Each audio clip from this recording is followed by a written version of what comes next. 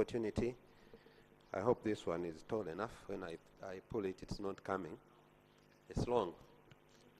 Madam Speaker, I want to add on what Honorable Rutamaguzi has just submitted. Madam Speaker, the road he's been talking about is the road coming all the way from Kanoni, Mitiana, Busunju, then to that bridge. It is not only that bridge. The bridge on Muchiragwe is caved in.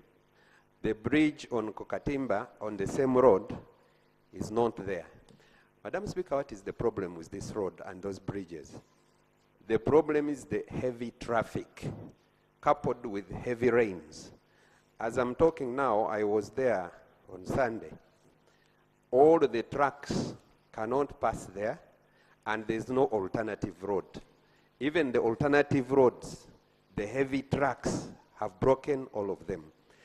We talked to UNRA. I wrote to UNRA, actually, Madam Speaker.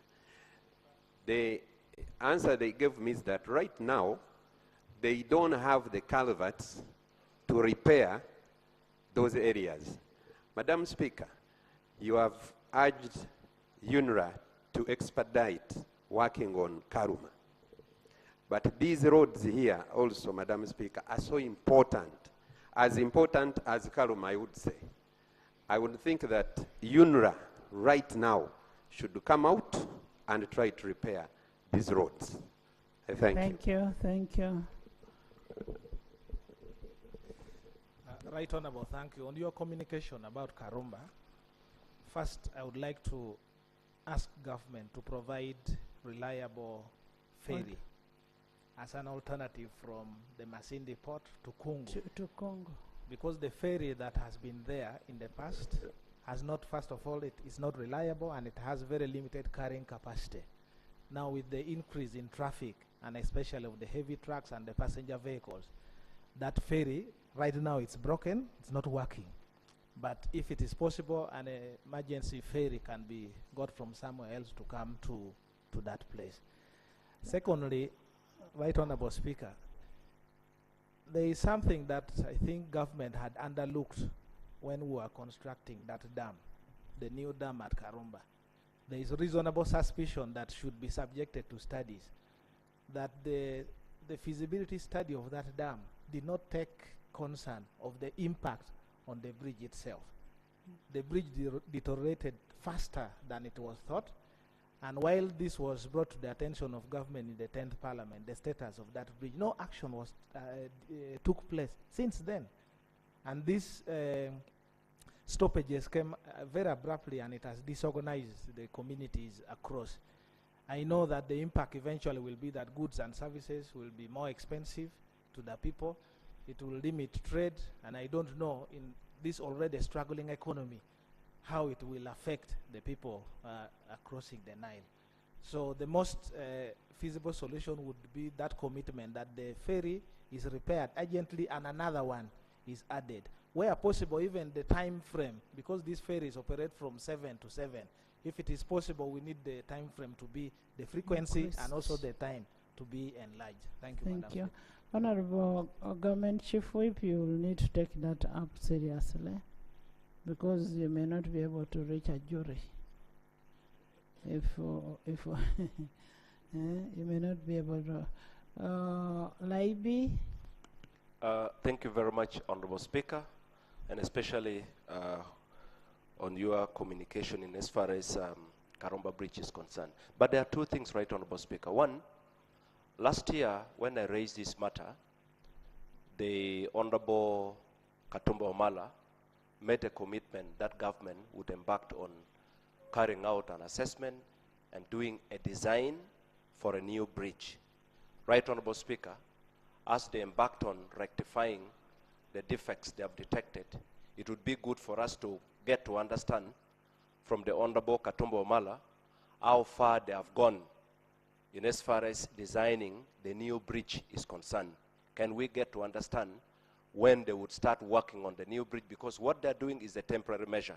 Number two, Right Honorable Speaker, last year when we went to, there was an event next to Karumba Dam where government has put in resources to extend clean water from the Nile to Gulo.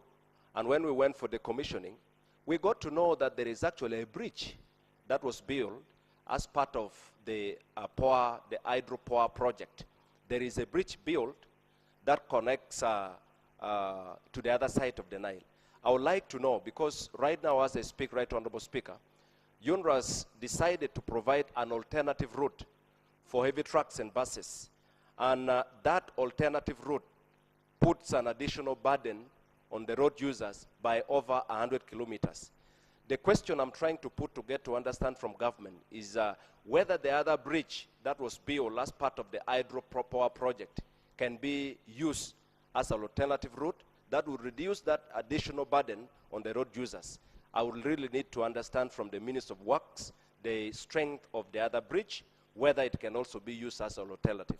Because what I see from what is being done, Right Honorable Speaker, much as UNRWA is saying heavy trucks will use the other route, there is a possibility from the magnitude of the work, there is a possibility that even light vehicles would have to take an alternative route.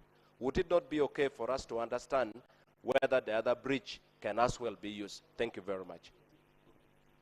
Thank you. Chair Presidential, then I'll come here. Honorable members, and I want the public to see, what we are going to do today is on taxation, to raise money to finance a budget.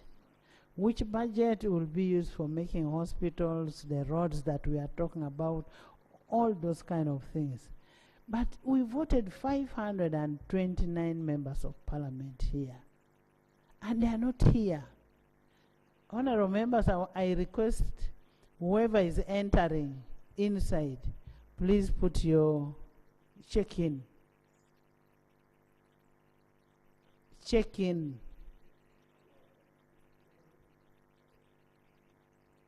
I want you to check in so that the people out there know which people are in this house to legislate for them. Yes, Presidential Affairs. Thank you so much, Procedure. Right Honorable. There's a procedure matter. Madam Speaker, in most of the campaigns I have attended, the chairman of NRM, Mr. Yoweri Tibuhaburwa, has consistently said that NRM MPs are voting machines.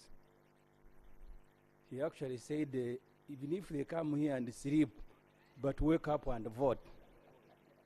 So the procedure issue I'm raising, Madam Speaker, if he did not make you aware that his MPs are purposes of voting, that when you're at a voting stage, they can pick borders and run here and vote.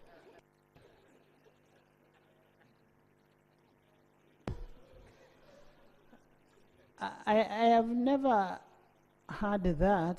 I'm happy I'm hearing it from you today, that they are voting machines, but I've never heard it from the president. But all we need is attendance in the House. They are voted to come and do representation, legislation, appropriation in this House. How come for you, you're in the House every day? I've never seen you missing in the House.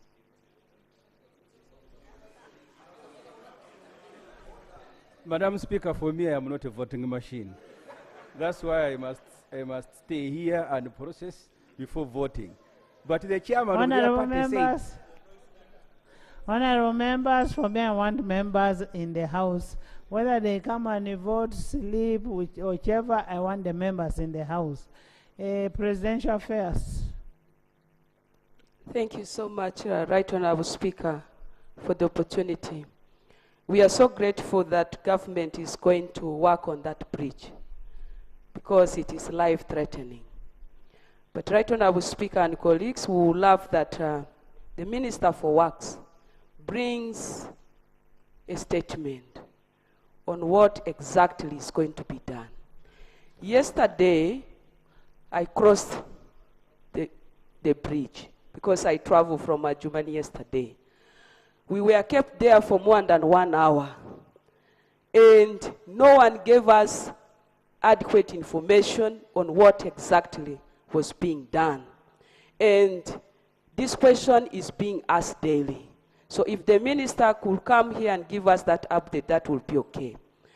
Right Honorable Speaker and colleagues. I actually saw the minister at the locus. The minister is in that area.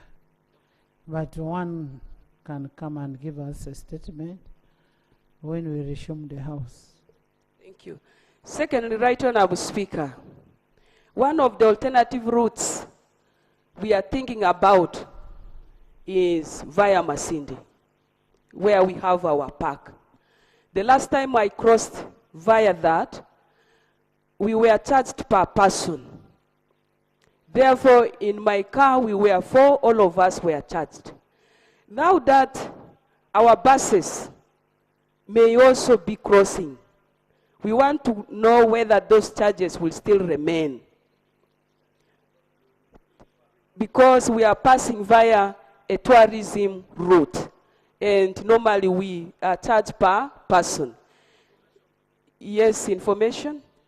Thank you very much, Honorable. Right Honorable Speaker. My chair. Right Honorable Speaker.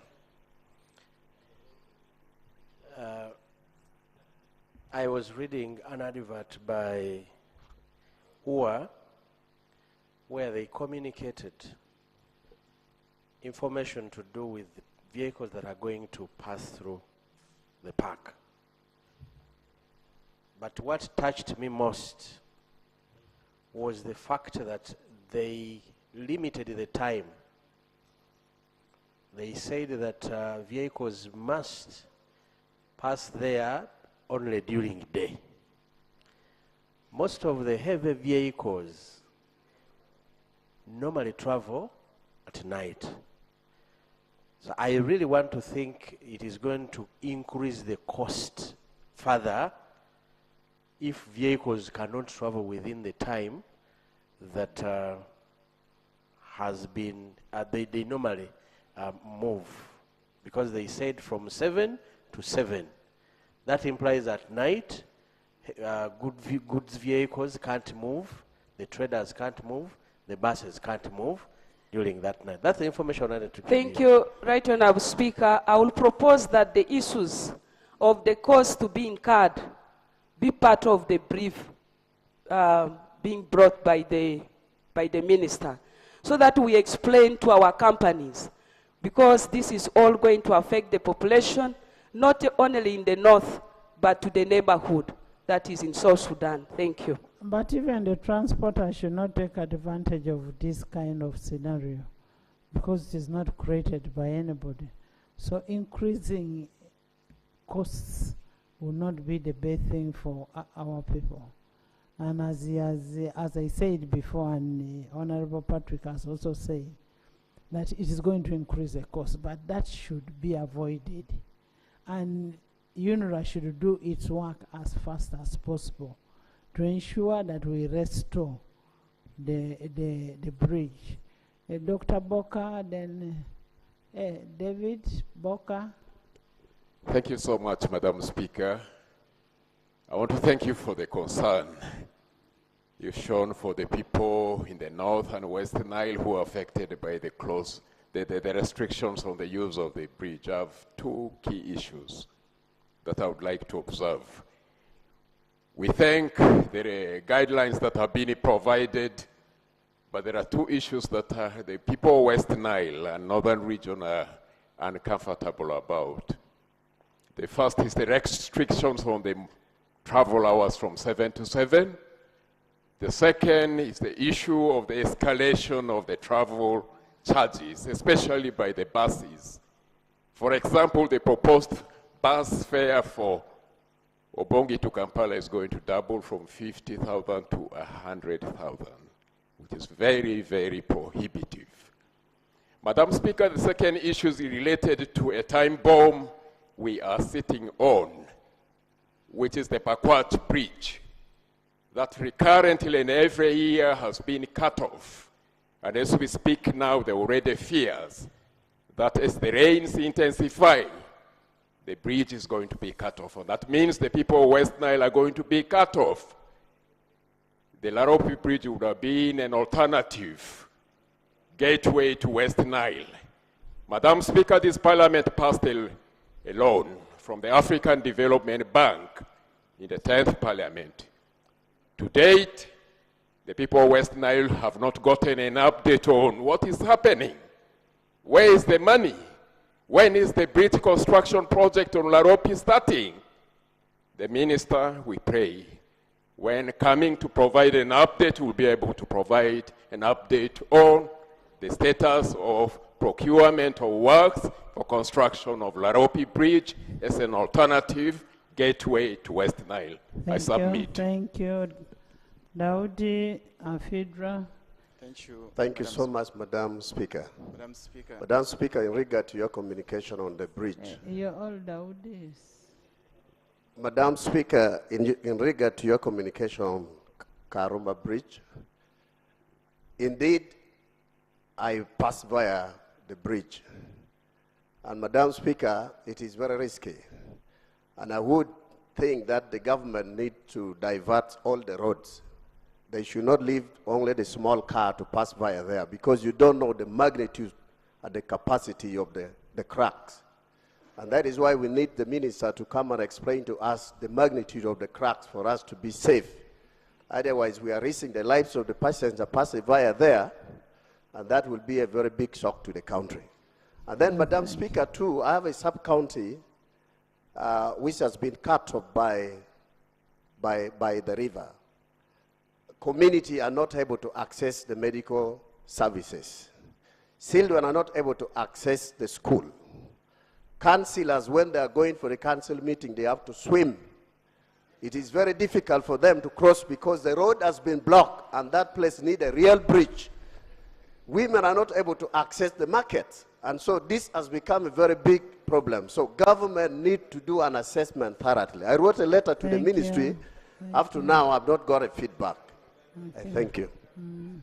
Honorable Fedra, but Madam Speaker, the issue Honorable Dur raised on increasing the ferry, getting another ferry and increasing on what is there, and the timing is very, very important, because it will help us for people going to Lango region, even going to Acholi, because you just go, when you reach Kungu, you now branch back to the main road and go to Kamdin and continue to Gulu. From Kamdin, you can also go to West Nile. So that would be one of the best solutions, so that you're not limited, because you're interfering with the animals. They are telling you 7 to 7, don't move in the night. It is for your own safety. You're interfering with animal rights. Yes, Honorable Fedra. Thank you, Madam Speaker.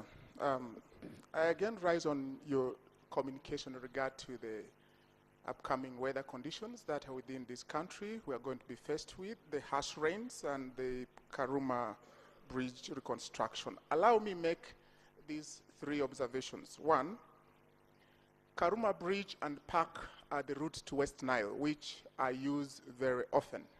And indeed, at this point, I want to give thanks to government, that our government in the past few years comes up with alternatives as far as the bridge infrastructure in this country is concerned. And if ministry now makes a decision that Karuma is stopped for large vehicles and an alternative goes through the park, this is coming from the fact that a new bridge has just been constructed across River Nile, that is in Para. And we are glad that this has been opened. However, Madam Speaker, as alluded earlier on, Pakwachi Bridge connection to Gulu will be faced with these heavy rains once River Tangi floods again. Why am I saying so? The junction between entry to Noya Road going to Gulu will automatically be cut off. We've experienced this earlier on before, and the works done on Noya Road is not as to the quality expected when these rains come. So my fear is, will the people of Gulu not be cut off if this alternative route is used for them in the event that the rains come? The second issue is, I'm glad to the bus companies we have in Northern Region. The fares outside, Nile Star has not increased any fare to use the alternative route. And this is crucial for us. And I want to urge the bus companies within that they shouldn't take advantage of this calamity that has befallen on Karuma, so that the travelers can be able to travel through very well. The last one is, Madam Speaker. Thank you. Honorable members, let's not repeat what has been said, because we are now just going around and within. Yes, Faith, Dan, Daudi, I'm coming. Yes. Madam Speaker, I wish to thank you. I will not repeat what has been said. The issue of the heavy rains, it's cutting across, and it is true that those who are not prepared for these rains will suffer the consequence. We might see more serious issues than even the bridges you're talking about. Already, some gardens are being flooded, and there will be a disaster in terms of crop failure in the short term. So we need to prepare. For the security. Yes, we need to prepare for these disasters. Madam Speaker, I wish to remind you, last year, the former State Minister for Disaster Preparedness promised this House that told this House in a report, a statement, that Cabinet was reviewing a disaster plan. Can we know how far the disaster preparedness plan? Because preparing for disaster is more important than responding. It is costly to respond. Now we have to spare money for bridges, for giving people food, for doing everything. Can we plan? Can we know the state in which that disaster plan has reached at the level of Cabinet? Is it now ready to be used? Thank you. The gardens are swept off. We are going to have a food shortage. The houses are swept off. People have nowhere to stay. The cows have been swept off and they have died. And human beings, the roads cannot be passed. I cannot personally even reach my home where I don't need a visa. Thank you, Right Honourable Speaker. I have two issues. One, the issue of bridges, and then the issue raised by Honourable Jonathan. Right Honourable, this comes in at the right time of budgeting. I think it is very important that we ring fence this money specifically for ferries if we want to solve this matter. And then subsequently hold the people responsible to have these ferries within specific time. And that would address our issue. Two, Right Honourable Speaker, the issue of climate change is real world over. We have been following what happened in Dubai and the other parts of the world that affected almost everyone equally. Passengers all over the world coming to a standstill. And we are not an exception as a country. And accordingly, we must respond to those challenges. And I want to propose, Right Honourable Speaker, that the Ministry for Disaster Preparedness, Relief and Refugees be given a vote, an independent vote, from the general vote of Prime Minister's office. And this would give us specific attention to hold them accountable and scrutinize their planning processes and how they intend to respond to the situations that happen in this country.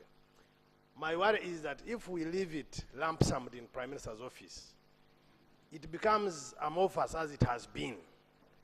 And subsequently, yes, even when they want to respond like they have been doing, they do not respond to the speed and the magnitude of the challenges that ourselves and our people face. So it is my humble prayer, Honourable Speaker and Honourable colleagues, that we consider making that ministry a self-accounting with an accounting officer that we can hold accountable to a smaller size of work, and then we are able to follow up as Parliament, but also as a country. Thank you very much, Right Honourable Speaker. Thank you. So that we don't continue relying on the main vote. Yes. Thank you, Madam Speaker. With all the discussion that has been made, Madam Speaker, my simple request through you, why can't we task the Right Honourable Prime Minister to coordinate her ministries, the one in charge of environment, to give us an update on the forecast, the weather forecast, coordinate the Ministry of Finance to tell us the status of our contingency fund, just in case the weather continues in the way it is. Can we have the shadow? And lastly, Madam Speaker. No, she's more knowledgeable in that thing. Okay. Very knowledgeable and passionate about Thank you environment. for giving way. Right Honourable Speaker, the forecast is already with us. It has been projected that it is going to rain up to end of June. And now, the preparedness that we want government to come to, that is why we were refusing the money allocated to Mr. Magola. The money that would address the disasters currently now is the preparedness we are looking out for. What we can do now is rainwater harvesting, preparedness in that. Everybody to prepare where to store this water. The other one is desiltation of dams and the rivers. That is the preparedness we want now. All tractors should be seen. Are you listening, Enos? Excavators should be seen now to desilt dams and all water channels where all these drainages go, especially around the lake shore. And then the other one is the resilience. Whoever is constructing any road, we have just been given the balance of 500 million on the road fund.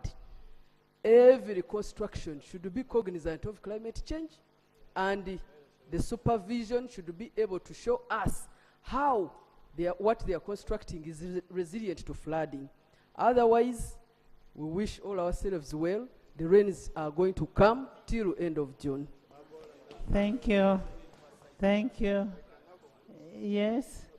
Have you got the information? No, Madam Speaker, my argument, yes, thank you so much, the alternate minister, but my argument was that we should put the Prime Minister to task to tell us how ready or prepared the government is to counter what she's telling us. It is not ready because... Then, how best can we put them to task? Listen, it is not ready. My people will not be sleeping out. We don't have where to stay. You find, to show you that it is not ready, you ask the chair of infrastructure. We are building in what? Trenches.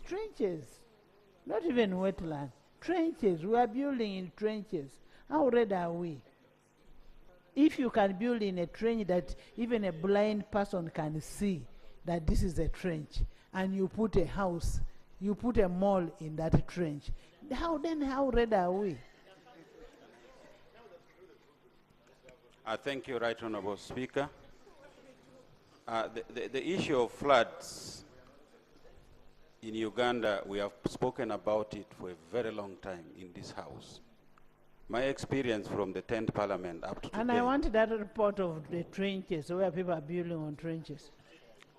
My experience from the 10th Parliament up to now is that whenever we enter rainy season, we talk about issues of floods, climate change, disasters. But when the money comes, we forget about allocating money for addressing those disasters. The last time the level of Lake Victoria rose to 14.3 meters was in 1964. And we have attained it this year again. The level is the same. And between the level of Lake Victoria to the highest peak in Kampala is only 124 meters.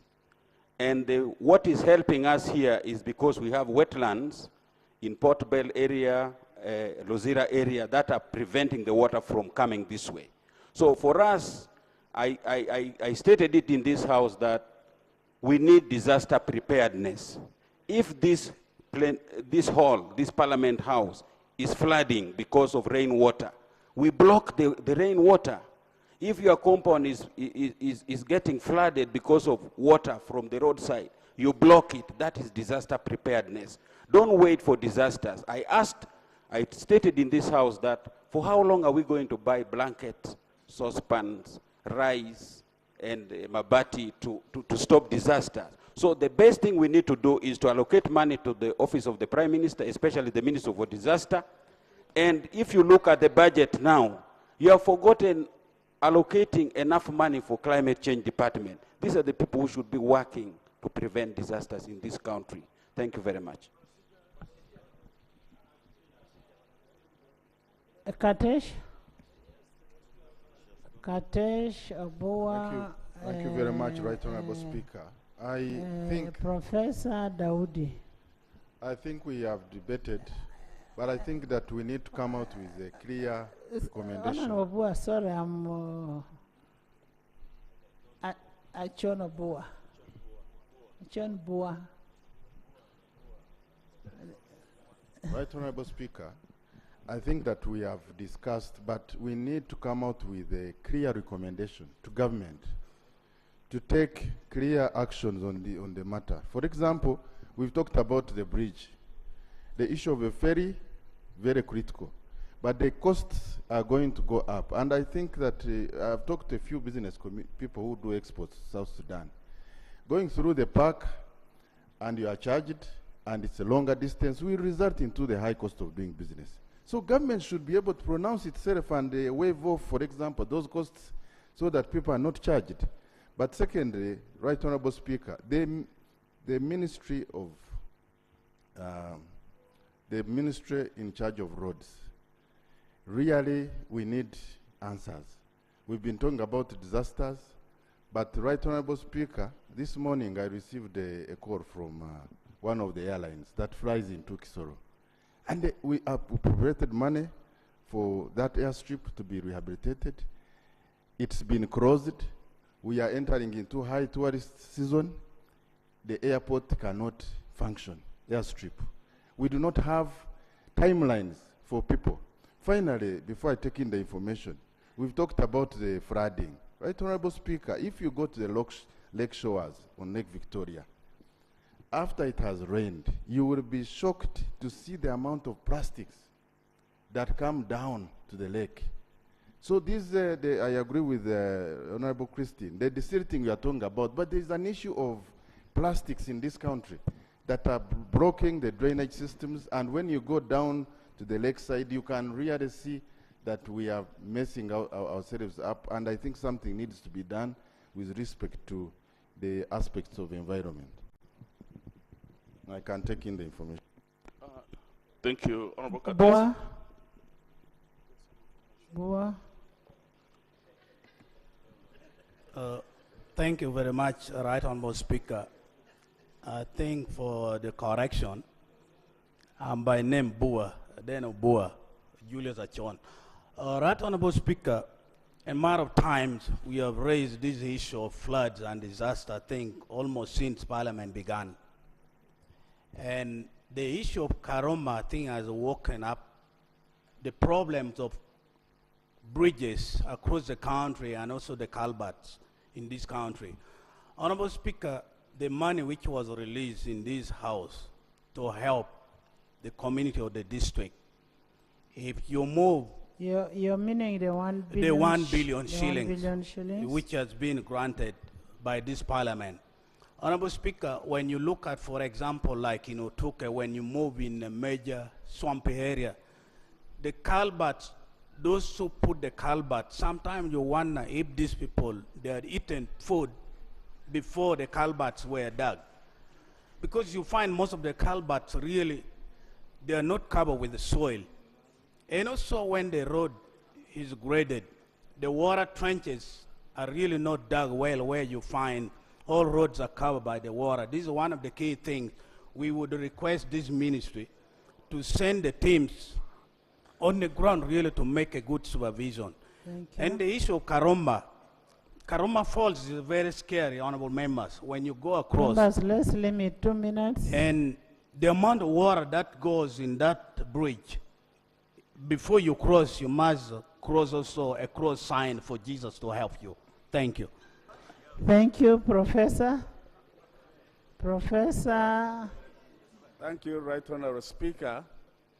On issue of disasters, all the signs are very clear. For us who are matoke and coffee growers, apart from landslides and hailstones, heavy rains can put down coffee and matoke. We need to advise our farmers to construct trenches that will hold water. They need to have supports that will hold matoke and coffee to minimize losses. And secondly, I've observed over the years during heavy rains, lightning is a very serious issue.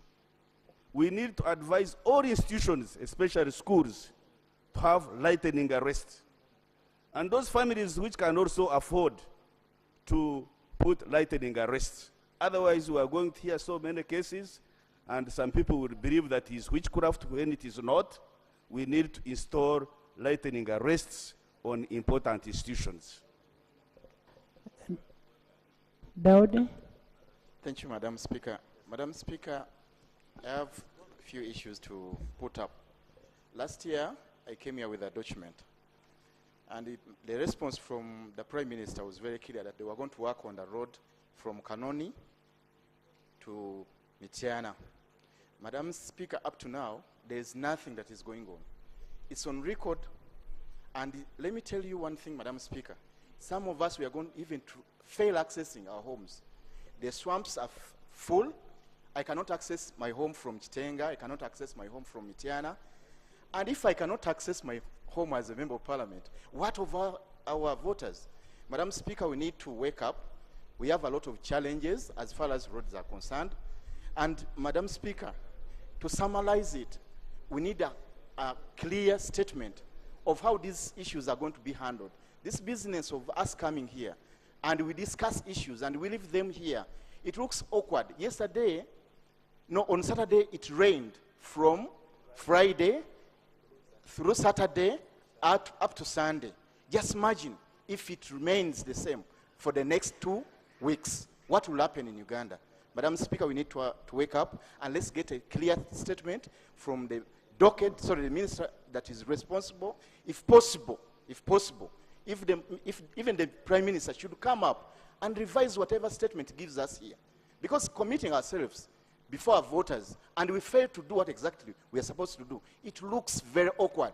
There is no reason why we should sit here and we discuss on behalf of our people and people are just crying. They just want to write. What should we do? There's a lot of pressure on ground over these swamps. Thank you. Honorable members, when you look at the deterioration of all these roads, it's going to have a significant impact on the economy. The cost of the goods are going to reduce. The cost of transportation is going to increase. The tourism, people are now not going to go into tourism. So what we are going to get out of tourism will also reduce. And at the end of the day, the productivity is reduced, because if you hear they are saying the gardens and whichever have been washed. And I would also implore government to deploy security on all the alternative routes that have been created, because the highway robbers can take advantage of this. They must be saying now we have them. So you need to make sure you have security on all these alternative routes. And then it is a budgeting time. And since it's a budgeting time, instead of bundling all the monies in one account, let this parliament decide and say this is the money for disaster preparedness. And this money should be used for ABCD. And there should be a plan for disaster preparedness. Leader of Opposition.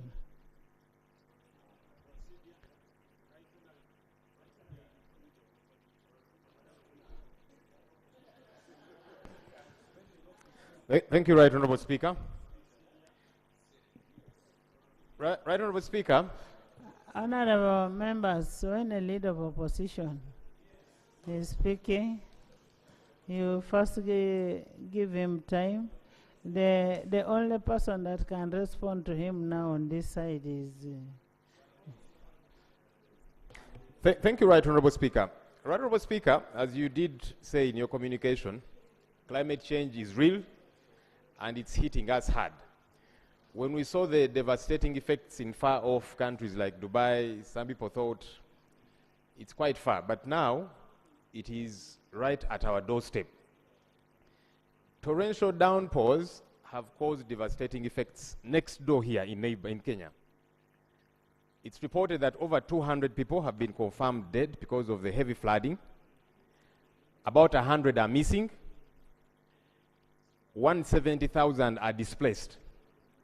And the situation is going to get worse. Here in Uganda, the rains are pounding, and the Met authorities have told us it's only going to get worse, Right Honourable Speaker. As colleagues are sharing, bridges are breaking, roads are caving in, and the situation is going to get a lot more problematic, Right Honourable Speaker.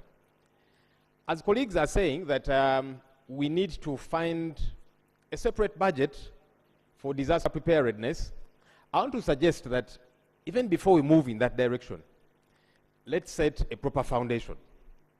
Firstly, with the law, and I want to quote the Constitution verbatim, Right Honourable Speaker. Article 249 of our Constitution talks about Disaster Preparedness and Management Commission.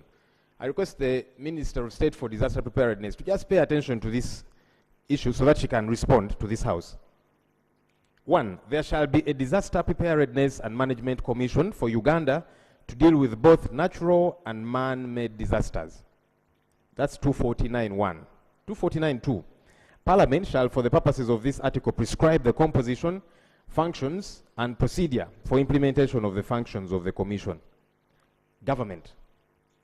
Where is the Commission? Because this is the law that we passed.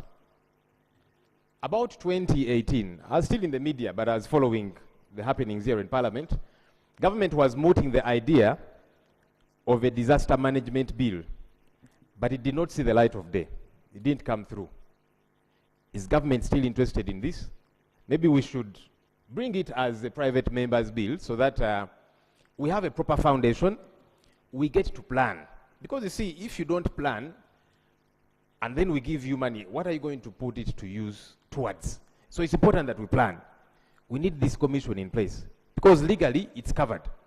We need that bill, because it will help us. Right now, we want to deal with the short-term issues, which are important. Like the Honorable Kaya was mentioning, desilting and all of that. That's important, and it is short-term. But we need to deal with the long-term. So that now, in a few months down the road, we are not here again trying to run around to deal with the short-term issues. Can we plan appropriately? Let's have this commission in place. Let the bill be brought. And then we can discuss the idea of giving you money when we know the docket to which exactly it's going. And then we hold you accountable. It's important. We give you money, and then we task you to put that money to very good use. Yes, Right Honourable. Maybe before you continue, you could find out from government, could there be a problem with having that commission in place? Because it has come out several times. So we need to understand from government, could there be a problem? Why are we not having a commission in place? It's a constitutional requirement. Honorable Board, that's a question from L.O.P. Very important, because me I was saying bring it because it's legally covered in our Constitution, Article 249. But if you don't want it in place, then explain to us why not, and then the law should change, because otherwise why should we have redundant articles in our Constitution? The reason it was provided for is because the makers of the law then thought it important, and it is important, so that colleagues will stop having these challenges and get to plan properly. Because finally, the water levels of Lake Victoria are going higher every day. I'm sure, Minister, you've taken note of that. So my worry is what's happening in Kenya could very potentially happen here in Uganda. How ready are we? That's important. We need you to point us in that direction, because maybe Kenya did not think it could ever happen, but it has happened, and it could very well happen here in Uganda too. How ready are we to avert such a situation? It's important that government talks to us about this. Thank you, Right Honorable. Thank you. Can we hear from disaster, then government?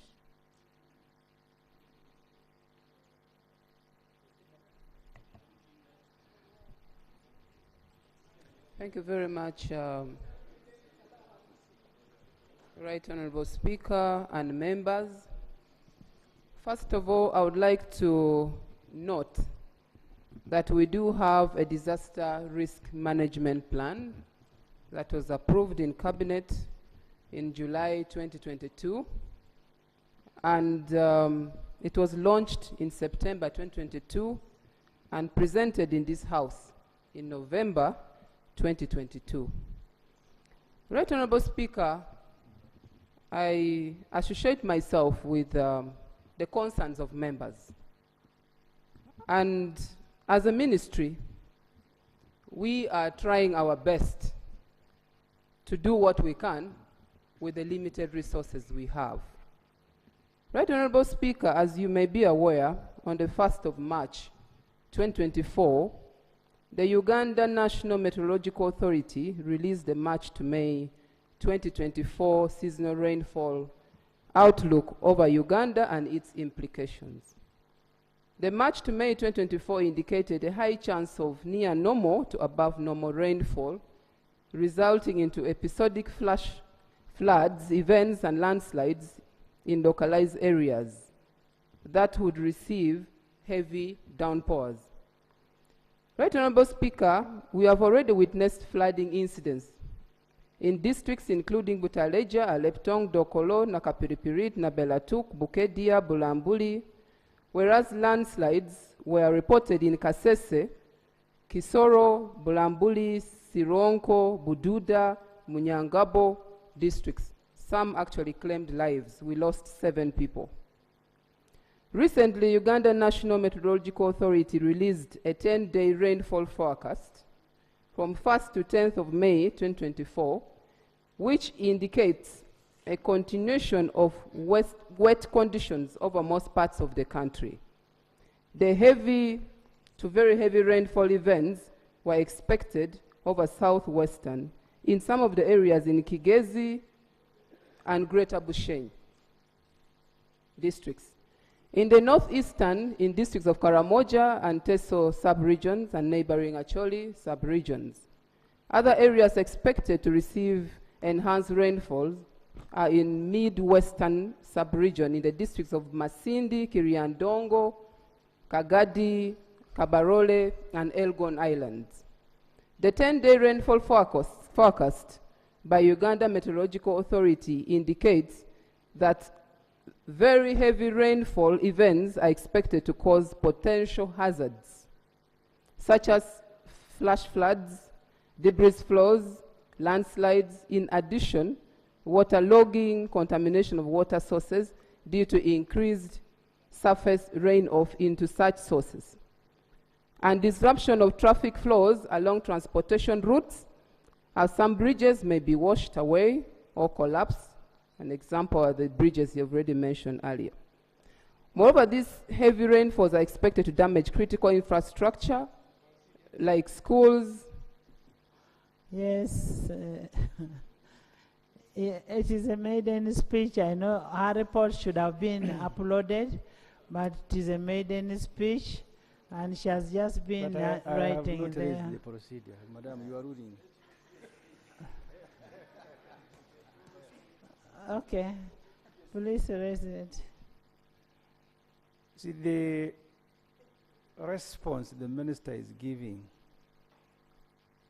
apart from being written, governed under our rules, if you're going to give a statement, is a response to confirm everything that has been said.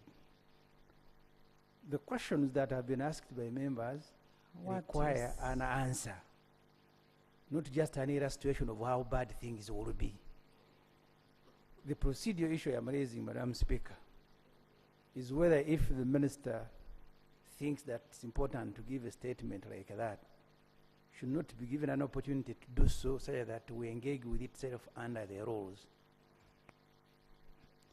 She's actually making a preamble, and after that preamble, she'll tell us that I've sent 20 tons of beans to this place, I've done this. So she's making a preamble to respond. Just make a brief preamble. We know the areas that are affected. Thank you very much, Right Honorable Speaker. I thought I would use the opportunity to highlight the country on some of the key issues which are expected and authoritatively present them to the House, because I needed to refer to some of the data and we don't misquote some of it. But however, I can go straight to some of the issues which are raised. And one of them were already about the issue of having a disaster risk management plan, which I noted earlier that we do have it. And there are some issues which are raised by the L.O.P about the issues of having the disaster bill presented. That is underway. We are working on it, and soon we'll be bringing it to the House. On the issues of the lightening that one of the members talked about. Honorable, is it a bill or the commission? The commission is a different one. He talked Then about the the bill. disaster bill and then the commission.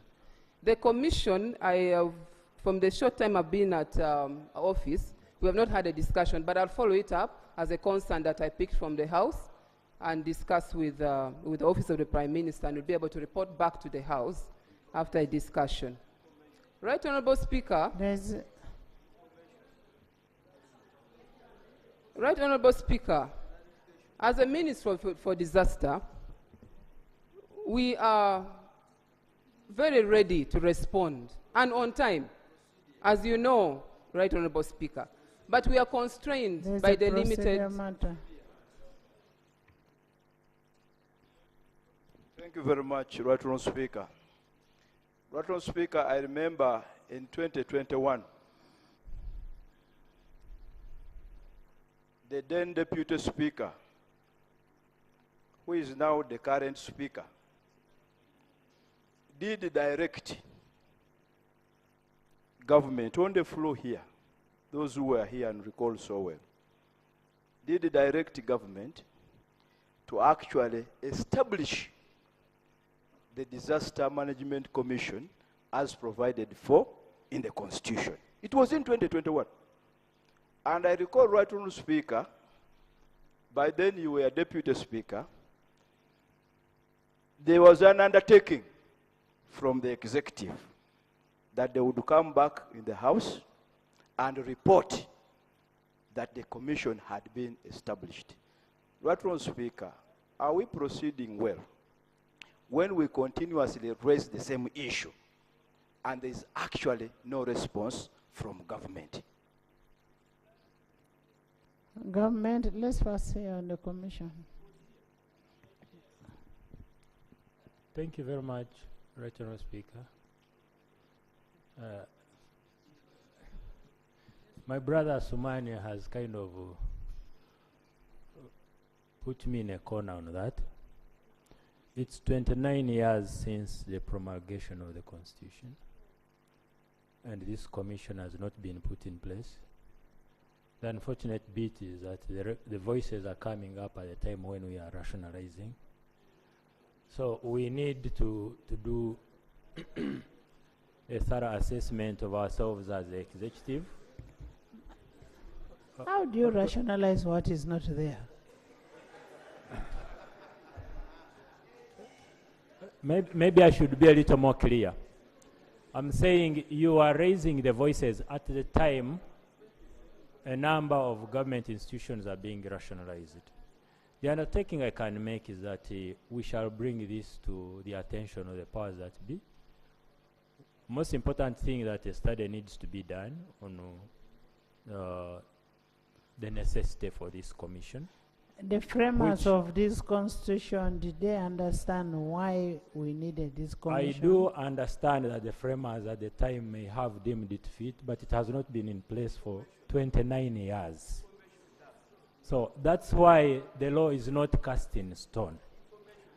Right Honorable Speaker, I want to commit that we will come back to this House and report on this matter. When are you coming back to give us a response? In 3 weeks' time, Right Honorable Speaker. 3 weeks? Yes, Right No. Honorable. I want to give you 1 week. I want to Okay, give I'll you take 1 it. week. I'll take that, Right Honorable Because in the 3 weeks we shall be in the next session. Yes. Right Honorable Speaker, since 2018, we had tasked ourselves to establish the Climate Change Act, the Wetlands Act, and the Disaster Management Act. But the two stalled, and we anticipated that in the Disaster Management Act, that is where we would put the commission. And now that the bill stalled, it may be difficult for us. We are just beginning to bring, to chop small things. When we talk of the plan and then talk of the commission, it means we are killing the other efforts of establishing the Disaster Management Act, Right Honorable Speaker. So I pray that my minister first tracks the establishment, because I had even established the principles of the bill, and that is where we shall now be putting the urgent issues. Thank you. Can you finish, Honorable Abe? Just to conclude, Right Honorable Speaker. I've seen Nathan. Right Honorable Speaker, I only need support from this House in terms of funding if I am to respond to the issues of disasters in this country. We need a budget. We can't do anything as a ministry if we don't have the budget. So far, I have requests from members, over 30 from 30 districts, and we are not able to do much. Right Honorable Speaker, I would request this House to support the ministry with the relevant funding. Then we'll be able to respond. I'll physically be in their constituencies to address Thank you, the issues. Right Honorable Speaker. Allow me give information. Honorable members, much as we are here lamenting, there is no money. And we need to provide money for that. But we are happy that you're now there. Next item.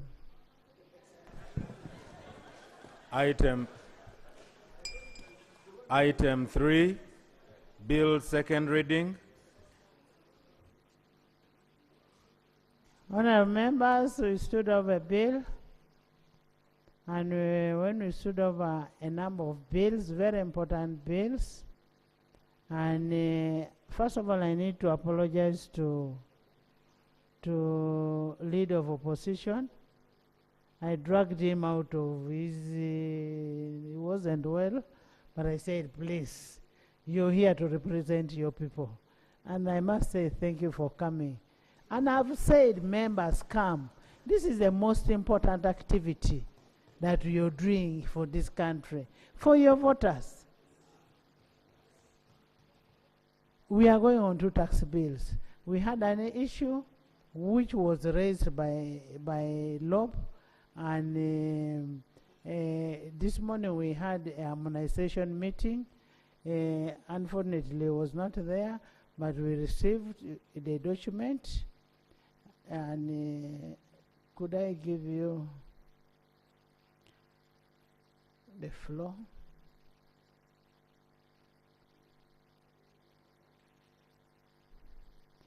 And I wonder why more people would want to be on Zoom. I think we should transform this parliament into a digital parliament. Thank you so much. Right No, but Honourable. I have members on, many more members on Zoom than in the House. Yes? Thank you so much. The fuel prices. That is what is Honourables. making people not to come here. Thank you so much, Right Honourable Speaker. Right Honourable Speaker, arising from the harmonization and the consultations which we have been making, I wish to provide additional information through an addendum to the certificate of financial implications which I laid before this House accompanying the bill. And most critical is that we now provide the numbers on the expected expenditure. We now provide 2 years, financial year 2024-25 and financial year 2025-26. We also provide 2 years of estimates of revenue to government for financial year 2024-2025 and 2026. And we also state in detail the impact of the bill on the economy, the overall impact of the bill on the economy. Madam Speaker, I beg to lay the certificate on the addendum Thank to you. the certificate Please on lay. table. Yes.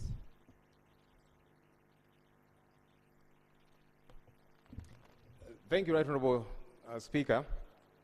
As you mentioned, I was not able to attend the harmonization meeting, but again, I wanted to draw our attention to another small legal matter. The reason really I keep insisting on these legal matters, Right Honourable Speaker, is because I don't want that Parliament is taken to court and then we look shabby when we lose a matter on a technicality that could have been avoided. And good enough, my land friend, the Attorney General, is here, so we can find a remedy. I have an issue with the addendum because the law does not provide for an addendum in relation to the certificate of financial implication.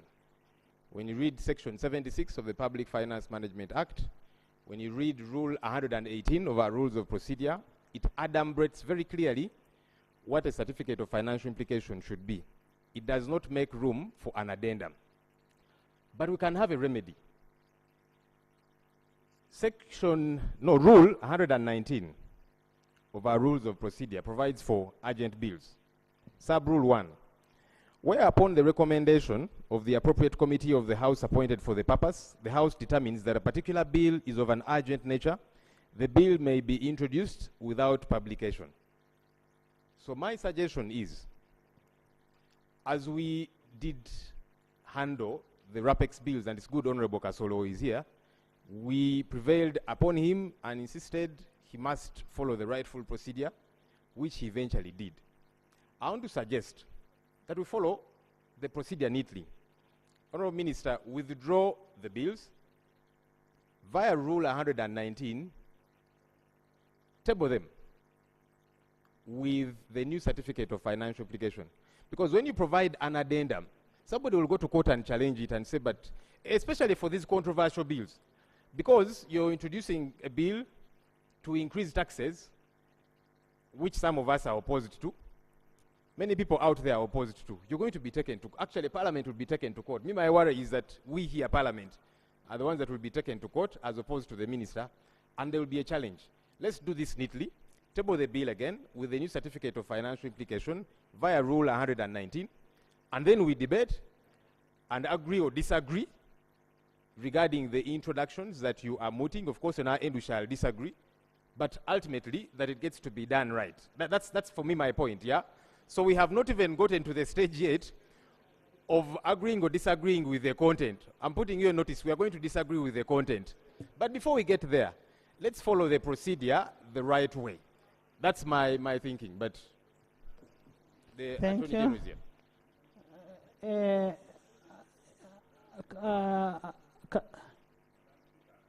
Asuman?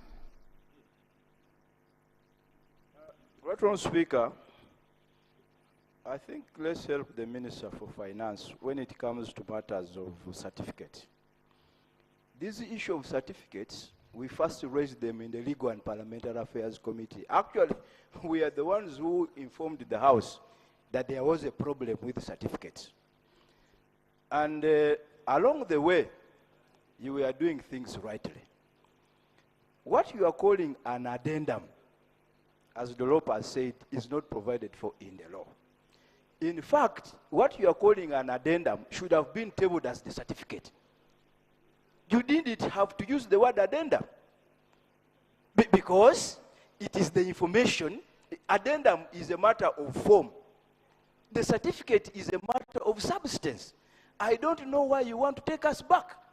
So if what you are presenting captures what Section 76 says, you only have to come here and say, this is the certificate for these bills, without even making statements that this is an addendum. I don't know why you are creating a problem for yourself.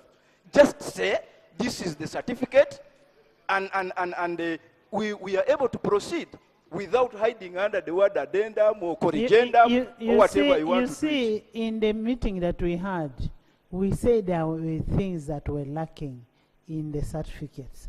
And the issue that was raised was additional 1 year. And when you look at an addendum, it is an addition to what is provided for. Nathan. Madam Speaker, thank you so much. Madam Speaker, it's unfortunate that on Friday we never presented a report of the meeting we held, but nevertheless, we all agree that the minister's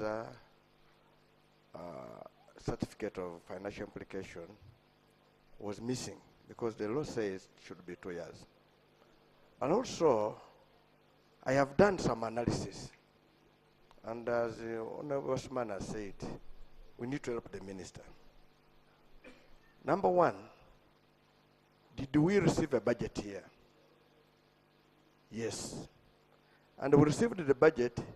It has the expected income and the expected expenditure. Now, the income will come from so many forms: taxation, grants, loans, mention it. And we've been doing a lot of loans here. But the next one is taxation, which the minister is coming so that he operationalizes the budget, which you have received. So in short, the tax laws they are bringing are talking about the income side. And the URA already exists, which operates, uses those taxes. The government already exists. I don't think if the tax laws they are bringing are going to call for another authority to collect, because it talks about what does the bill, what will it be, the implication.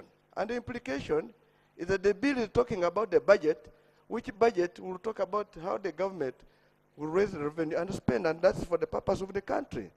So, Madam Speaker, what I wanted to say the minister to go over is that if the issue is the issue of addendum, the certificate of financial implication is basically, which to me, if I was you, I would have said, one, the financial implications on this are already in the budget framework paper and the MTF.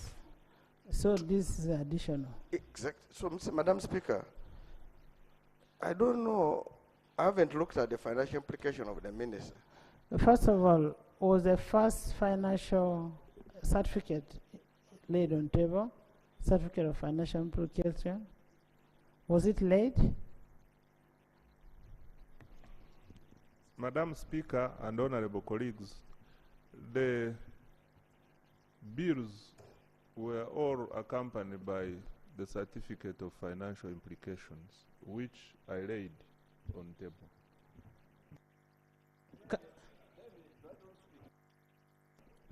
Madam Speaker,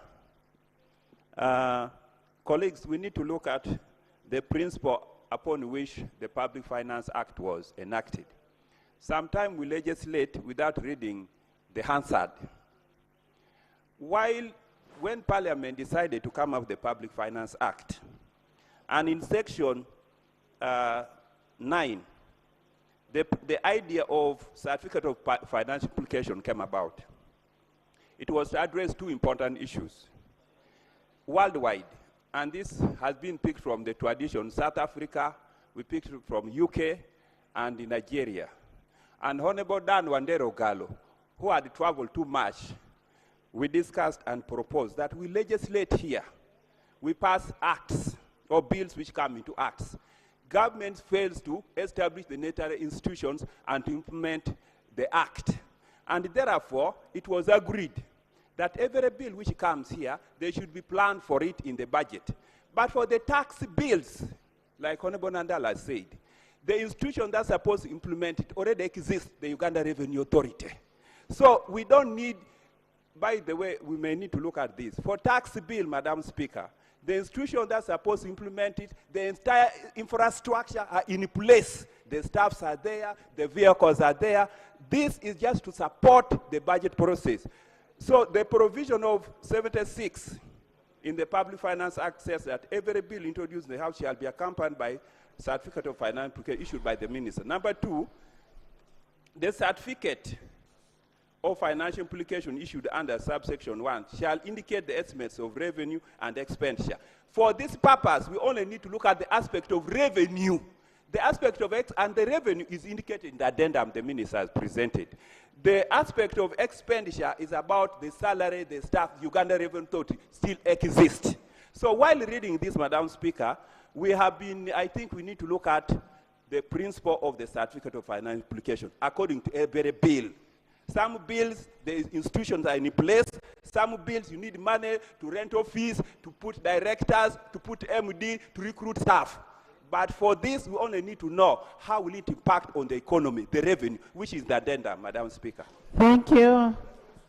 Let me hear from... Right, Honourable Speaker. The Minister for Finance has said he did table a certificate, and it is on record, if I heard him well. I don't want him to create an impression that he can introduce another certificate. Those would actually be two certificates. And it would call for a withdrawal of one of them. But as I said earlier, we really need There are no two certificates. Yes, and we really need to help each other. What you are presenting here is additional information. Yes. But it cannot be worded as a certificate. And right also, we must be very clear with the record. Additional information to the previous certificate. Exactly, and let the record be straight. Yes. Otherwise, the minister cannot say he's coming on the floor to lay another certificate or an addendum. No. For purposes of, and I said, right, Speaker, we need to help the minister in light with section 76 to put the record straight. I am providing additional information to the certificate that I laid on the table. You know, the difference, there is no difference between an addendum with additional information. That it is just a matter of English. That honorable members, what is the definition of addendum? An item of additional material added on to. You get it, eh? Yes. Xavier? Right, Honourable Speaker, thank you very much. And I want to thank the members who have submitted. And we seem to be on the same page. And because of that, Right, Honourable Speaker, if I'm allowed, I want to move a motion that we actually proceed to the committee stage, Right, Honourable Speaker. I beg to move. Is it seconded? Is the motion seconded? Seconded by Paulo, Bua, Layo, Honorable Layo, Honorable Dubai, Honorable Chora, Sauda, Obama, Fred, Margaret, Mariam, Dr. Chut, Ochan, Sue, Connie, and the whole side, this side, Abe.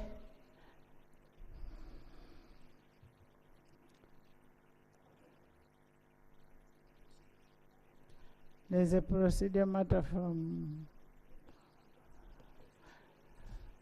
Thank you, Right Honorable Now Speaker. that you've seconded, those in favor of us going to for the second reading, say and the contrary nay.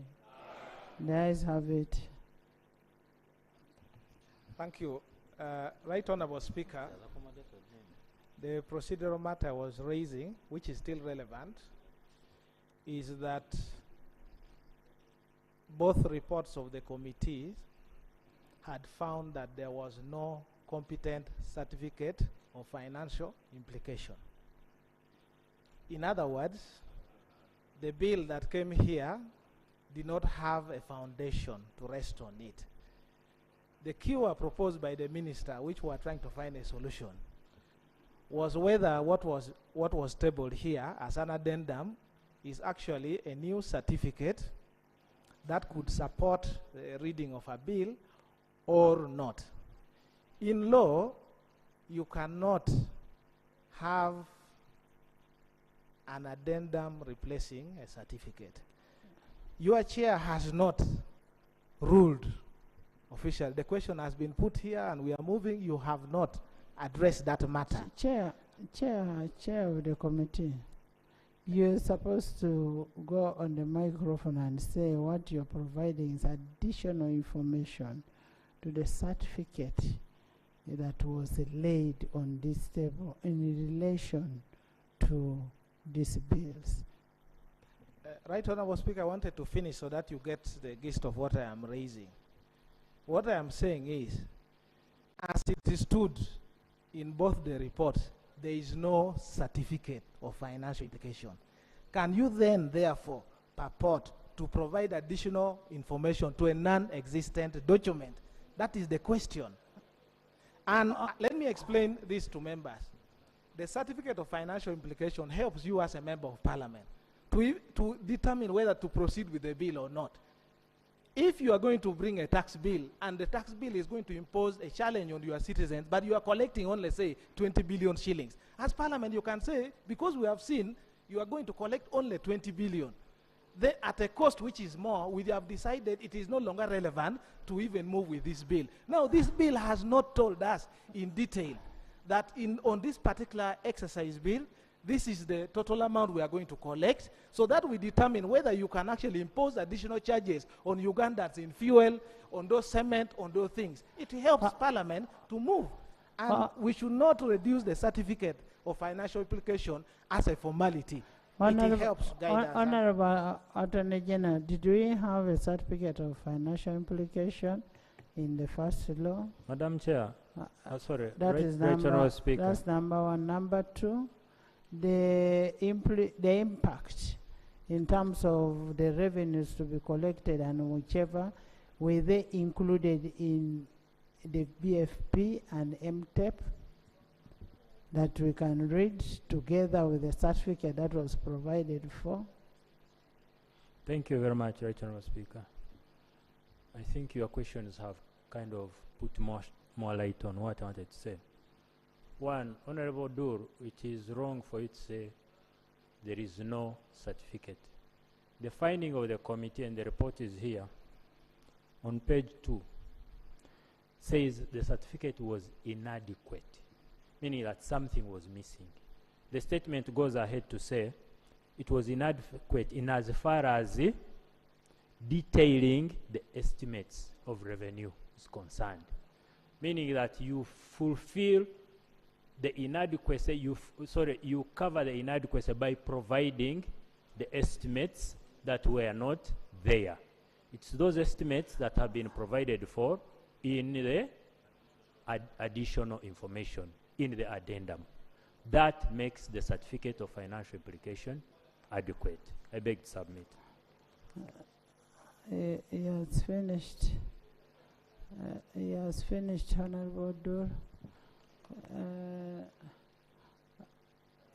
No, there was a question. First of all, my very able Minister of Finance, we had gone into, my clerks have slept on job.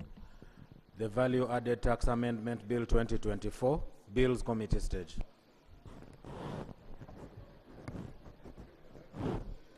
Honorable members,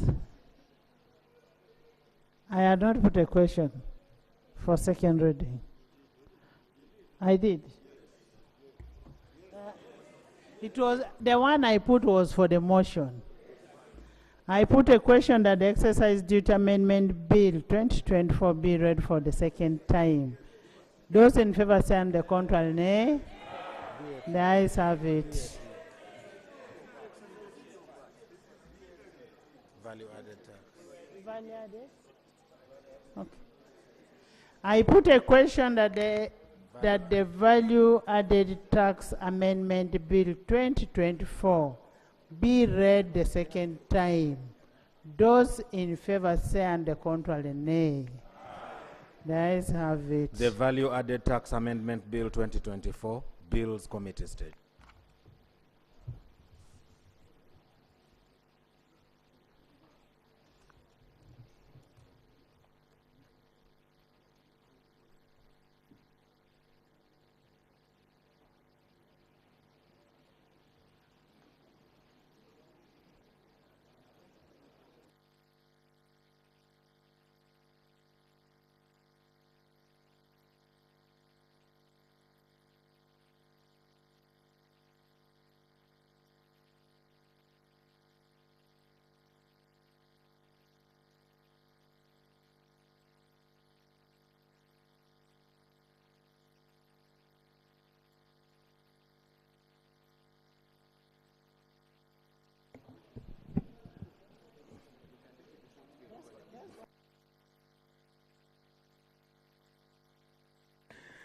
Clause 1.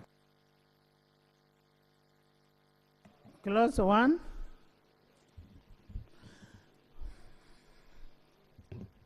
Honorable Dur.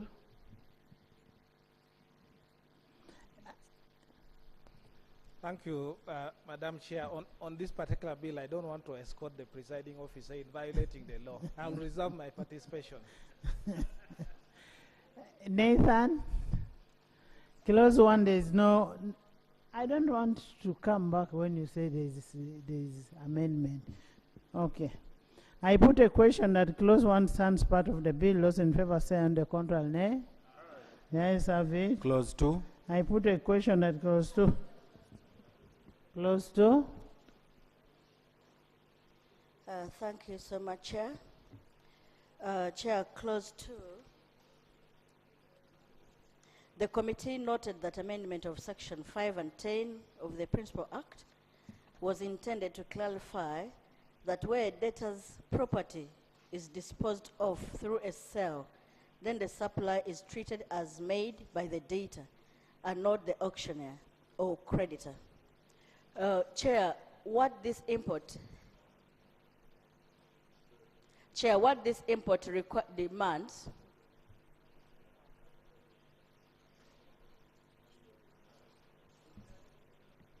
Yes.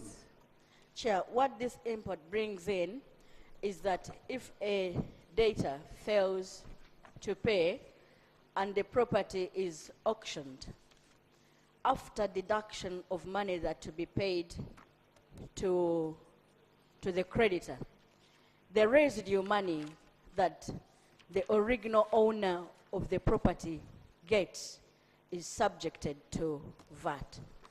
That is a very unfair import because this person is already suffering loss, is a struggling person that has failed to pay. Then subjecting that person to VAT would be extremely unfair.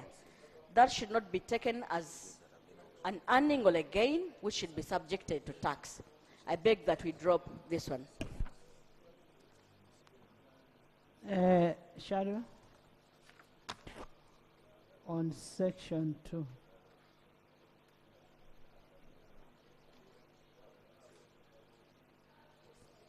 I have no problem with the amendment. You have no problem with the committee, with her proposal. Chair?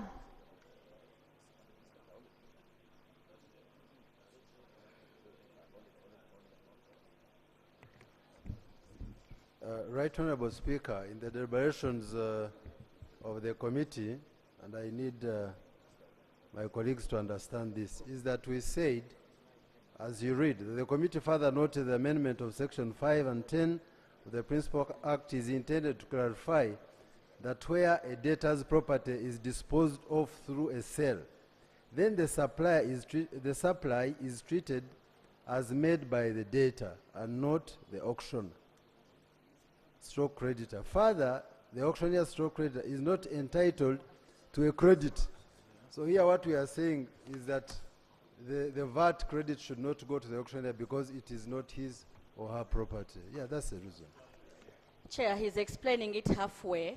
Let me give a scenario.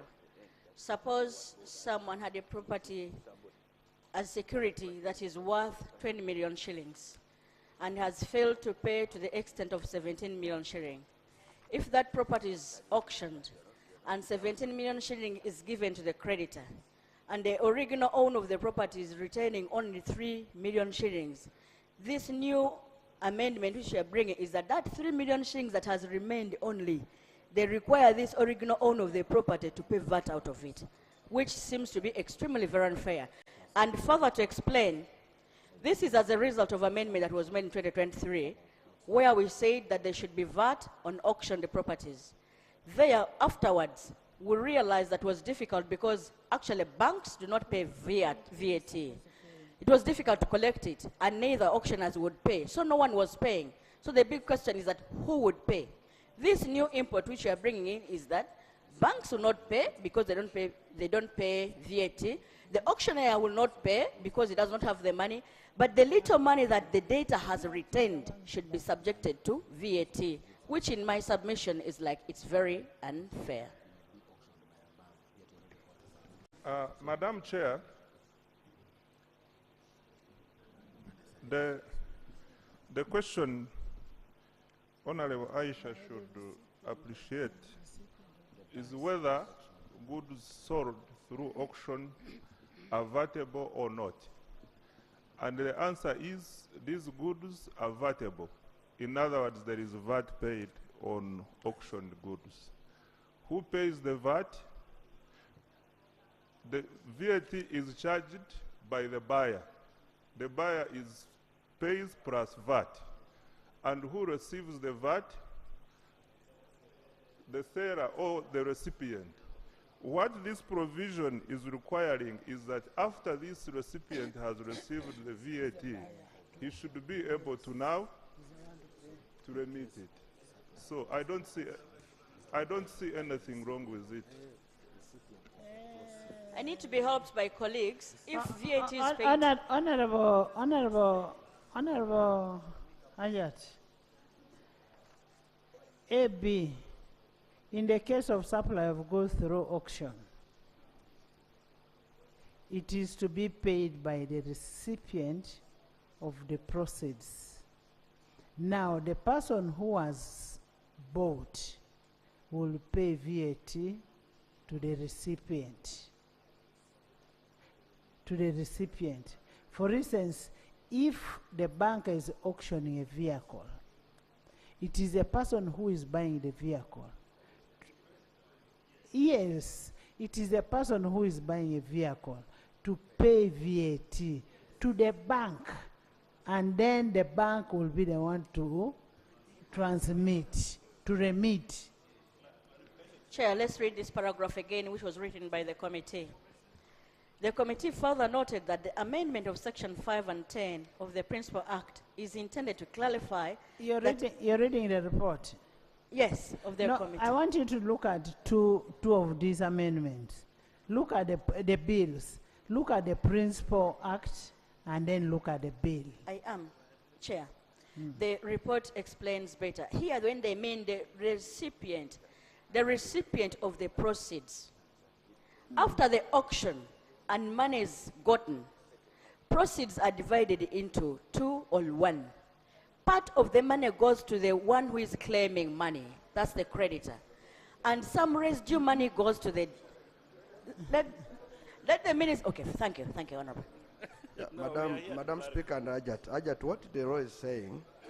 Ajat, listen to... In the case of a supply of goods through auction, is to be paid by the recipient of the proceeds from the auction. Now let us give an example of Centenary Bank. It is selling somebody's goods for purposes for having not paid a debt. Now I want to assume the goods were being sold at 20 million. Now when you Centenary gets the 20 million, in that 20 million it will be now 118%.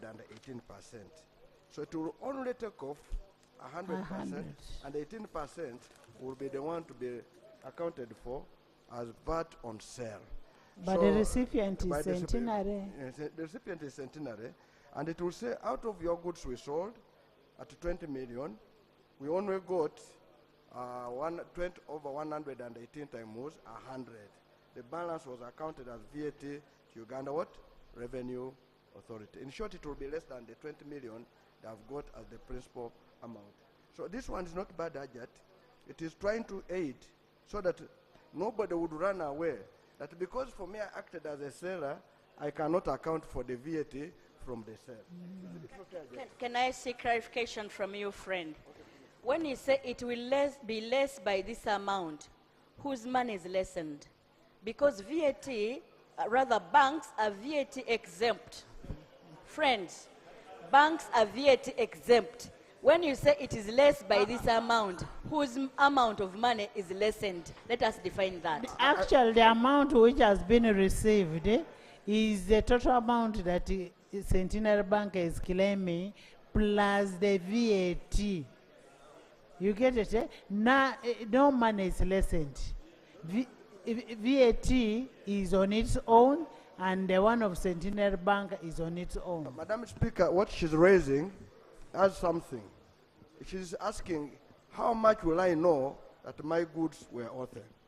Now let us just give in the scenario that your goods were sold at 20 million, inclusive of what? VAT. That means they will remove 100, then they'll say your goods went for 19.2 million what? Sing. Because the balance was what? VAT. That's the accounting they are trying to look for. Now, even if Centenary Bank is exempt, it must collect VAT on goods which are taxable for purposes of tax. If it was selling like a commercial building, which are subject to VAT, I know where your point is coming. There are properties like residential houses which don't attract VAT when you sell. Those ones, they will not charge VAT. But I'm meaning those properties which attract VAT. Katesh? I thank the colleague for explaining. You see, VAT has input and output. If I bought a car, for example, that is arising out of the loan, I incurred VAT. That becomes my input, VAT. Now, if it is auctioned, the amendment here is actually trying to protect the data to be able to claim input VAT. That is in his favor. Because the auctioneers would have been claiming if they are the ones entitled. So actually your concern, Honorable Aisha, is that this amendment is actually in the interest of the data. Thank you. I put a question that close to stands part of the bill. Those in favor say and to the contrary nay. Let's have it. Clause 3. Clause 3. Chair.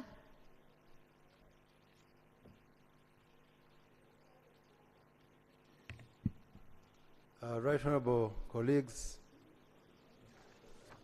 and Chair, the committee proposes that clause 3 be deleted.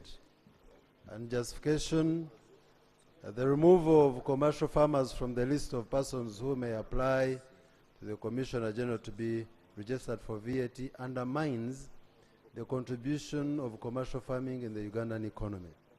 Although most of the plant and machinery used by commercial farmers are listed in the second schedule as exempt supplies. The registration under Section 7, subsection 4A is not compulsory but optional and does not make the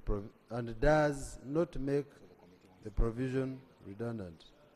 Does make the provision redundant, I beg your pardon.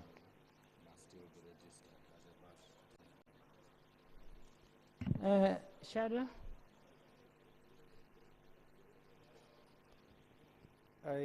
You see, the argument was URI has a tax register now of 4 million or more, including those who are exempted. So they wanted to remove them. The committee says they should stay there. Either way, I don't see any problem, whether they stay there or they are removed. After all, they are not paying.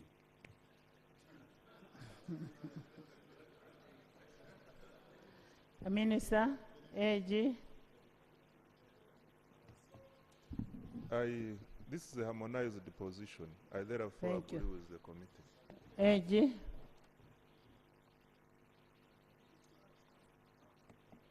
I agree with the committee position. I put a question that clause 3 be deleted as proposed. Those in favor say and the control nay. Nays have it. Clause 4. I put a question that clause 4 stands part of the bill. Those in favor say and the control nay. Nays have it. Clause 5. I put a question that clause 5. 4.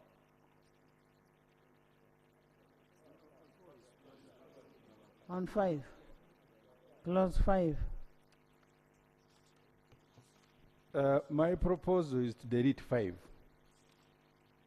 And I made the argument that we don't stop employers from incentivizing their staff by requiring them to pay VAT on goods they are donating, not selling.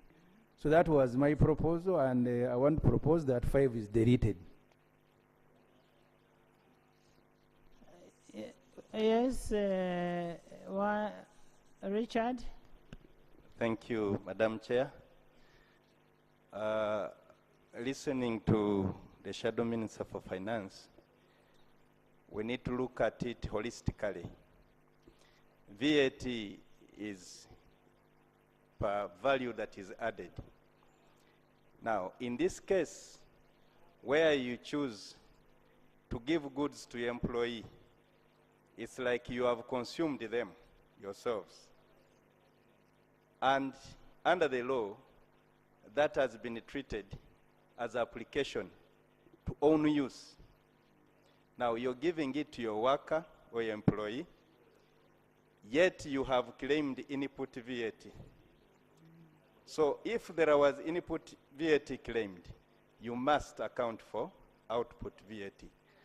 Again, Madam Chair, opening it would lead to a lot of temptations.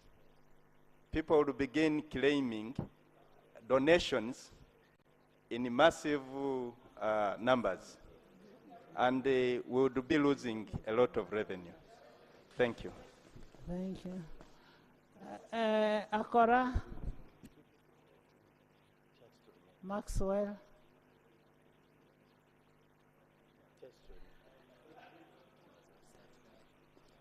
I support the committee position that VAT is charged on a taxable supply by a taxable person. That taxable person has been defined.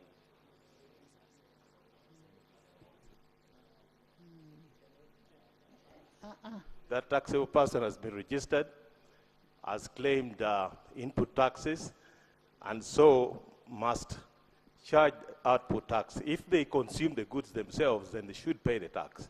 So I agree with the committee Thank position. you. Thank you.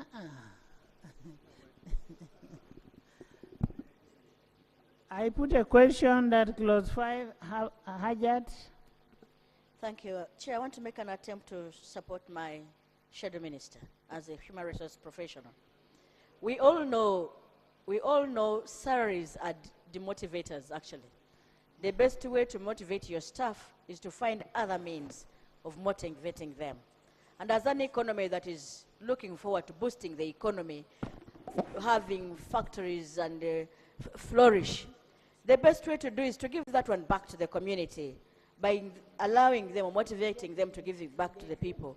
So I want to persuade colleagues to support the dropping of these donations so that employers can give back to the employees. Yeah, you know why I was selecting people. Let me hear from another VAT person. Thank you, Chairperson. Chairperson, one way we can address this is the way we address discounts. Because discounts, unless the manufacturer is giving a discount of 70, 80%, then you raise a question. But they are not taxable. What we would do here, we can provide a threshold for the value of the gift. If it goes beyond this amount, then it should be taxed.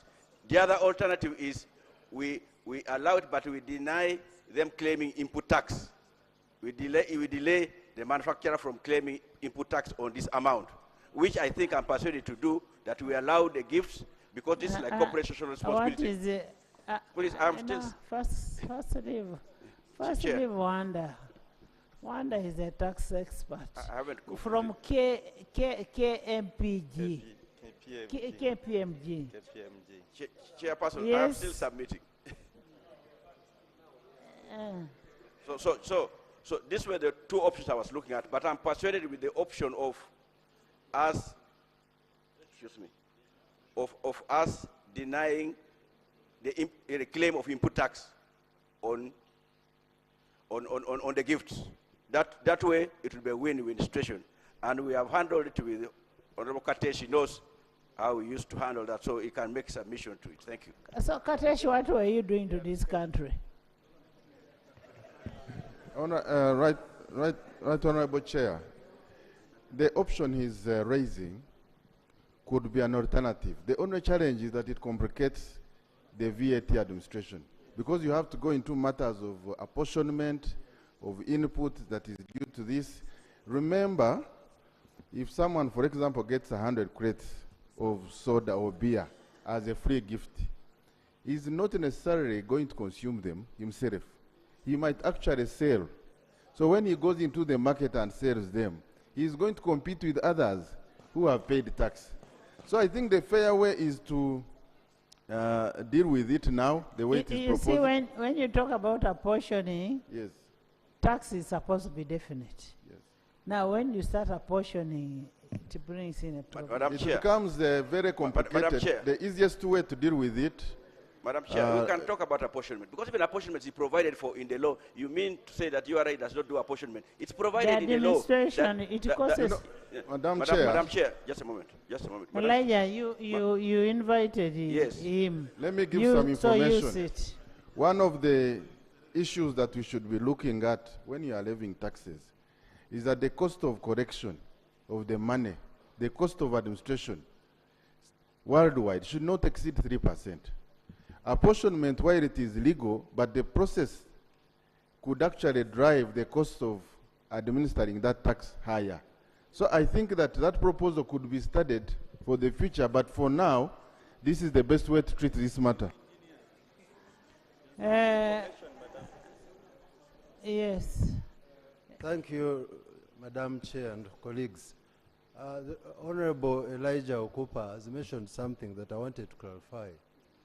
That when you say, for example, when you give discounts, that would be something we should consider. The law says when you benefit from a discount, you're already at an advantage. In actual sense, URI always adds the discount for tax purposes. And that's what we should bear in mind. That's for income tax, but not for purpose of VAT. Thank you. Nathan? Madam Speaker, I want to, again, I'm getting worried with some of these tax experts. Madam Speaker, donations are very clear. If you're going to give a donation, it is in the law whether it is exempt or it is taxable. And the moment it is not, that's why they're trying to bring here, so that they bring employees to be part and a parcel of people to be exempted when they have been donated items. But an employee is employed, there are terms whereby he has to get a salary. Now, if the moment you are going to give your employee goods under the law, they must be costed and be treated as benefit, which should be subjected to pay as you earn. So there's no way. So now, in this case, the employer is entitled to do it, and when he does it, it will be treated as pay as you what? As you earn.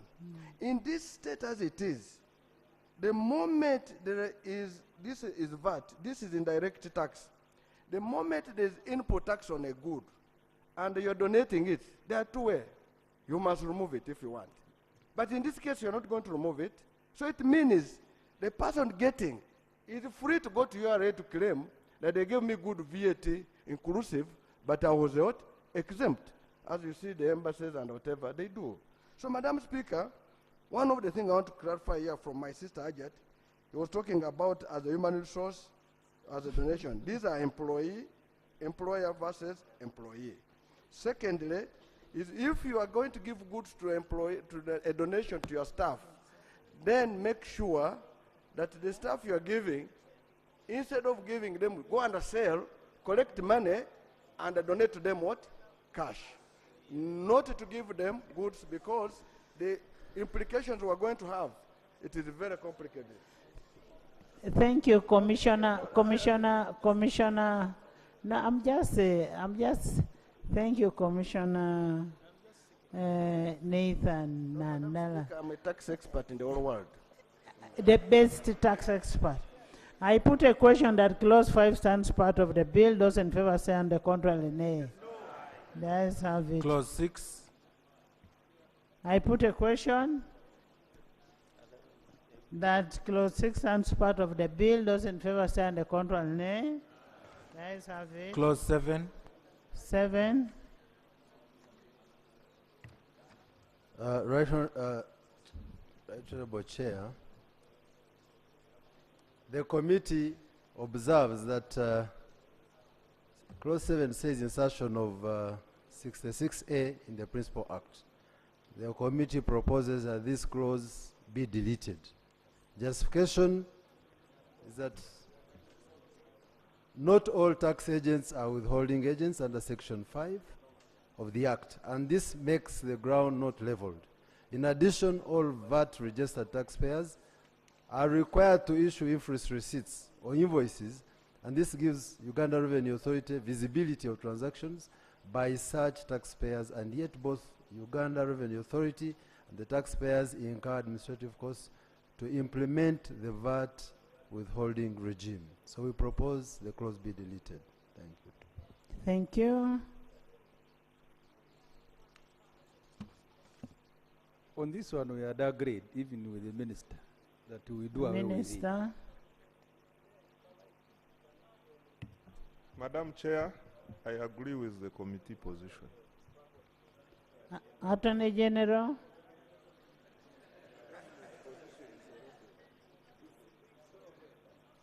I put a question that clause 7 be deleted as proposed. Those in favor say on the contrary, nay. The ayes have it. Clause 8. I put a question that clause 8 stands part of the bill. Those in favor say on the contrary, nay. The ayes have it. Clause 9. I put a question that... Madam Speaker, we agreed with this minister in clause 9 to delete B 30, Roman X, of course that is 32 hose, SH, the supply of pesticides, SI, the supply of fertilizers, seeds and seedlings. The justification, we made it the other day. And the minister concurred. So you're in agreement even with the committee? No, the committee has not deleted. This was the minority report which the committee also considered. Honorable Chair, we agreed last sitting on Friday, and I concur with the minority report. That we delete? Yes. So can you put it that, can you reframe it? No, you move that, I move that clause 9 be deleted. I move that clause.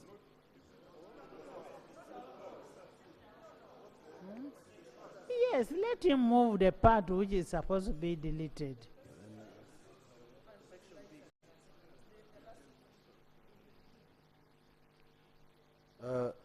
Chair, I move and concur with the minority report that hose, supply of pesticides, and supply of fertilizers, seeds, and seedlings be deleted and removed from the proposal we had made earlier.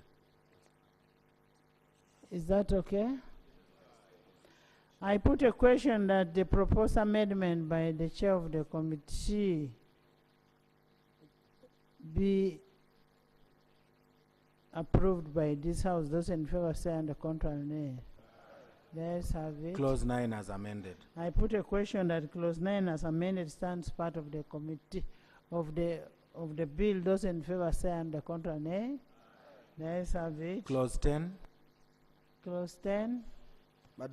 Madam Chair, since we have done with that, so that means the repeal and the third schedule which was being done is not necessary. So clause 10 be deleted.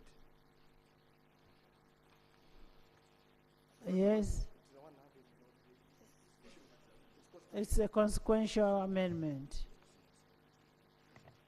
Madam Chair, I agree that clause 10 was a consequential amendment, and I agree to the deletion. Minister. I agree, Madam Chair. Thank you. I put a question close. Madam Chair, obviously our thoughts have been captured regarding the legalese and so on, but I just wanted to inquire whether there should not have, maybe government can tell us, because the traders have been up in arms. They did meet us, they've raised concerns, and they were saying they would like to see threshold come down from 18 to 16%. Just a quick question. And also threshold from 150 million to 1 billion. Do listen to this so that you can respond as government. Was it not maybe necessary? Okay. Right, Honorable Speaker. The issues, the matter that the L.O.P is raising might be very pertinent. However, is it procedurally right that he would bring it at this point because it's not in reference to any of the clause that we are discussing?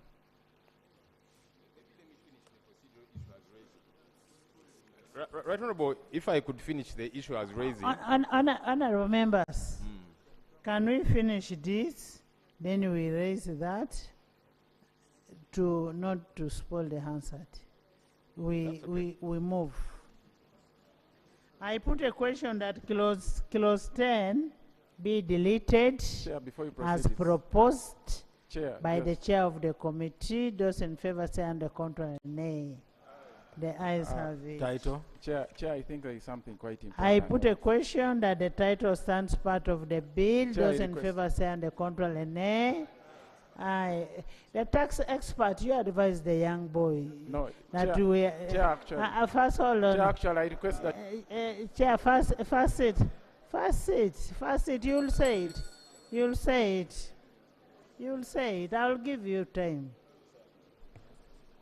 Motion for resumption of the House. Honorable Minister.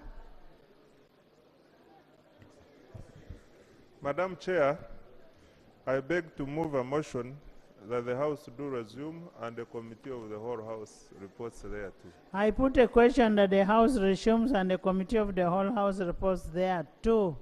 Those in favor say and the contrary nay. The ayes have it.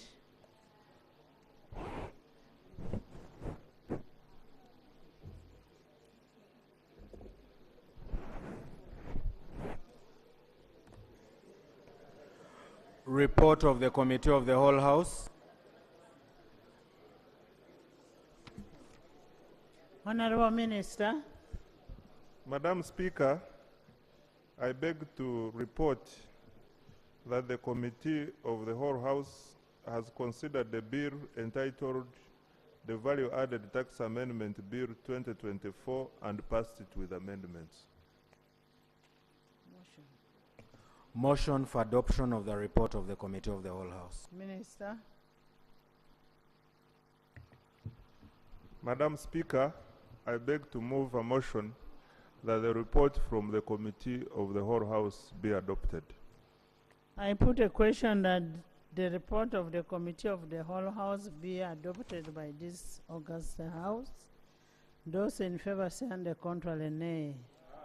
The ayes have it. Bill's third reading, the Value Added Tax Amendment Bill 2024. Honorable Minister. Madam Speaker, I beg to move that the bill entitled the Value Added Tax Amendment Bill 2024 be read for the third time and do pass.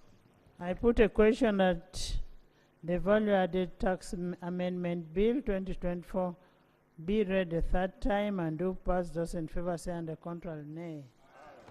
The ayes have it. A bill for an act titled the Value Added Tax Amendment Act 2024.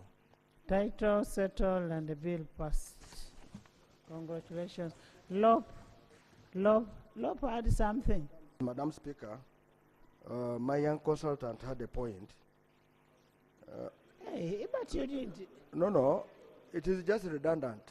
Well, No, it's okay, it's okay. Bring it. Yeah, it's redundant.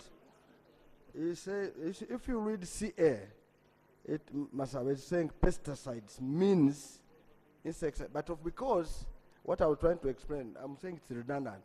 Because if we had left the pesticides up here, then the definition would be good to be here.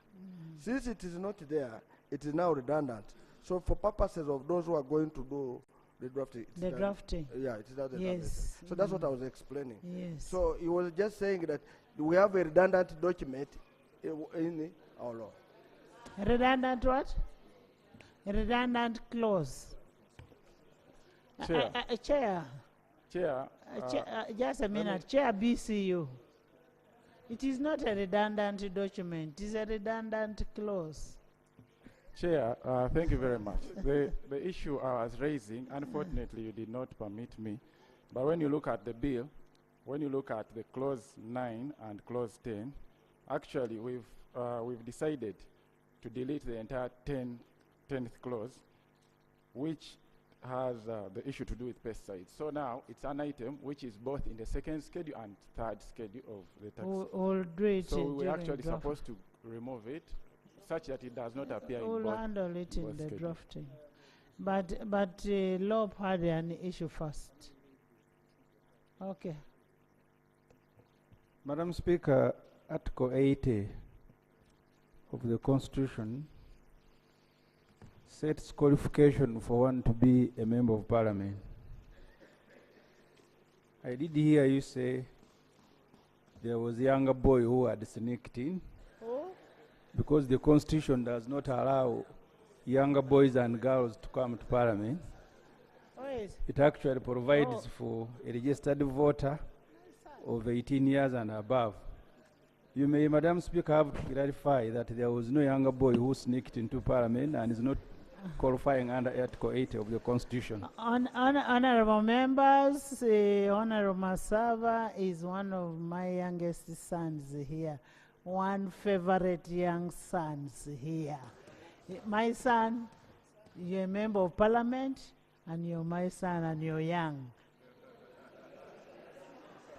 Madam Speaker, I also want to add. And I'm also is a very young man and very bright. Brilliant. Very and bright. very brilliant. So, but this was have another point. Leave alone being young, but brilliant.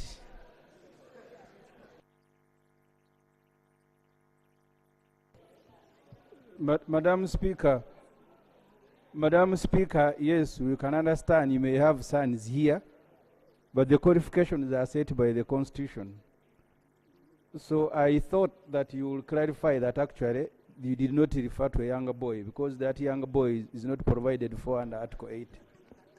By the way, even you as old as you are, when you go to your parents, your father calls you my son. Even when Nathan, sorry about that if it has hurt you for calling your young son. Sorry about that, but you're one young brilliant man that Mbale should be proud of. Yes. You people, Honorable L.O.P had a very pertinent issue. He had a very pertinent issue.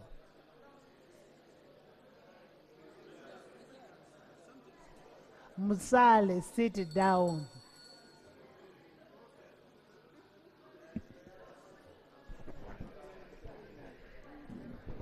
Thank you, Right Honorable Speaker, for protecting me from my fellow Msoga. Anyhow, we are Ugandan, so we belong everywhere. But very importantly, Right Honorable Speaker, you know, when the traders reached out to us as Parliament and as leaders, we understand there were meetings scheduled with the executive. They did reach out to yourself, Madam Speaker. They reached out to us as well, and they had critical concerns. The assumption that they have been having is that this bill is one of the remedies to their concerns. Now, they are wondering the remedies exactly that are coming through, because they had certain proposals. They wanted VAT lessened to 16%, threshold from 150 million to 1 billion, and several other issues, whether members here agree with them or not. But they did have these concerns. They still have these concerns, Right Honorable Speaker. To date, though, government has not given us an update. Not long ago, they told us there was going to happen a meeting to harmonize and so on, but this House has not been kept in the loop on what exactly is happening. So the traders are going to assume that we have now responded to their concerns through this bill, which is not the truth. So maybe government at this point needs to update us. What exactly is happening? Did we just push the matters of the traders under the rug and we have moved on swiftly? Because the traders have not moved on, and they said if these concerns are not addressed, they will protest again. I don't know whether we want to keep having a back and forth, because when they put down their tools, close their shops, the economy is affected. So can we get a proper remedy? Because this bill here is not a remedy. Thank you. Honorable members, what we are doing is legislation. The matters that is being raised are policy matters. Can we have the response from the minister on policy issues as we do legislation? Thank you so much, Madam Speaker. Madam Speaker, it is true there are a number of concerns raised on tax administration by the traders, specifically surrounding around the use of IFRIS. Madam Speaker, we have had a number of engagements at various stages, and tomorrow at 11, we'll be at Kororo engaging with the traders. The President is going to respond to all the issues which the traders have raised.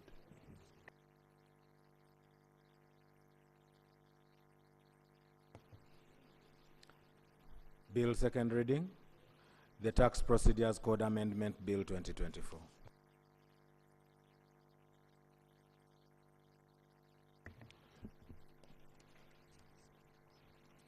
Right Honorable Speaker and colleagues, I beg to move a motion that the Tax Procedures Code Amendment Bill 2024 be read for the second time. Say seconded. Seconded. Seconded by Amero, Connie, Ochan, Emmanuel, Achuti, Honorable Obama, Nancy, Sauda, the whole of this side, the whole of the right-hand side, including the government chief whip. Can you, there is Laibi, Moma, Rossi, Patience, Presidential Affairs, Busia, Mitoma, Agriculture, Elders. Now you know I can mention all your names. No, Agriculture is Honorable Gutuma. You know I can't mention her name because she's my auntie. Okoromoi. Can you speak to your motion?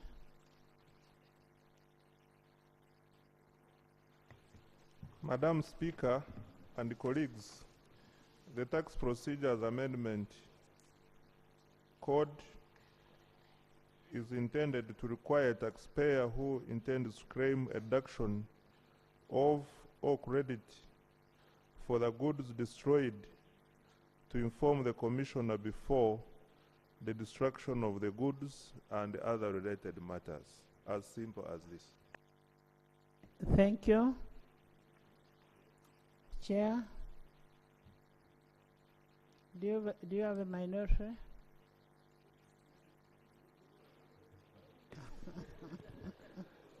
Right Honorable Speaker, there is a minority report on this bill, the Tax Procedures Code Amendment Bill 2024. Allow me to first present the report of the committee. And I'll go straight to the real issues.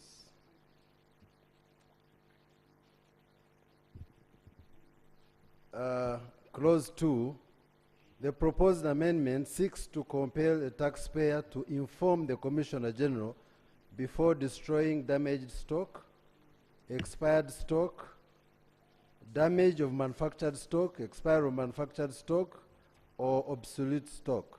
The committee observed that this measure will enable the Commissioner General to validate the deduction being claimed by a taxpayer before allowing it.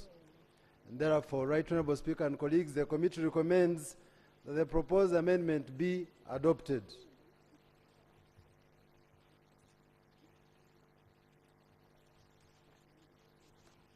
There was also an addition of a request to extend a period of the section 40D, which allows waiver of interest and penalty and allowing of payment of principal. That was the position of the committee, and allow me to report, Right Honorable Speaker.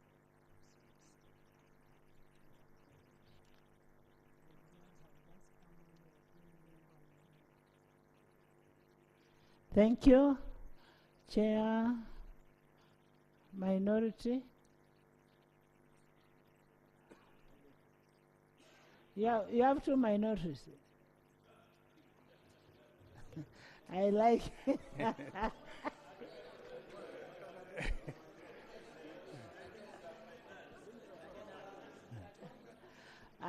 there is no Najana Nkumbi and Katonga here. We have members of parliament. I think what we have minority reports. What not from any side, but they are all from parliament. What many MPs have not engaged themselves with is that the rules allow minority report. They can actually be 5. There was a case here when we had about 4. Madam Speaker, this particular bill, as the main report has said, this particular bill is not as complicated. In fact, my understanding is that URI is only asking for presence when goods are being destroyed, as the chair. But let me, because this is a short report, let me read it, the parts that are important. This particular bill, Madam Speaker,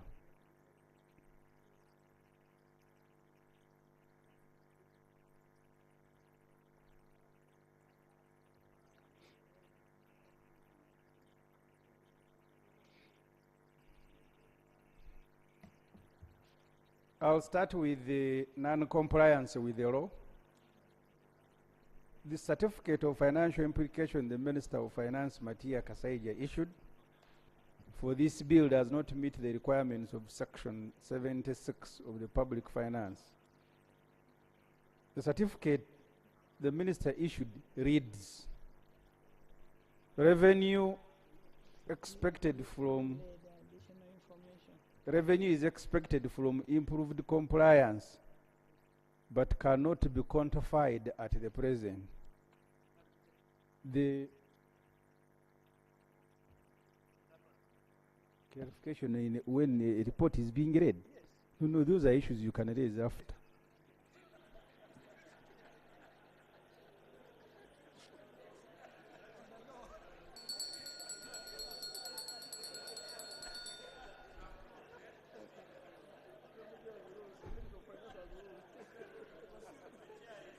The minister, the certificate the minister issued reads, revenue is expected from Shadow Cabinet is doing a good job. From improved compliance.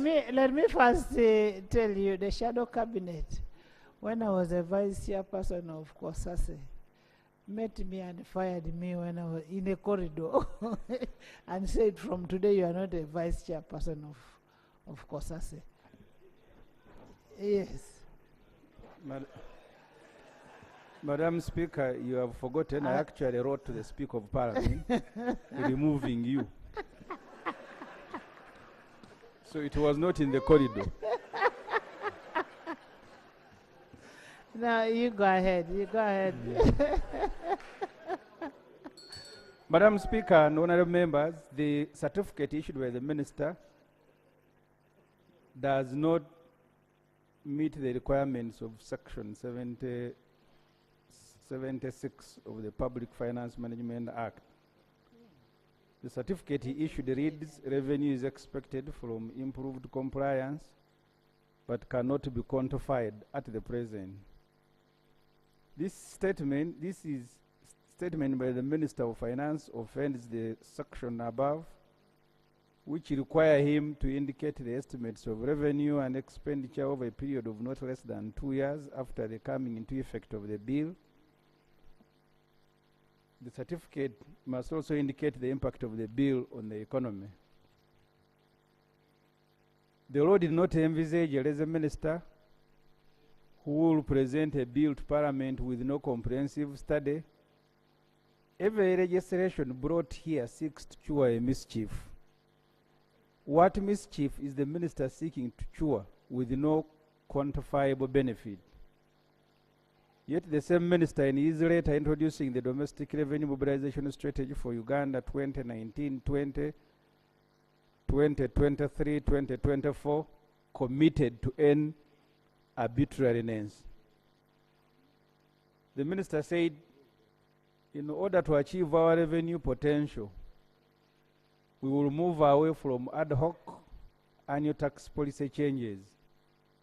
These piecemeal adjustments with little alignments to an overreaching strategy have created a high degree of unpredictability and uncertainty in our tax policy direction. The domestic revenue mobilization strategy will address this as well as ensure that our future tax policy embodies the principles of simplicity, fairness, citizen welfare, and sustainability. This is the commitment the minister made to the country in writing. This Parliament must hold him to his commitment. We should hold him to his commitment. Maybe he is carrying out a study and he wants to use Parliament as a respondent. This will be very unfortunate if that is his intention. Parliament should therefore not allow this minister to use it for this purpose. Madam Speaker, that is the minority on this exercise, on this tax procedure code amendment bill. Thank you very much. Thank you. Thank you. Madam Chair, thank you very much. Madam Speaker, minority reports are raised under rules of procedure. Under Rule 205, it can be a member or members. So members, I want to tell you that the rules are also allow you to raise as many minority reports. But as you are many, if you become more than the main report, then you become the majority report. the other one becomes the minority what? Report, even if it has the chair as the one leading it. And Madam Chair, in this House, we have ever had the chairperson and his vice writing a minority report during the time of Honorable Stephen Tosobie on Temangalo case. So, Madam Speaker, but we had a minority report of Honorable August Lee, as a chair, which took the day. Which took the day. Madam Chair, I'm raising, the one I'm raising is on section 40D, which the chairman has talked about, waiver of interest on payment of principal tax. Madam Speaker, we know that there are so many challenges with the implementation of Schedule 40D of the Principal Act, which provides for a waiver of interest and a penalty. In practice, URS system currently applies Section 40D together with Section 38, which essentially compounds the outstanding principal as inclusive of any interest and a penalty outstanding. They therefore note that the proposed amendment should be introduced along to clear and practical implementation guidelines, indicating that the payments should be applied first to principal tax until it's exhausted. Then the balance can be applied to interest and a penalty, then and to be applied on interest concurrently with the principal. Madam Speaker, this always penalizes compliant taxpayers at the time of waiving interest and a penalty. So, Madam Speaker, our recommendation is that Section 42 of the Act is amended with a clear provision that for avoidance of any doubt, and the payment in tax should be applied to outstanding principal first until it's exhausted before interest is paid or waived. Madam Speaker, it is a simple demonstration. There are two taxpayers. What is the difference? Honorable members, there is a new clause that the committee is introducing. And the new clause is saying, that is under 40D, that waiver of interest and penalty on payment of the principal tax.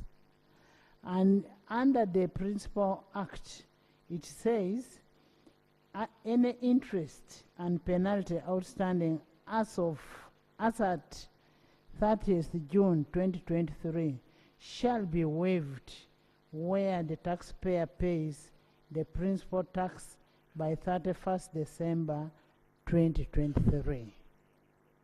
That is what is in the Principal Act. However, the committee is bringing an amendment, and the committee is saying they want to amend Section 40D of the Principal Act. Section 40 of the Principal Act in subsection 1 by substituting the word 30th June 2023 by 31st December, meaning you're having 2 financial years. You're moving away from the financial year of June to the calendar year of December.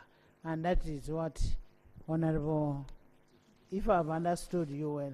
Madam Speaker, on the committee as it has raised, it's saying, first of all, there are larger issues with URA which are not even in the law. What I want to put up across, for example, you are 2 taxpayers. Each of you has a principal tax of 100,000 with interest of 50. When you go and pay your money, what URA does, it will apportion the money against partly to the principal and then some to the interest. Now, I want to give 2 scenarios. I, Nandala, I am a good taxpayer. Amos, our chair, is a bad taxpayer. Okay. No. No, I have never. So, Madam Chair, okay, I must have withdrawn. Okay. There are 2 taxpayers, A and B. One is a good taxpayer. He tries to pay his tax. So as he's paying his tax, part is used against the principal and partly at the interest. Now, we want to give a scenario, 100,000 interest, 50,000 and a penalty. Now, the bad one waits knowing that the committee, Parliament one day will waive. Now, when it is waiving, for him, they will waive the whole interest, and the principal will be allowed to pay would be 100,000. While the other one who did some part payments, he paid 65,000. Just 1 minute. Don't worry. You are just a LDU. Listen. 70,000. Order. Madam Speaker, you allowed me. I have refused your order. I cannot get order from LDU. The Speaker has refused. Honorable Nandala, order. Madam Speaker, is somebody Respect allowed the to order. get a microphone before you tell him? Order, Madam Speaker. Honorable members, decorum. Decorum is very important. What was your issue? Madam Speaker, he got up and got a microphone. What is the amendment you bring? Madam Speaker, the amendment is simply that when a taxpayer pays money, it must be first be applied towards the principal before applying it to interest and penalty. You come. But I thought that would be handled administratively. Must it be in there?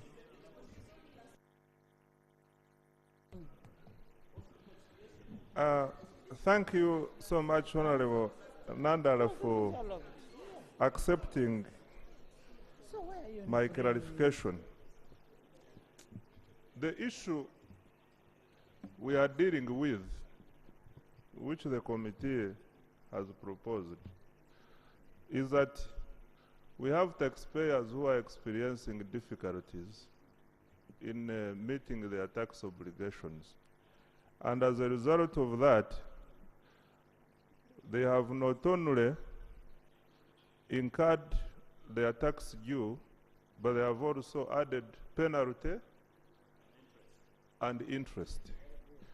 Now, we want to make things easier for them by giving them a specific period whereby if they can be able to pay the principal, then penalty and interest is waived. Are we together? Now, just a minute. Now, the question now should be, how do we achieve this? Section 40D, which we are referring to, expired. It expired as at 30th, as at 31st December. of December 2023. Okay. Meaning we cannot amend it. We have to now bring a new insertion. Are we together?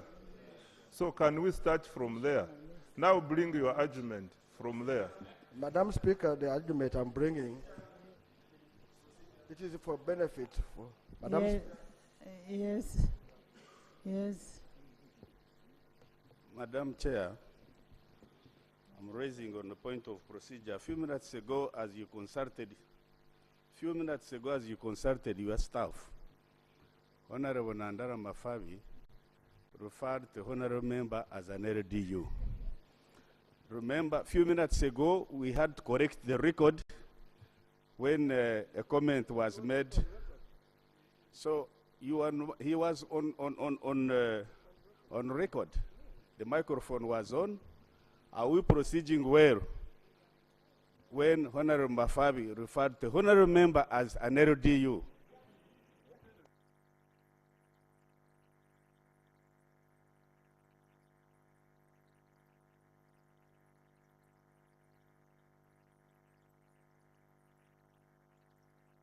Honorable members, was that mentioned today? Where?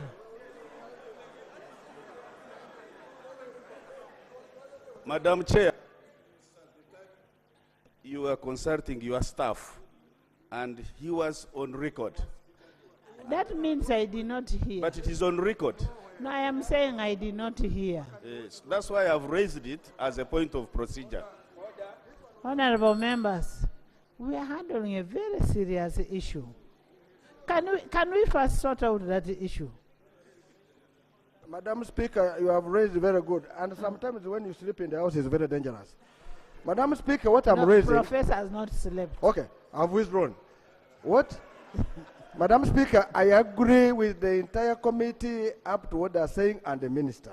Yes. But the issue is coming like this. Let me give figures. Okay, what amendment do you want? The amendment I'm saying, Madam Speaker... give us the amendment. It is that everybody... You first wait and hear. Madam Speaker, that anybody who has paid the tax, that tax should be applied to the principal so that you can now know how much interest is waived.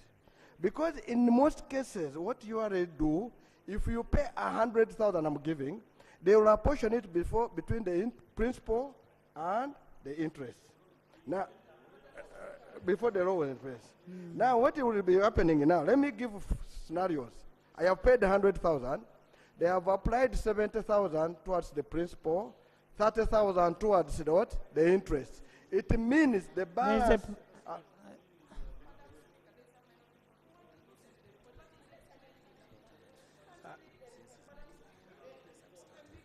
Right Honorable Speaker, we are now... Honorable members, Honorable Nandala is bring an import in a clause. An import in a clause.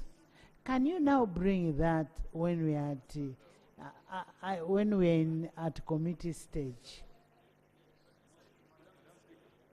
Huh? Madam Speaker, I agree with you, I'll bring it. But when you raise that like a minority, I must make colleagues to buy in so that by the time we reach there, they understand.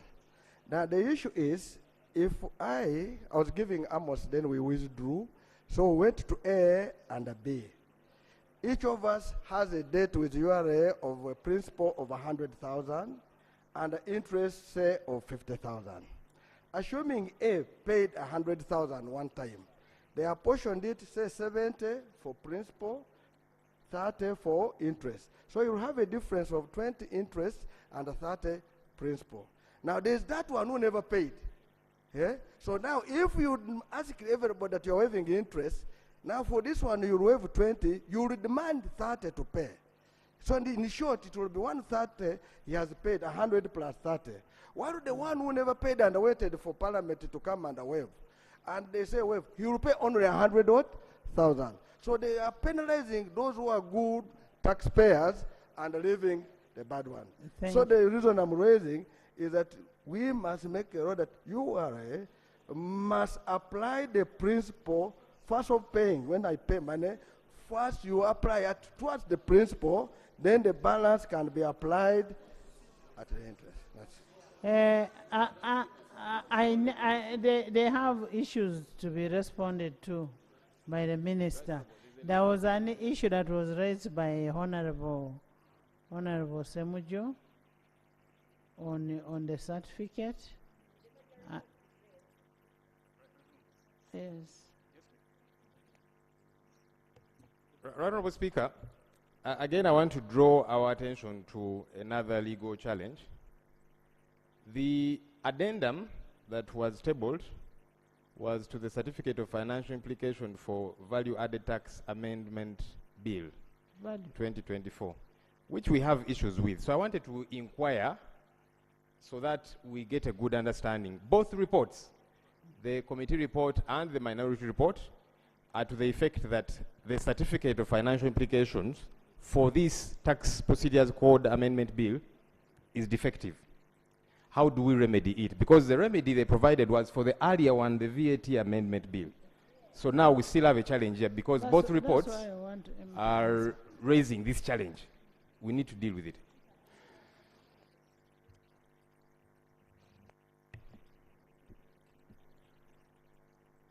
Madam Speaker,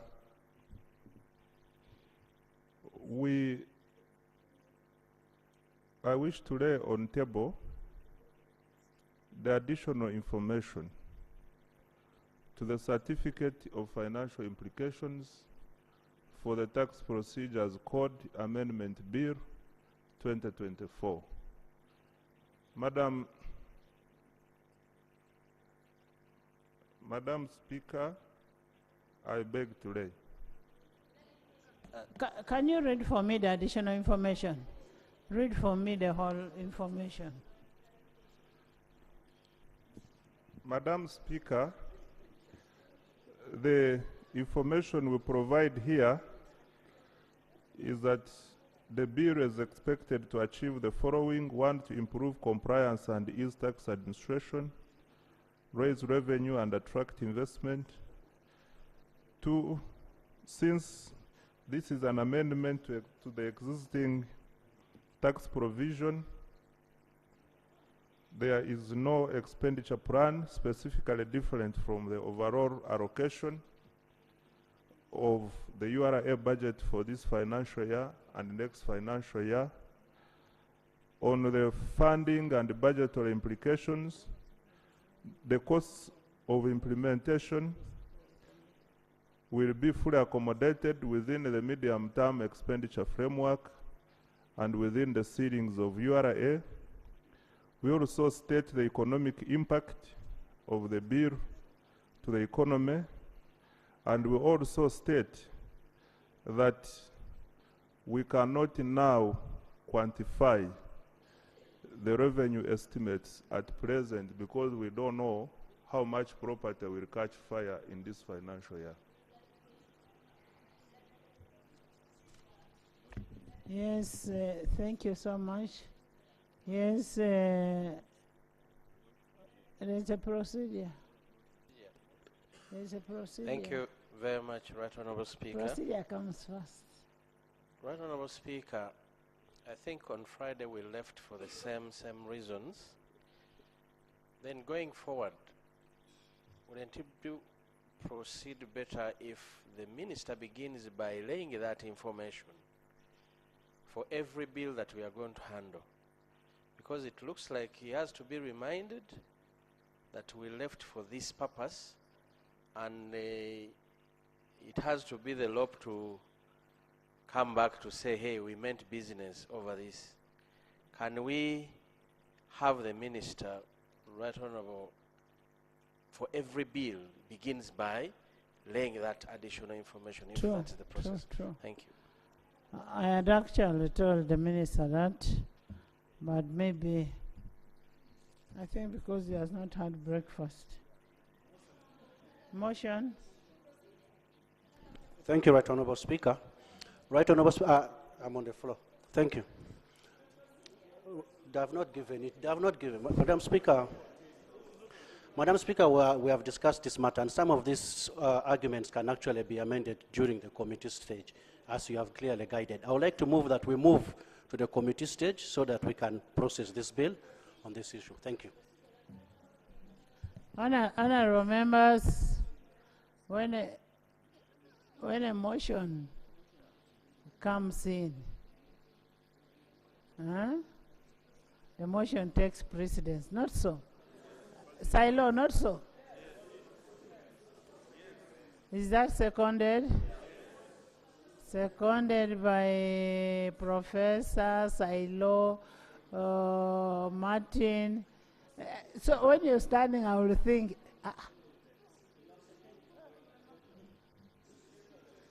by the whole side, the NRM side. I put a question, those in favor of the motion for us to go to the committee stage, say under control, nay? The ayes have it.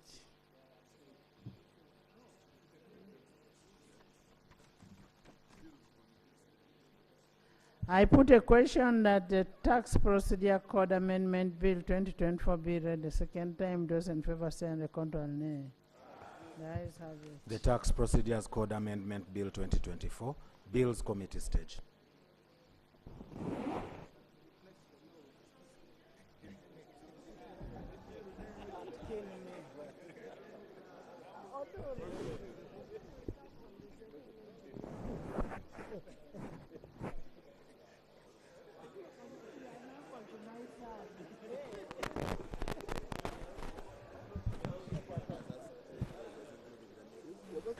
Clause 1. I put a question that clause 1 stands part of the bill. Those in favor say on the contrary, nay. The ayes have it. Clause 2. I put a question that clause 2 stands part of the bill. Those in favor say on the contrary, nay. The ayes have it. New clause. Madam Chair, the committee proposes that amendment be made inserting immediately after clause 2 the following: that we amend section 40D of the Principal Act, adding D, and be amended as follows. In A, subsection 1, by substituting the words "at 30th June 2023, by 31st December 2023, and the words be substituted by substituting the words 30th June 2023 and by 31st June 2023, the words 30th June 2024 by 31st June 2024. And justification is to increase the period within which the Commissioner may waive the payment of interest and penalty where a taxpayer voluntarily pays the principal. I beg to submit. Yes. Thank you, Madam Chair. Madam Chair, I beg to improve the Chair's proposal as follows. First of all, as I said earlier, Section 40D expired, and therefore we cannot amend an expired section of the law. Yes. So, and in this regard, I would like to propose that an insertion of a new clause to read as follows. Section 40E A, sub-clause A, any interest and penalty outstanding as at 30th June 2023 shall be waived where the taxpayer pays the principal tax by 31st December 2024. Section 40E B, to take care of Honorable Mafabi's concern, where the taxpayer pays part of the principal tax outstanding as at 30th June 2023 by 31st December 2024, the payment of interest and penalty shall be waived on a pro rata basis. I beg to... Honorable Nathan.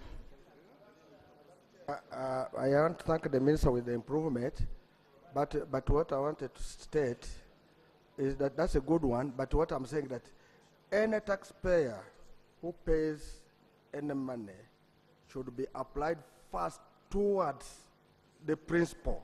Yes. Then the outstanding is the one, because we want to avoid apportionment.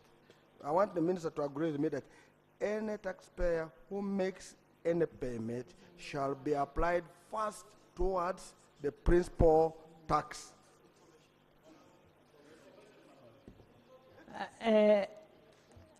Yes. Thank you very much, Right Honorable Speaker. I think the information I want to give is when you look at the Tax Procedures Code Act, Section 38, it states the order of payments where a taxpayer is liable to a tax and interest. They have set the order through which URA should be following. And the first item is the payment should go to the principal. Tax, then bit should go to the penal tax. then the balance remaining is applied against the interest due. I think it's about implementation. URA probably is doing it wrongly. They are not following the law. It should be administrative. Yes. So are we okay with the amendment of the minister? Madam Chair, I think that I want to thank my colleague for raising for clarifying, because the law is there regarding the prioritization of the taxes paid. So I think we should support the minister's proposal, because the problem here is about ledger reconciliation to establish taxes due. So with the proposed amendment by the minister, we should be able to see at least the proper application, and following the law, the taxpayer should not have a problem. If you pay full, you have full waiver of interest and penalty. If you have part, then it is dealt with on a pro rata, but dealing with the principal first. Madam Chair. Honorable Katesh, I think what you have heard from Karim, Honorable Karim, is saying under the law, you should first apply any tax paid on principal. But these guys in the banker bench, they always, whenever you pay, they apportion a portion on principal and a partly to the interest, which is wrong. And that's why we want that the minister has come. He has said it, and now it is since they have heard where you have erred, it is high time you corrected with your ledger. I thank you.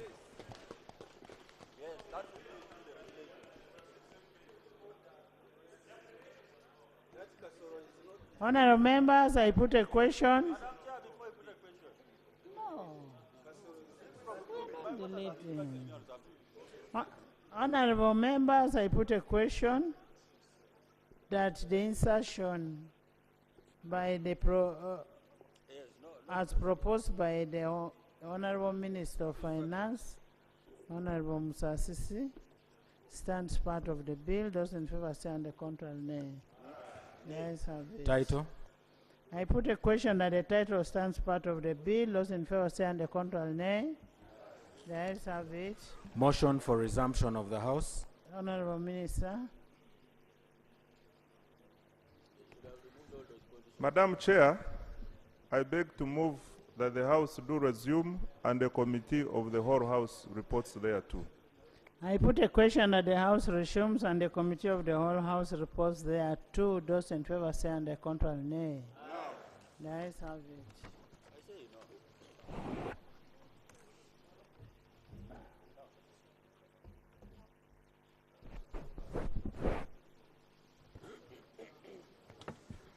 Report of the Committee of the Whole House.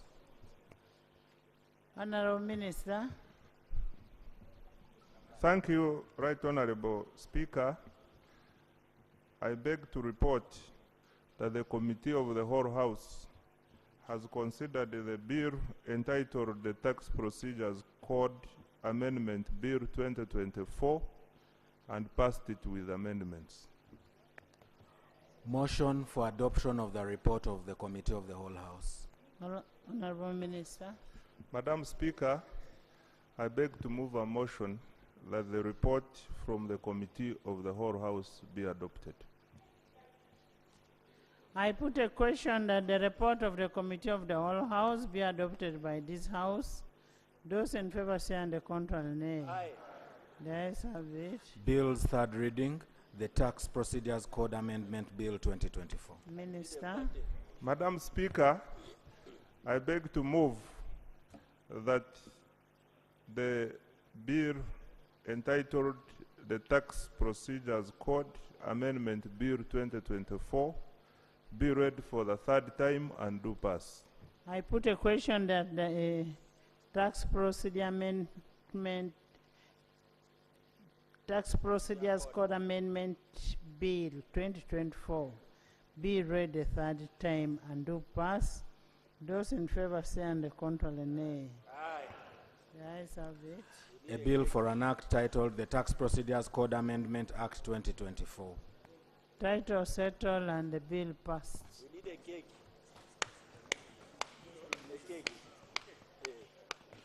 Bill's second reading, the Stamp Duty Amendment Bill 2024.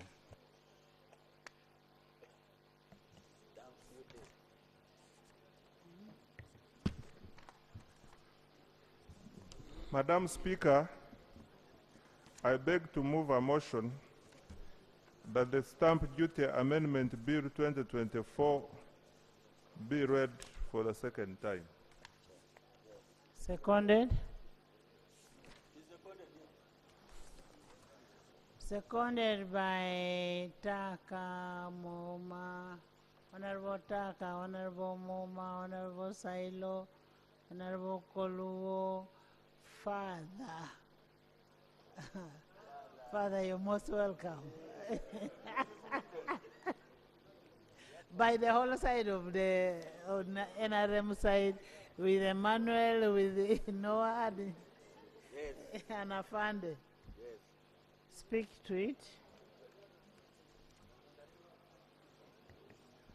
Madam Speaker and honorable colleagues, the Stamp Duty Amendment Bill 2024 seeks to amend the Stamp Duty Act of 2014 to prescribe the stamp duty rate for the nominal share capital or any increase of share acquired by an investor in a private equity or venture capital fund for the transfer of shares or other securities to or by an investor in a private equity or venture capital fund for an instrument executed by or on behalf of the company or government in respect of a manufacturer of an electric vehicles or electric charging equipment and for other related matters. Chair.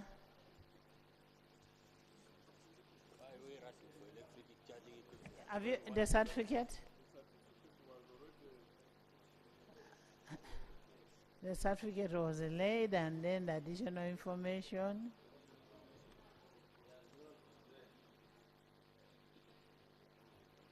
Bambi sympathized with the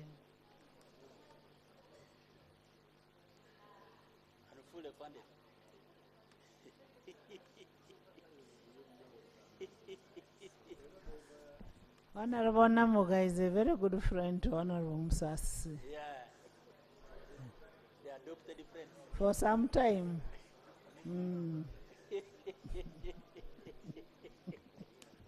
Madam Speaker, we accompany the bill with the certificate of financial implications.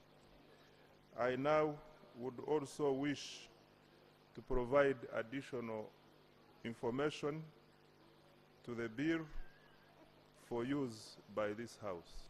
I thank you. Thank you. Why don't you read your certificate, your additional information? Aji Medi, congratulations for a baby girl. Congratulations.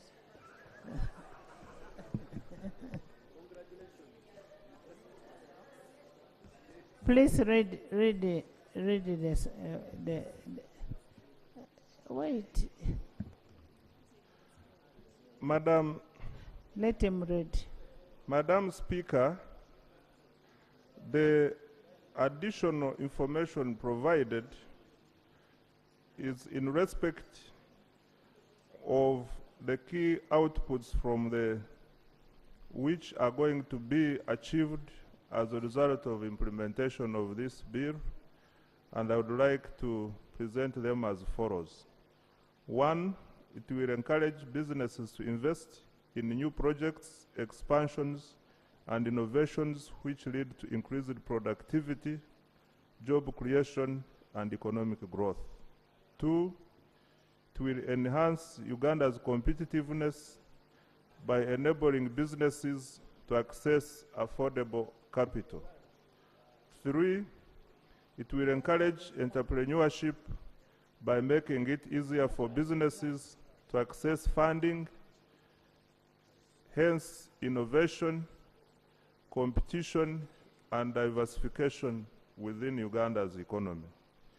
In terms of expected expenditure, we intend to implement this bill using the existing resources already provided for under URA budget for next financial year 2024-25, and also we have provided the cost for financial year 2025-26. We have provided the impact of the bill on the economy, and Madam Chair, for emphasis, we also state that the revenues generated from this bill will depend on how much capital we attract from venture capital and private equity, and therefore at this time it is very difficult to state reliably how much revenue this bill will generate. Especially that some clauses will be rejected. Yes. Right, Honorable Speaker, what I have here, similar to what the Minister has read, the addendum, as he's calling it, the one for Tax Procedures Code, let me read this verbatim. Estimates of revenue. Revenue is expected from improved compliance but cannot be quantified at present. In that very one he has read, he's also saying it cannot be quantified at present. You see, the law again is clear. Section 76 of the PFMA, which also gets to come through our rules, 118.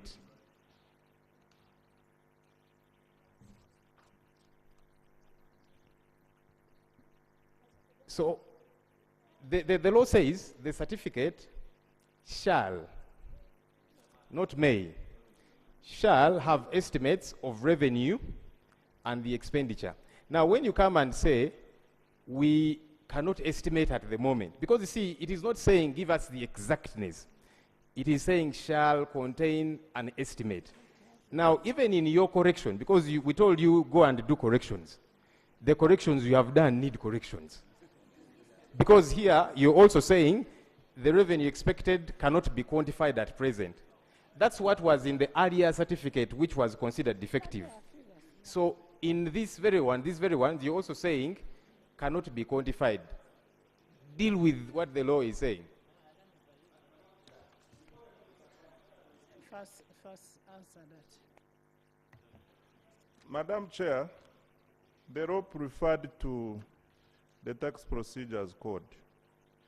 And in the Tax Procedures Code, the substance of this bill was clause 2, which deals with destruction of goods.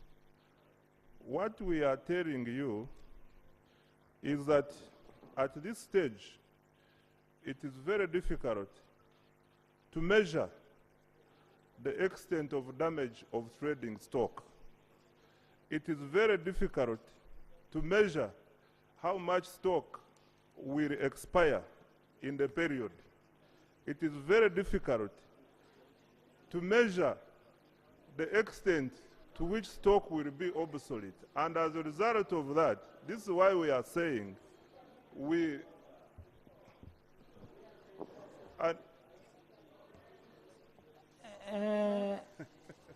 is an order from...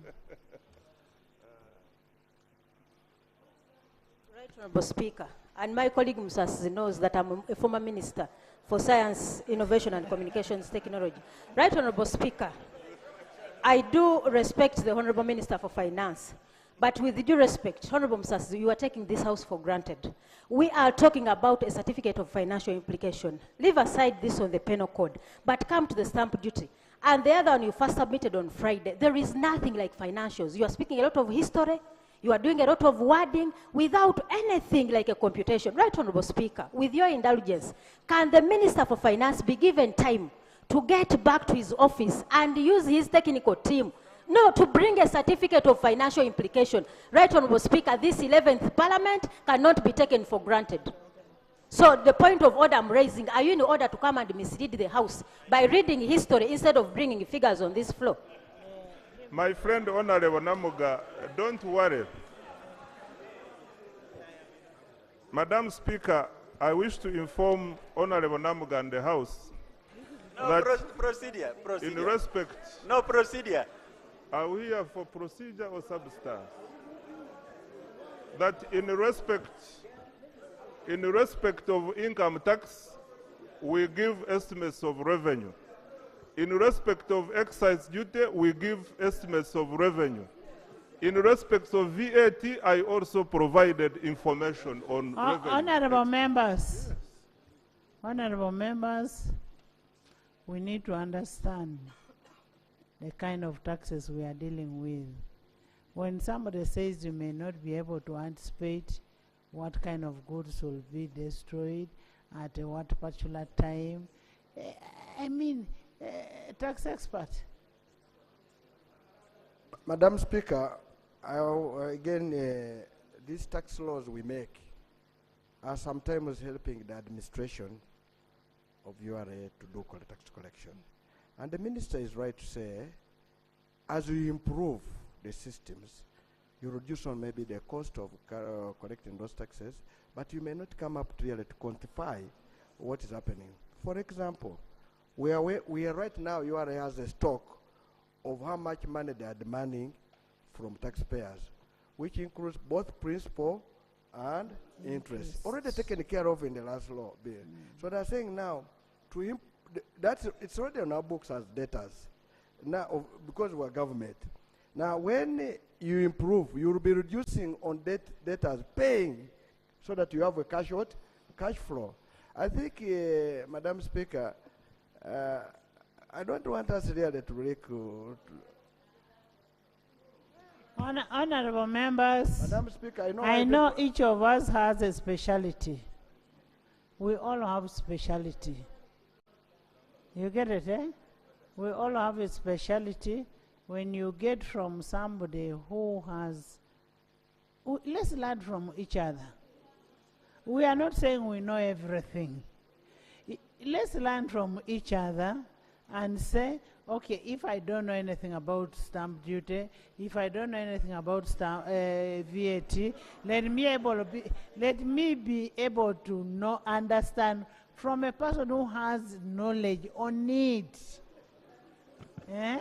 Now, I have not picked, listen to me. I first picked a member of NRM. I have picked a person from opposition. And I have picked a person from opposition whom I know worked in URA under that section for how many years? Over 20 years. And I'm asking, okay, now let me hear from Katesh.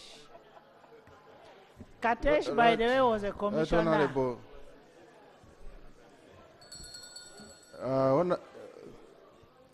Right Honorable Chair, you know there are things we should do. We should just analyze practically. On this particular one, we may have chosen the minister of not being adequate on others, but let's look at this particular clause. It is more futuristic. It is saying when the taxpayer, at the time he's going to report the destroyed goods, where do you expect the minister at this point to know how many taxpayers in future will apply to have goods destroyed? Number two, even on the cost involved for that particular one, hold on. The minister has indicated that the costs involved will be taken care of through the normal operations of the existing URA budget. So for this particular clause, I don't think we should be arguing about the figures because it is more futuristic. Madam Speaker, I think we need to understand why the law was made the way it was. The fact that the minister wants the law changed, the lawyers say there must be a mischief that you are seeking to cure. Even if you didn't do economics, what you will come here and tell Parliament, because the law that is being referred to here that we have just changed, the Tax Procedures Code, you want to be present when goods are being destroyed, which is innocent. All that you need to do is to look at the history how many of such incidents happened last financial year. And then you will know they were worth how much. But you can't come here and claim with your economics that I cannot quantify. Let's not hide. Where you have made a mistake, I agree, and then say sorry and we move on. But you can't come here and say it is difficult to quantify. Because these goods, they have been destroyed before, and you know how worth they were. So that's the figure you bring here and say, because of this, we have lost so much income, because you are not present, and we can't be sure. Honorable members, we will not debate in anticipation. Maybe let's first hear from the reports, both reports, so that the report should be able to educate us what it is. This time. Madam Speaker, you are right. Let us. Madam Speaker, I want to state this. I am not, if there are people who are good at dancing, I am not good at it. But when I'm coming to state, I want us to have real respect for each other. No worry, we shall deal with it. You see, even the media have talked about me, but I know if somebody is talking about you when it doesn't matter, you don't need to worry. So, Madam Speaker, what we are raising is that where we know an issue has a point, we'll always raise. If they are going to destroy goods, for example, as they have said, what is the problem? The URA staff are the one to go into, that's the past. Now, when they are talking of something which is going to streamline operations, it is just improving operations, but the man will be continuing to be paid the same salary while doing the work in a better format. So I want to state that we know all of you have a lot of knowledge, but where you have limited knowledge, please.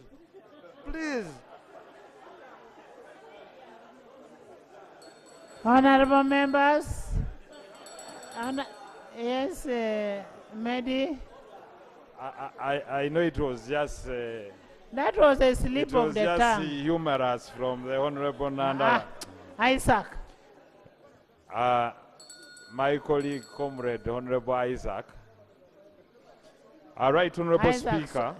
I will ask you to say sorry for making noise. All right, Honorable Speaker, I think we should put more emphasis and focus on the Stamp Duty Act amendment. And that's where we are going. The other one is more futuristic, definitely. And coming up with an estimate is therefore to give people projection of what they intend to achieve so that we can explain. But I was waiting for the minister, mainly from the stamp duty one.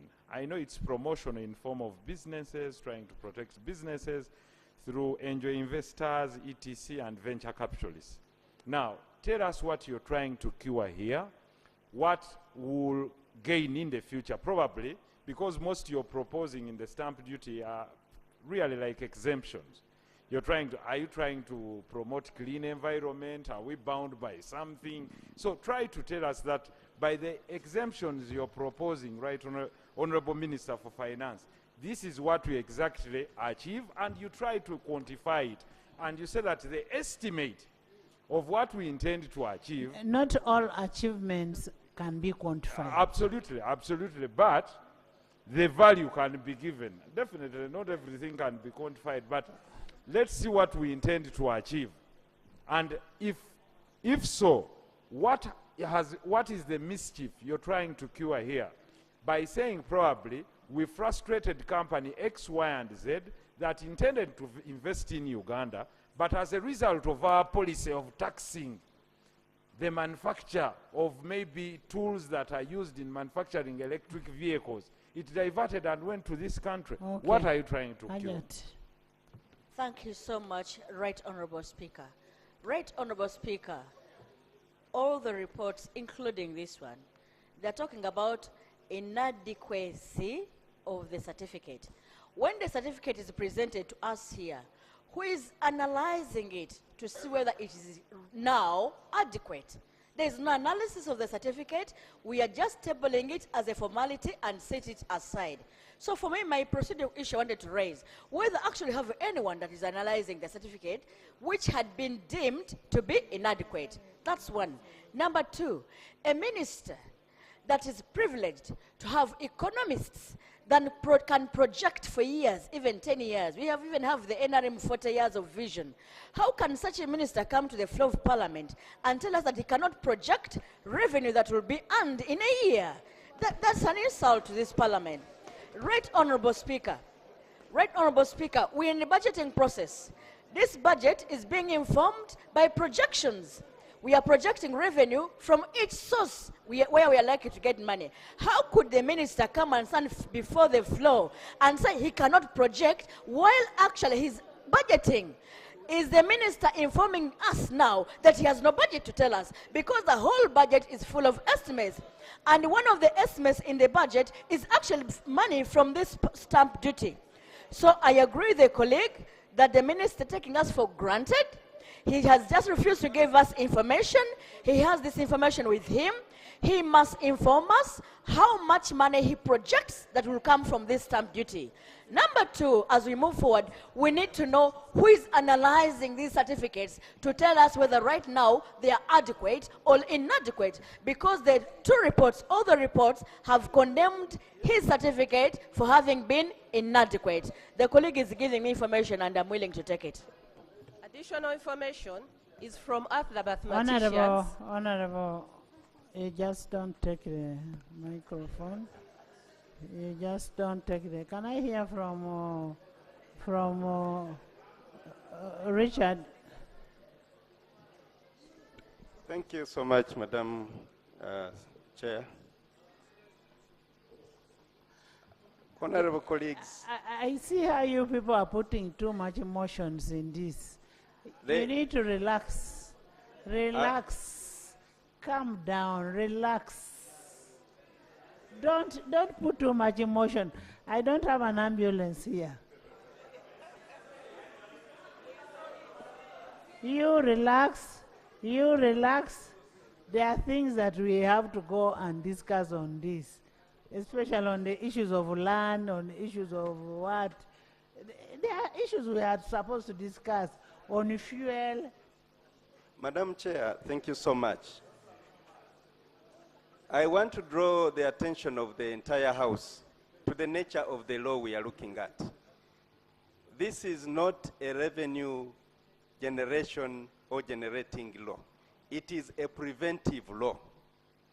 So for a preventive law, you cannot in any way assume that you can project a revenue that will come from it.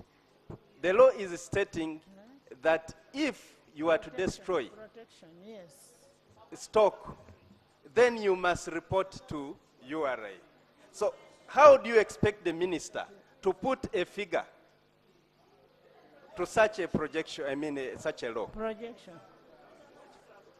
Because if you want him to use the past information, it will not work that way. Because this is a preventive law. It is going to cease. Richard, we are on a stamp duty, not procedure. Maybe stamp duty, which is which is encouraging. Right, Honorable Speaker.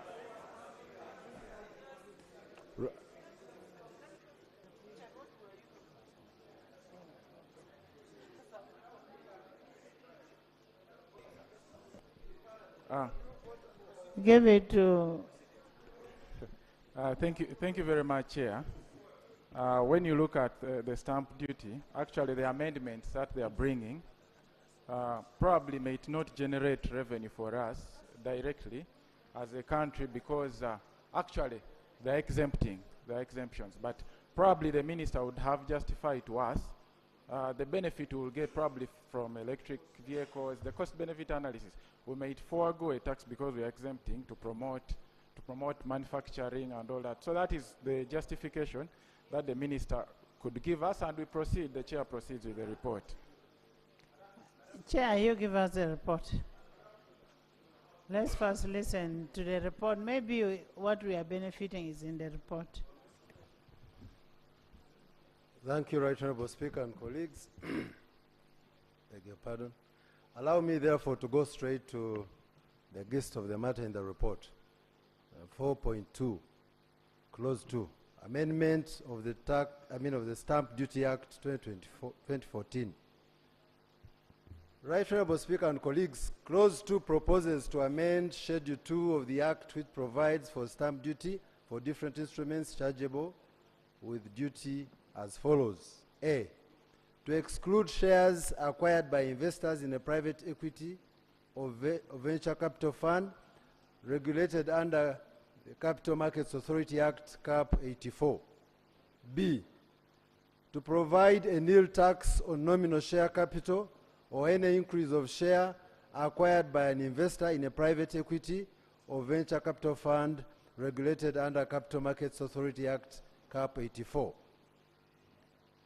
To require that a strategic investment project ensures that at least 70% of its employees are citizens earning an aggregate wage of at least 70% of the total wage bill.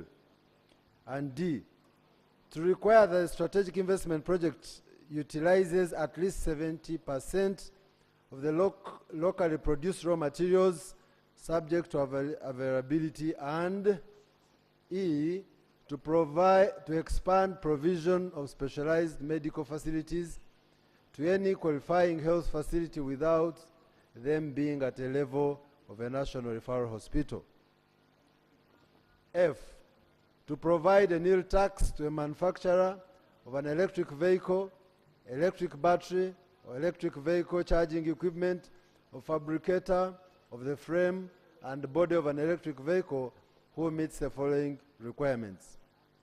I, 1, a minimum investment capital of $10 million in the case of a foreigner, or $300,000 in the case of a citizen, or $150,000 in the case of a citizen who invests up country. And 2, capacity to use at least 70% of the locally produced raw materials subject to availability. And 3, employs at least 70% of its employees being citizens earning an aggregate wage of at least 70% of the total wage bill. And 4, provides for substitution of 30% of the value of imported products such as debentures, whether a mortgage debenture or not, being of marketable security of a total value.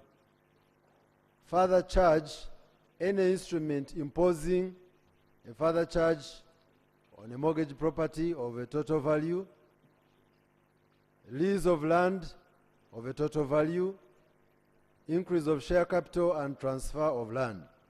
And G, to provide a nil tax on shares or other securities to or by an investor in a private equity or venture capital fund regulated under the Capital Markets Authority Act, CAP 84.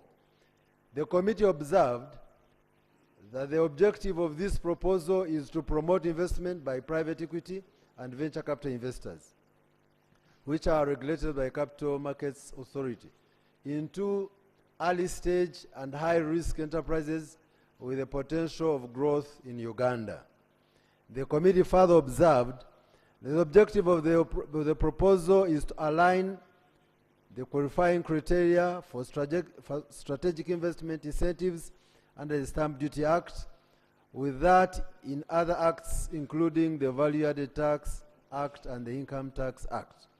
Further, the committee observed that the proposed exemption of specialized hospitals is for a period of 10 years. This is in line with other exemptions that have been given for other facilities.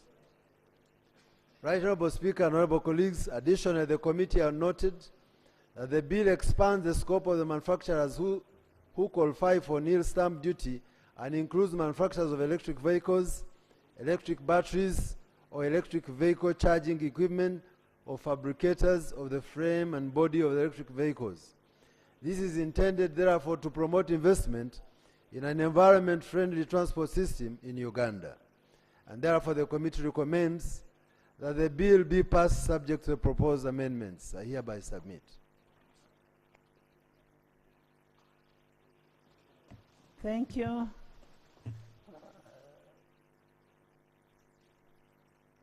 Minority. Madam Speaker, the minority report has 3 areas of dissent. But maybe to make it very clear from the beginning, let me begin with the introduction. The stamp duty was read for the first time on March 28th, referred to the committee. The main issue in this bill, and that's why I wanted to start with the introduction. The main issue in this bill is tax exemption. The beneficiaries of this exemption include manufacturer of electric vehicle battery, electric vehicle charging equipment, or a fabricator of the frame and the body of an electric vehicle. National referral hospitals have been benefiting, but this bill now is saying you did it. So once that has been dealt with, mainly exemptions, the first area of dissent is non-compliance with the law. The Public Finance Management Act, let me read very quickly, makes it a requirement that every bill presented to Parliament shall be accompanied by a certificate of financial implication. This certificate under Section 76 of the Act state the certificate shall indicate the estimates of revenue and expenditure over a period of not less than 2 years and after the coming into effect of the bill when passed. The certificate shall indicate the impact of the bill on the economy. This in simple terms means total amount to be spent on implementation of the law and expected revenue. In this case, the amount foregone when we exempt unintended benefits. Certificate of financial implication that the Honorable Matia Kasaija issued on March 27th before the bill was presented 1 day does not meet this requirement. It reads, since this is an amendment to existing tax provision, there is no expenditure plan specifically different from the overall allocation of 619.9 billion and 534 billion for Uganda Revenue Authority for these years. And as I noted in earlier, all the 5 certificate of financial implication the minister issued for the bills bear the same statement. When it came to amendment, the Honorable Matia Kasaija stated revenue is expected from improved compliance but cannot be quantified. We are dealing with this one now. We thank the minister for being honest and kindly advise him to withdraw this particular bill. Minister, please quantify the benefits as ordered by the law and return to Parliament when you are ready. The Domestic Revenue Mobilization Strategy and Monitoring Plan for Financial Year 2020-2023 observed that the majority of the tax law amendments are not informed by tax-related analytical briefs. This is what this certificate confirms. Yet the same minister, in his letter introducing the Domestic Revenue Mobilization Strategy, committed to end this sort of arbitrariness. He said, in order to achieve our revenue potential, we will move away from ad hoc annual tax policy changes. These piecemeal adjustments with little adjustment, with little alignment to an overreaching strategy have created a high degree of unpredictability and uncertainty in our tax policy direction. The revenue mobilization strategy will address this as well as ensure that our future tax policy embodies the principles of simplicity, fairness, citizen welfare, and sustainability. This is the commitment the minister made to the country in writing. This Parliament must hold him to his commitment. The certificate doesn't show the overall impact of the new tax proposals on the economy. Moreover, Parliament recommends that in addition, every bill should be accompanied by a standalone evaluation or regulatory impact assessment. Number 4, there is no comprehensive taxation policy in Uganda. Yet, Honorable Speaker and Honorable Members, on May 5th, 2022, these concerns were raised. I don't have to go through this again by 2 MPs who presented a motion here. Those MPs are the Honorable Javira Semwanga, MP Buyamba, and the Honorable Dixon Kateshumba, former Commissioner Domestic Tax. They actually won customs, sorry. If you go to, let me go to where the Honorable Kateshumba, where I'm quoting Honorable Kateshumba. During the debate, the Honorable Kateshumba Dixon, former Commissioner, said, we need to base our tax decisions on a structured policy rather than relying on ad hoc negotiations. This approach will enable us to uphold the principles we aim for and foster investment within our country. That's what this tax expert warned this parliament. I don't have to repeat what the Honorable Asman Vasarira said. So, Right Honorable Speaker, in the absence of such a comprehensive taxation policy, the hands of this parliament are tied. Solution is to ask government to withdraw the bills and return when they are ready. I don't know how long you will want to babysit. I did say that the Honorable Musasizi and his senior, the Honorable Matia Kasaija, 2 adults who are not following the law. I now go to the last part of the minority, which is the tax exemption. And I want to invite Parliament to be very careful. The only study this Parliament can rely on to exempt taxes again is the report of the Auditor General for the financial year closing June 2023. The Auditor General reports on page 178 of his report as follows. Although the tax incentives and exemptions are expected to free up the capital so as to enable those companies employ more staff, a total of 22 companies out of 36 that obtained the incentives were performing below 50% threshold and thus had not fully achieved the desired employment levels. 22 out of 36. Dr. General, I'm quoting, I noted that over the period under review, taxes waived by government amounted to 1.4 trillion. These comprised 1.2 trillion waived under the Gazette by Parliament, direct waivers by the Minister totaling 118 billion, as well as tax exemptions as per the Income Tax Act under Section 21, granted by the Commissioner General of 5.5 billion. The Auditor General is therefore advising Parliament to stop tax exemptions because they are not serving the purpose. You may not listen to the opposition, but at least listen to the Auditor General. So this is what, because this whole proposal is about tax exemptions and a list of beneficiaries. And the Auditor General, just for emphasis, has said we forego 1.4 trillion in tax exemptions.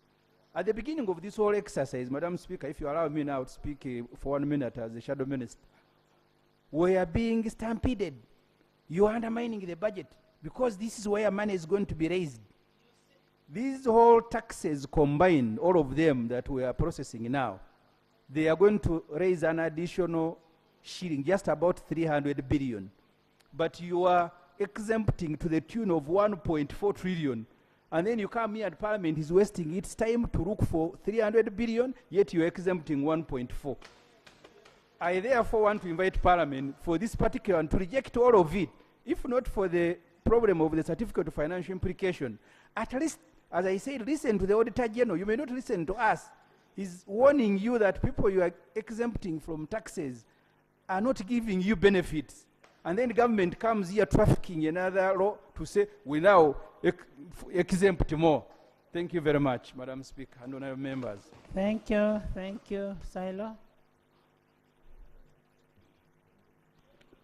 Right Honorable Speaker, first of all, I want to applaud the Minister for the proposals, but also the committee for the report. Number one, for you as a serious expert on figures, to parade the proposal without a plan is like having somebody who is building a house without a house plan. And it becomes difficult at the end because that house can easily what? Collapse. I saw it in the tennis parliament when we were debating the issue of OTT. And we told the government this thing cannot succeed. Some people paraded the ideas and they insisted and they said, we shall succeed. Where did it reach? It collapsed before it reached even Ginger. And that is it. So today, we are talking about a very serious matter. For me, I'm not opposed to all the proposals. Some of them are beautiful. For instance, if you are talking about exempting taxes on transfer of shares, I thought that was a beautiful one. Yes. So not everything should be dumped. But I think the minister should be given time to go back, refine, come back, so that we pass what is proper. For me, that's what I think. That is my own opinion. Number two, Right Honorable Speaker. Like the minority... You've been away, and I want to welcome you back from he has been from Serbia. He has just come back, and I want to welcome you back. Rose. Thank you so much, Right Honorable Speaker. Right Honorable Speaker, in the same way, I want to thank the Minister. But I would like to flow in the same water with the minority report. Right Honorable Speaker, we have challenges with taxes in this country. I remember many people have been shot dead in West Nile as we're trying to get taxes from them. Now we are here trying to work in blindness. We do not even want to give us figures. We're just the minister who has all the machinery to support him to get the figures is trying to say we can do it without the figures. I think this is not fair enough to this August House. I'll beg that the minister goes back and comes here when he's really prepared and ready to give us facts other than gambling. We're not here going to continue with this kind of thing. Thank you. Actually, what you're discussing is matters of tax administration. This is a law that we are passing. The other one is tax administration. A place... Yeah, Right Honorable Speaker and colleagues, I hear the concerns of colleagues, especially when you say the history, we've had challenges of incentives being given and they are not followed up to get the benefits. True, this is a concern we should put to the administrators of the tax. What we are proposing here is to create an environment that will enable investment. And these are right good proposals. The concern of following up to make sure the benefits are realized is another thing that is administrative. Yeah. Another arm of government. Another... let me first start with the Kenya, then I come to you. Madam Speaker, whereas I agree the concern the members have raised, but we are in a very competitive East African region. I happen to represent an organization in this region. As we speak now, Kenya, you can Google online, Kenya has banned the imports of all billets. What's the purpose? One, to create jobs. And if I heard Honorable Mos saying, import of all billets for all steel manufacturers in Kenya, you must get billet locally. What did Ruto do for that purpose? So that he creates jobs for the young people. I have heard Honorable Mos proposing that 70% must be citizens. My problem, and I want to request Madam Speaker and Honorable Minister, we have some foreigners who come here with all the due respect. Our girls are very beautiful. They marry, our girls become citizens. Can we improve that section? Because, Madam Speaker, this is very serious. We have people who come here under our law. Are you meaning a stamp on the marriage certificate? I'm trying to say that the proposal of the chairperson of committee is very good. Will help our young people to create jobs. Because saying 70% must be citizens to call and to get jobs. 70% if you have a company called Anita Mong Foundation, you have been exempted, you must employ 70% of Ugandans. But my concern is, Madam Speaker. Me, I'm not a foreign investor. No, I'm just I am a local one. Giving an example, Madam Speaker. My propose an improvement that I require from Chairman that you can be a Sudanese, you can be a Somali, you come here because Ugandan girls are very beautiful, you marry, the next day you are a citizen. So you will qualify to become an employee, part of that 70%. What some countries do, you must be an indigenous citizen. Your father should have been lived there for 20 countries, for 20 years. You get me? So we do that provision. Thirdly, Tanzania has just passed another law of the exemption we are talking about here. Same provision. Jobs to Tanzanians, and they even put a provision that you are only allowed to have a foreigner to become a corporation secretary, managing director, and accounts. All the jobs downward must be a Tanzanian. So colleagues, any provision that creates jobs for Ugandan is good. But anything which does not create job, I am against. Honorable members, I want us to differentiate between the enactment of the laws and tax administration. Much as we enact the laws here, we are not going to turn ourselves to be the implementers of collecting taxes. Ethel?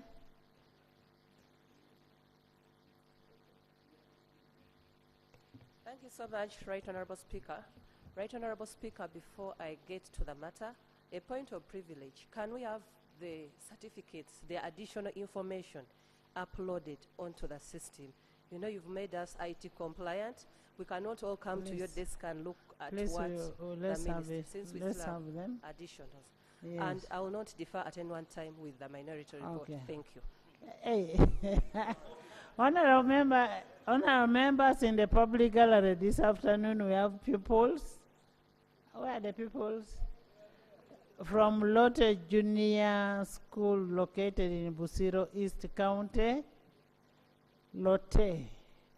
They are represented by Honorable Lubega, Medad Segona.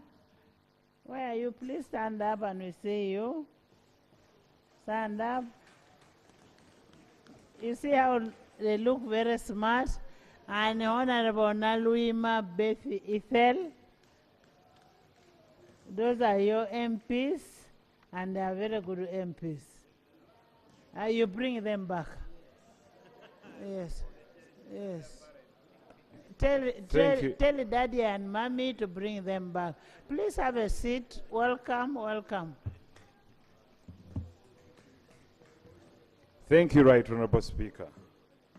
Right Honorable Speaker, I've heard the presentations from both reports.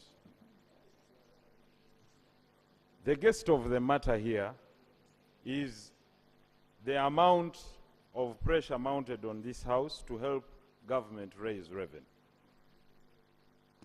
Of course, this is one of the things the Honorable Minister has been telling us, that there is a shortfall, we need money to fund your priorities. And this is the question that has been posed logically by the Honorable Ssemujju, that through exemptions, you have 1.4 trillion. Some exemptions where this parliament has participated and others on devolution of the minister. Meaning certain expenditure priorities are not met as a result of our own making. And the minister is here to tell us that, one, I don't have money, I need to raise 400 billion, but the only way I want to raise it is partly by making these exemptions here. In short, if you're drawing a table, it shows he has a deficit somewhere, but for him to raise money is to do away with this tax. And we are saying, tell us how much you've been collecting before we can give you a clearance to do away with this. That is the cost analysis that we want to see, that this is what I've been collecting because the law has been there. The amount of taxes I've been collecting through stamp duties, from transfer of shares, from the importation of ABCDE has been this. And it is irrelevant, it is negligible.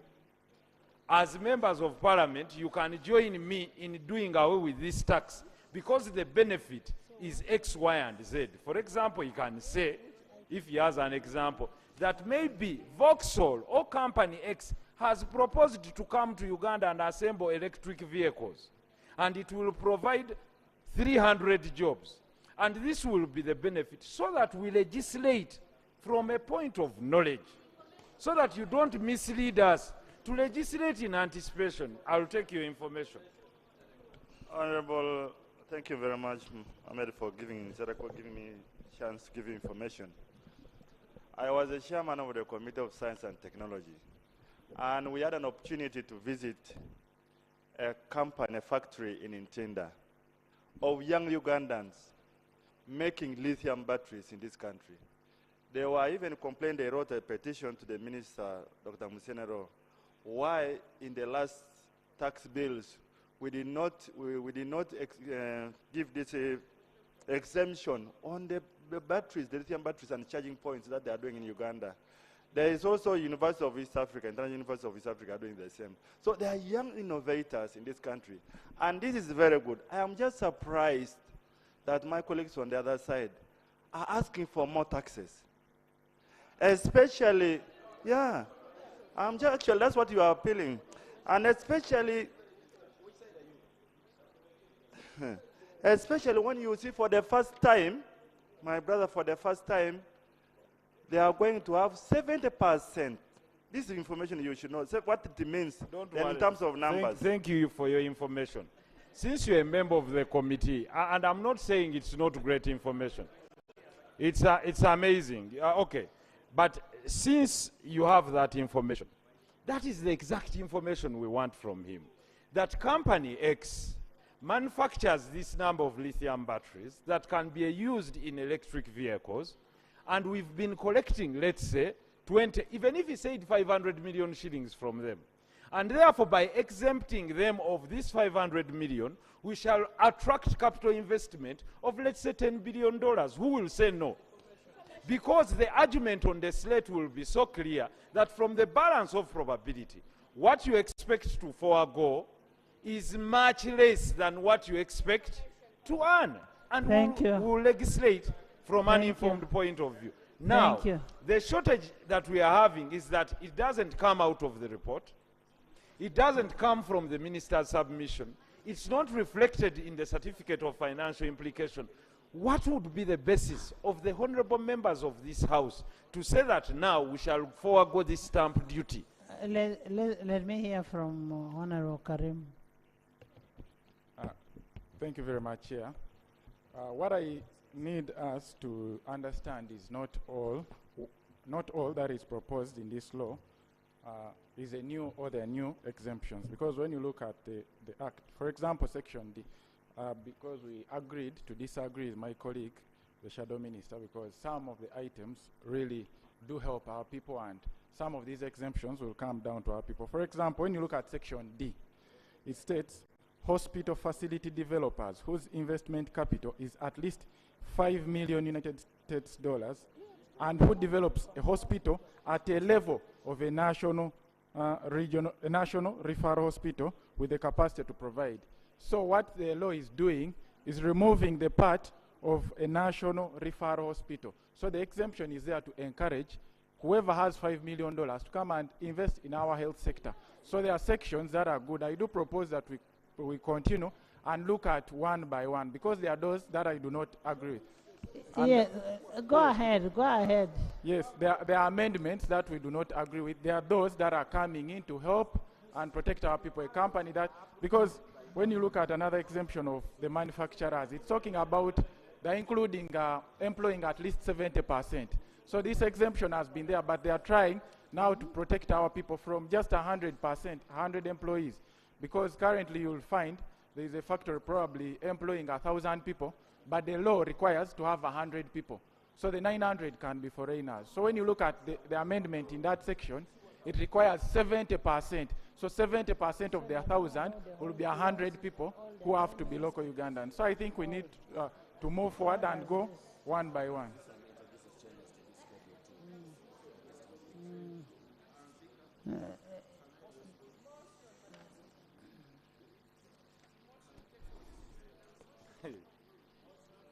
Right, Honorable Speaker. I think the question that our colleagues fail to understand is not the spirit. We are not challenging the spirit, because the spirit belongs with the legislators here.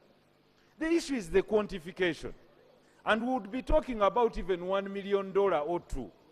And the power of who accredits a hospital to be referral or not belongs to the Ministry of Health.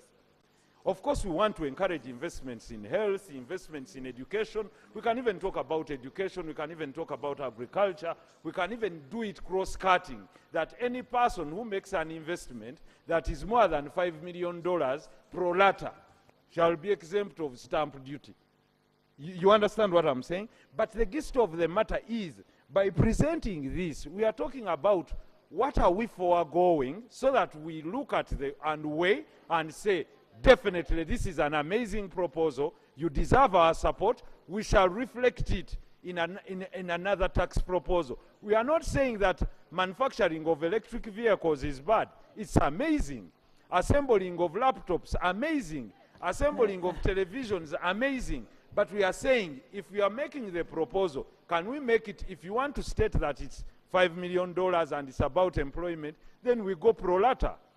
Any person above the investment capital of $3 or $2 million, stamp duty of X. Honorable members, like the Honorable Karim said, can we pick item by item? When we reach committee stage, we say, this item here, we are not in agreement because it helps our people. You get it, eh? Yes. Yeah, Madam Speaker, the reason what the stamp duty is a stamp on value, assuming let me give an example which is simple. Like you buy land of 100 million, there's a stamp duty of 1.5%. There's a stamp duty which is maybe 1.5% on land, and what you apply. It's one of the easiest ways to collect money from values. Now, sometimes stamp duty can increase costs. For example, if I have invested $1 billion shilling and you are going to collect 2% from me for registering my company with shares, which you can allow to invest and produce. One, they have even put here, employ people. The moment it employs at least 70% and earns at least 70% of the total bill, wage bill. You don't have to have 70%, but when the wage bill is below 70%. I think 70%, 75% does not mind. If 75% of 10 is 7.5. So even if you have 5, 75% will be 4 people. So Madam Speaker, stamp duty is one of the easiest way to put people in the tax bracket. But the moment they are registered, as they are saying, and you allow people to bring in money, even those local ones, instead of undervaluing their shares, now they will come to the market and put them on the shares. Many people here, he buys a land of 100 million, he negotiates and gets an agreement of 5 million. And nobody has the capacity to change it. But if you make the rate low or put nil, the man will declare the other 100, and you will know that he has invested 100 and is doing this, and it will earn income for this country, and that's the basis to do it. So, Madam Speaker, I want to make a proposal that in this, there are those which are good to look at. We have shares, we have debentures, we have mortgage, we have securities. I think we could go with one by one because even securities are very important. Yes. Move a motion. So, Madam Speaker, I want to move a motion that we go to the committee stage to handle clause by clause and section by section to determine which we can allow and which we shouldn't allow. Thank you. Those in favor say under control, nay. Nice have it. I put a question that the Stamp Duty Amendment Bill 2024 be read the second time. Those in favor say under control, nay. The ayes have it. The Stamp Duty Amendment Bill 2024, Bills Committee stage.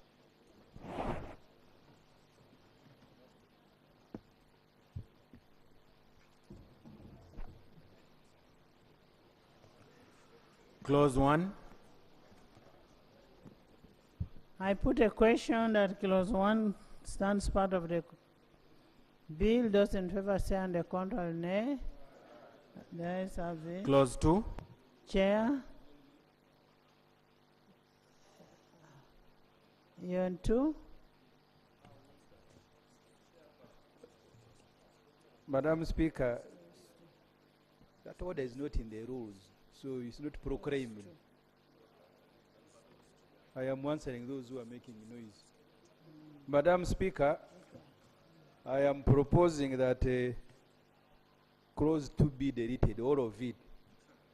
We can revisit when a study has been done to quantify the benefit vis-a-vis the exemptions that we have already made, as mentioned.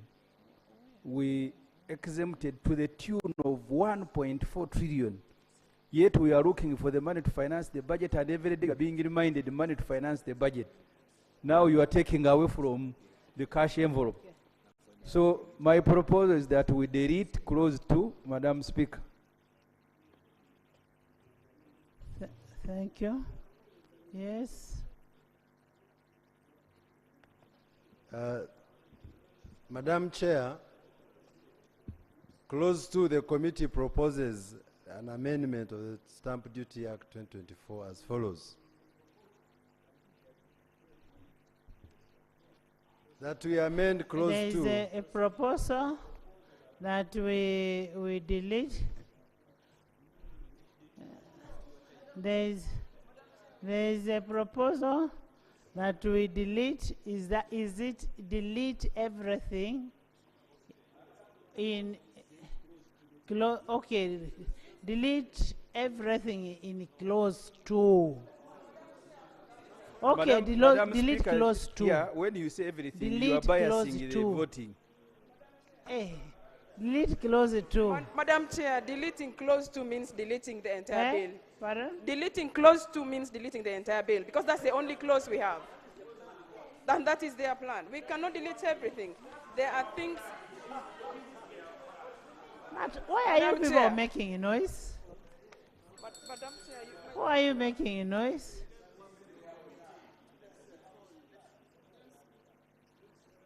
Is it seconded?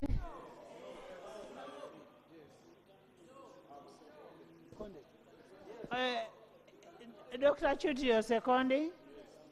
Deleting clause 2? No, I had an issue to raise on that. No. I am on secondment.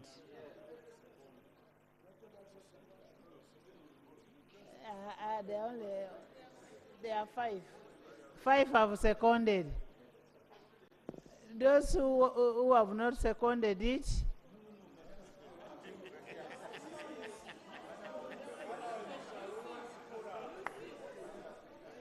honorable members, those in favor of deleting,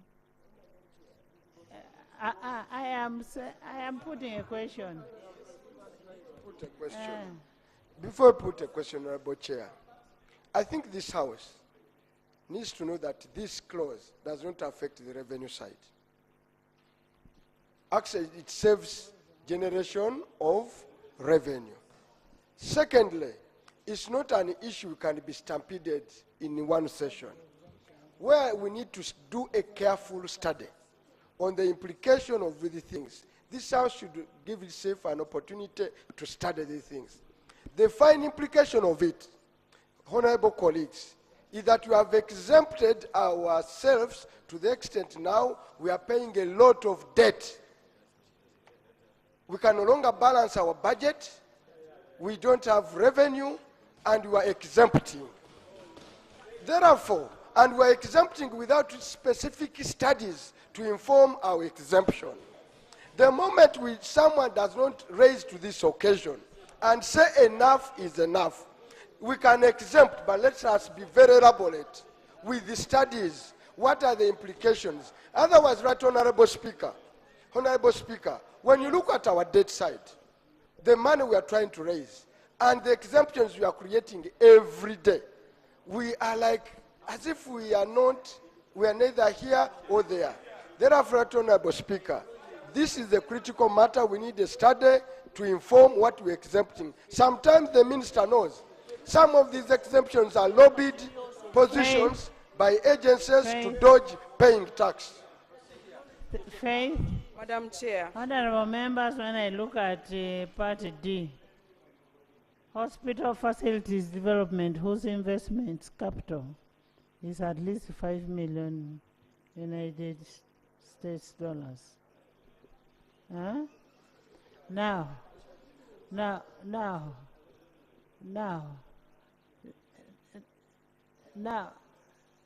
they're not. You people, let's not make things difficult. Let's look at issues one by one. Faith, let's debate on this thing. Madam Chair, I agree with you that we should handle these matters one by one, case by case.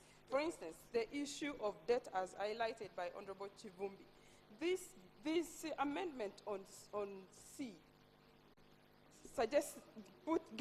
opens a window for venture capital to be raised in Uganda so we can have our own money and reduce the borrowing.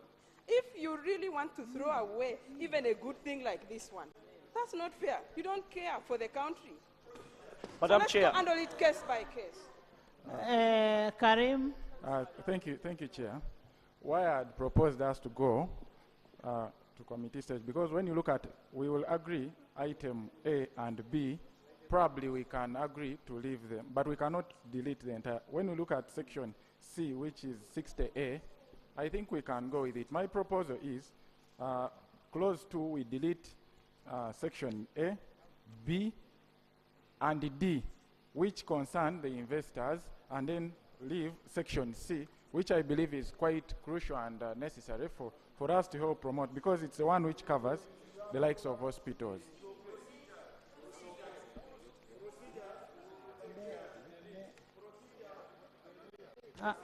Members, first wait for me to conceptualize.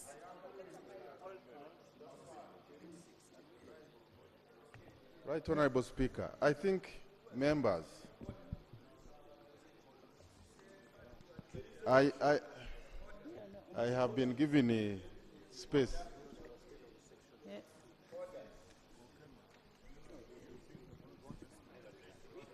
Yes, Katesh. Madam Right, Speaker, the point of order I am raising, this parliament was advised by an experienced former commissioner not to arbitrarily impose taxes without studies. Is he in order now to turn against his own advice and then say just proceed regardless? Is he in order? Let's hear from the minister or from Katesh. Right, Honorable Speaker. I think when we are debating, we need to understand the intention of some of these proposals so that we make informed decisions. Now, one of the problems we have in this country is high cost of capital. We have companies that borrow at very high rates. In many other countries, they have incentivized private equity and capital venturists to come in and bring in cheap capital for people. This proposal is intended actually to do support in private equity and especially into early stage and high risk enterprises. I do not think that as a house we should be throwing this kind of proposal because we are trying to help our business. We are trying to help our economy by attracting in cheap capital. It is not, this is a value proposition. You are not exempting someone who is existing. You are putting a value proposition attracting capital in this country. We are not talking about exempting someone who is already here. Why would we be here saying we throw out such a proposal knowing that it has very big benefits for the economy? So, Right Honorable Speaker, let us not mix things. I agree on the issue of exemptions. We need to deal with them. But let's look at existing exemptions, but not look at something that is intended to actually promote economic growth in this country and just throw it out of the surface because we have a problem with exemptions. This is futuristic. It is a value proposition. It will drive in capital and equity, and people will invest in our people's businesses. And then we can collect more tax when the businesses have grown.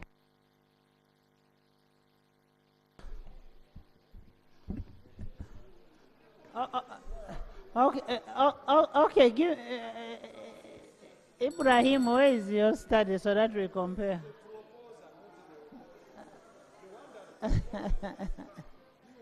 Madam Speaker, my study, the Speaker has asked me, where is my study?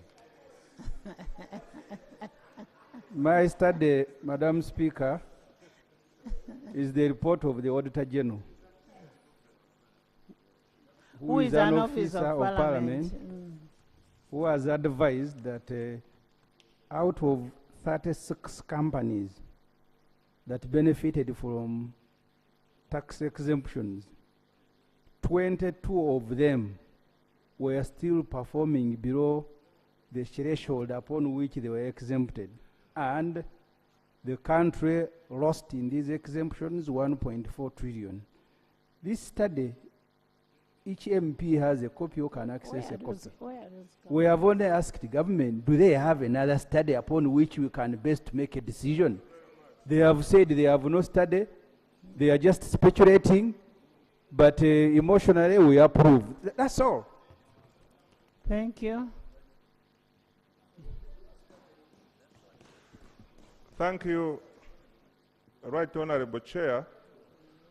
Right Honorable Chair, let me begin with the Auditor General's report, which Honorable Ssemujju is referring to. It is true that some of the exemptions we have provided before have not yielded economic benefits. And those are the exemptions which the Auditor General is referring to. For today's debate,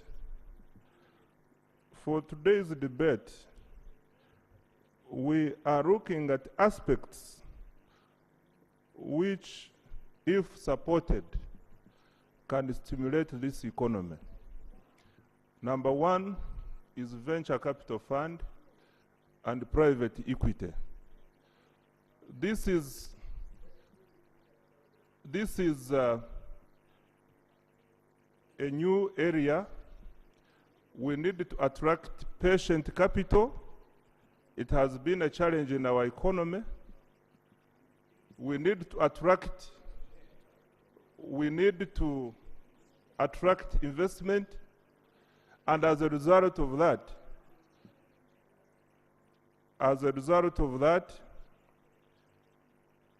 all those companies, because of favorable regimes elsewhere in the region, Kenya and the others, we have seen much private equity and venture capital going to these markets and leaving ours. So we are saying, in order to allow this area to grow, in order to allow us attract capital in these areas, clarification.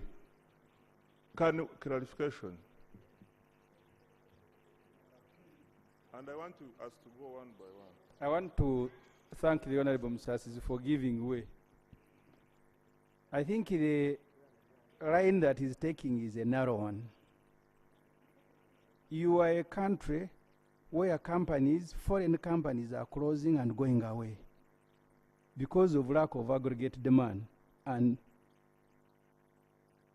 so if the message those companies that are closing and going away are carrying with to their respective areas because of the problems within your economy, is the question now to exempt taxes, will that bring them back?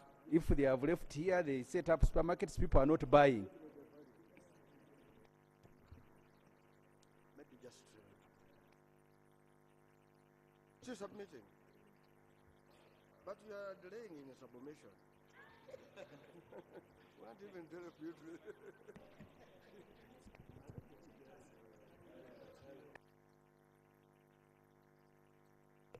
Mr. Minister, I think the problem, do you have this volume with you?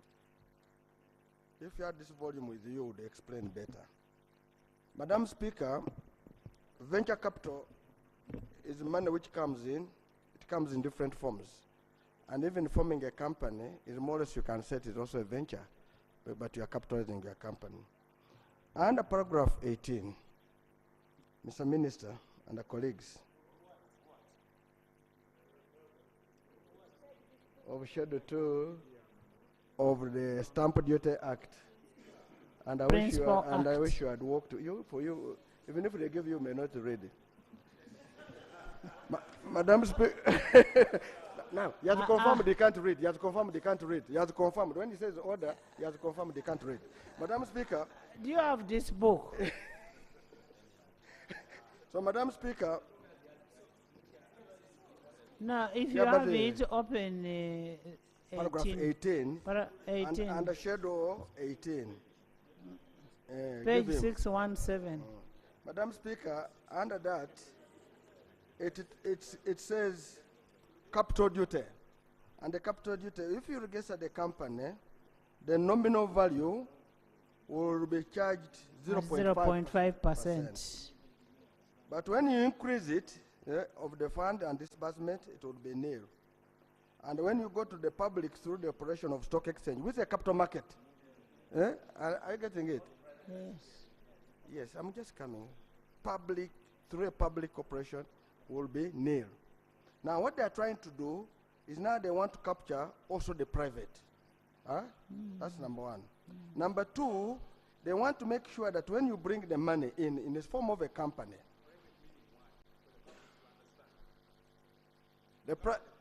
a private company is not on the stock exchange, not listed. Very simple. It is not in the public, and even if it's producing its accounts, they are not supposed to be public accounts. Like company limited. Oil, and that's it. Madam Speaker, what happens is when you put money on a capital, what most people do, interest, a charge, they start bringing money in the form of loans. Now, when I bring a loan, you will pay me interest. As if you're aware, under Section 25, we're trying to limit that. Under Section 90 of the income tax, we're trying to limit it to avoid the related party actions. Now, when he brings interest, you pay him another capital money as a loan. He will earn interest. And when he earns interest, he externalizes it and again brings it back as what? Interest. So it will be a continuous flow because he's trying to dodge payment of stamp duty. In most cases, when you have registered a company, it will only get money if it is under liquidation. At the end, when you have paid everybody on the bench. Nathan, you would have first clarified to Honorable Seno that he takes out as profit and brings in back as a capital. So now, that's true, he takes it as profit and brings it back. But what we are trying to say, if you attract this money, the only money you will be paid will be what we call dividends. And the dividends will be after declaring all the profit. You mark your interest is allowable business expense. But dividends is not allowable business what? Expense. It's after making corporation profit, subject it to corporation tax, then the one you are going to get will be subjected to withholding tax in the form of dividends. And in most cases, most companies will tend to fear to take out money in the form of dividend because of the tax. In short, the money will remain in the company, and instead of going to borrow more money, they will use the internally generated funds. So the advantage of this, which I wanted to say the minister, you needed this book, you would have said you are attracting people to bring in money in the form of shares, share capital, instead of bringing in money in the form of loans, which will be allowable business expense. And that's number one. But he talked about venture capital. Venture capital is the same. Yes, it's the same. That's what I'm saying. Yeah, so when I bring in my venture capital, when I register it with URSB, you will not be, because money, yes. Madam Chair, if you are aware, a mortgage deed, a debenture, whichever form I've brought it, because I will bring in my money as a maybe debenture, as a mortgage, You must, when I'm registering it, I must pay what stamp duty, and for most of it, for a mortgage, it is 1%, which makes it very complicated. Some people tend to fear to bring in money. They look for countries where there are no charges on stamp what? Stamp duty. It's not good to tax capital at the beginning. You leave it generate, then you come and tax it. And that's what I wanted to put up across. Thank you, thank You you. can ask me. Honorable. You can ask me, Madam No, Chair. let him ask Nathan. I want to ask you, if somebody like Amarogo, because I know why they are moving these things, the one that wanted to lend money to Uganda from Nairobi, Amarogo, the money lenders, because some of these exemptions may end up benefiting money lenders. I want to ask you what will happen to a money lender that wants to bring in here money for purposes of lending to Uganda. Madam Speaker, he has answered. When you lend money, you earn what? Interest. And the moment you earn interest, you will be subjected to withholding tax at is it 10% when you are taking the interest. Whether you have paid it out or not under the law, the moment you make a provision, you deduct the what? The 15%. So if the money lender came, Magoro, who will pay 15 what? %. You can pay. Madam Chair, More information. My colleague, you know, the principle here that Honorable Nandala is raising is that as a country, we should reduce our appetite of targeting and taxing capital. Because capital is the seed that we are investing in the economy. When the companies get that money and they grow and they make profits, then you can target them. So the issue of interest, it is dealt with in another bill, but even that one is at the point when you have earned. But when someone is coming in where we have a problem of having patient capital in this country, we should reduce our appetite to try and tax where we have not invested. Madam Speaker, stamp duty, in short, in most cases, is either nil or 0.00%. Why? It is just purpose, and by then in most countries, they refund your money after some time. But here we take it as a revenue and we never refund. Because you are taxing capital, which has not what? Generated. Allow people to bring money, generate, make profit, tax profit. Honorable members, we still have a pending motion which was brought by Honorable Ssemujju Ibrahim.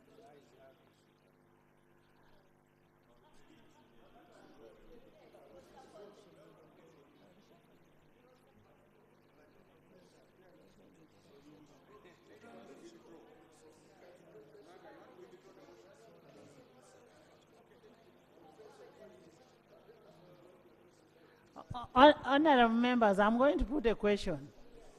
And the question I'm putting, that those who are in favor of deletion of clause 2, if you are not in agreement of deletion, say no. Say what? No.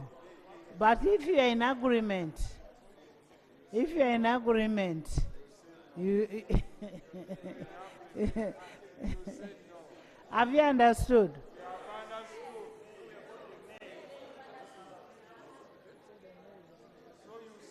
I put a question that those in favor of Medi.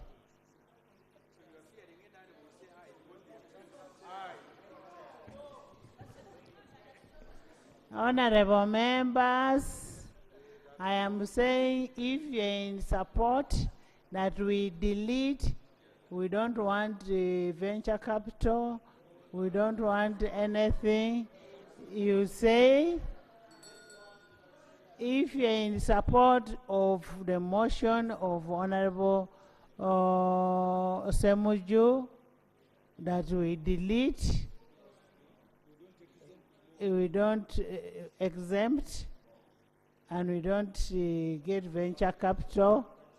You get it, eh? You say what? Then if you are saying that we need this clause, like what Honorable Nandala has explained, you say what? Nay. Nay. Honorable members, I put a question that those in favor of the motion for deletion of clause 2 say unto the contrary, nay. Nay.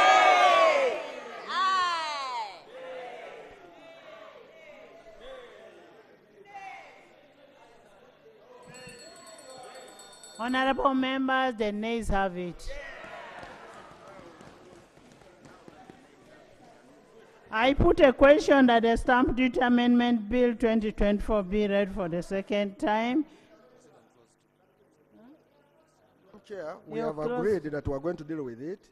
Now we have some sections, some paragraphs, which we want to handle one by one.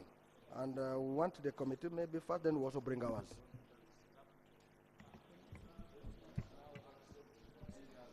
Thank you, Madam Chair. I think I would like to read the amendments in clause 2 that the committee proposed. The committee proposes that clause 2 be amended as follows. A, in paragraph A, by inserting the word or shares acquired by a private equity or venture capital fund regulated under Capital Markets Authority Act, Cap 84, immediately after the words Cap 84. That is A. B, in paragraph B, by inserting the words or by a private equity or venture capital fund regulated under Capital Markets Authority Act, Cap 84, immediately after the words Cap 84 in the proposed item E. And C, in paragraph C4, in the proposed paragraph G4, by inserting the words at least immediately after the words substitution of, and D, in paragraph D, by inserting the words or to or by a private equity or venture capital fund regulated under Capital Markets Authority Act, Cap 84, immediately after the words Cap 84 in the proposed item F.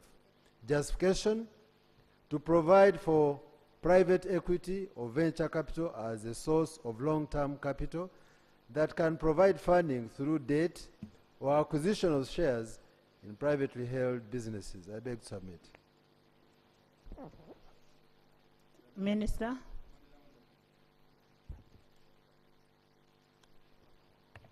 Madam Chair, I agree with the committee. Honorable Mafabi? Madam Chair, on that one, I have no issue. But since we are moving the oral amendments of clause 2, I want to make amendments. Okay, maybe we deal with this because let's no, I'm not finish. amending the position of the committee. I'm just only looking at an addition so that we deal with it at On once. the same. On the same. Under C, item C, they are substituting for the word capacity to employ a minimum of 100 citizens, the words employing at least 70% of the employees. Now, Madam Chair, this one here is becoming interesting. What they are doing, initially we were at 100, now they want to move to 70%. If you do this, there are chances of now bringing in transfer pricing. What do I mean transfer pricing? They will decide that those ones that are employing the 30%, they will make sure the payment is not done here, it's done there, but they will transfer it maybe on cost of goods because these items are coming out like the raw materials. And that's where I wanted us to really tighten in that view. So, Madam Chair, I want to move an amendment that instead of 70%, we make it 80%. And also the aggregate to be 80%. So that we'll leave a leverage of 20%, which can easier because look at the arm length transactions. Thank Chair?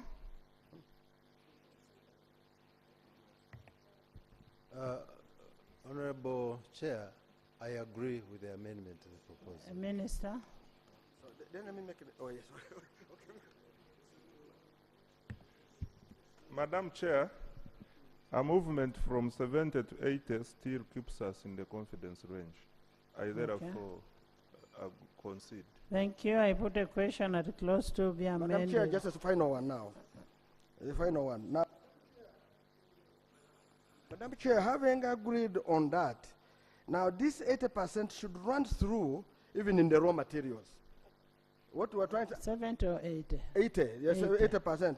Even the raw materials, whereby the raw materials, unless they are not locally found, then you can decide to go. Like medicinal, most of the herbs are from our forests here.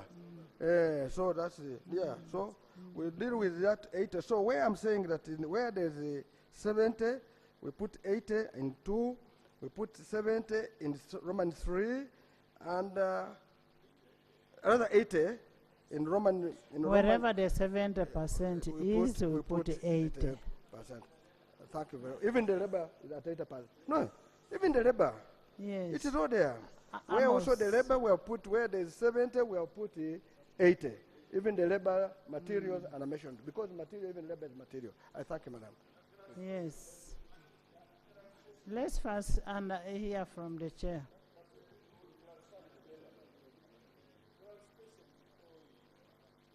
Okay. Clarification which would help. You know, someone is insinuating. You say when we say at least 80%, I wanted to be clear. What would stop us going to 90 since we have used the concept at least 80%? What would stop us even going to 95, 98? No, the only difference that Honorable Nathan is proposing is that the minimum in this case should be 80. That's the only difference. Nothing stops us to go to 100, 90 and so on. I agree with the proposal that Nathan has given. The issue of labor. Right, Honorable Speaker, I know that our foreigners sometimes are so sensitive. We do not want to be outcompeted by our neighbors, and we must be very careful about this.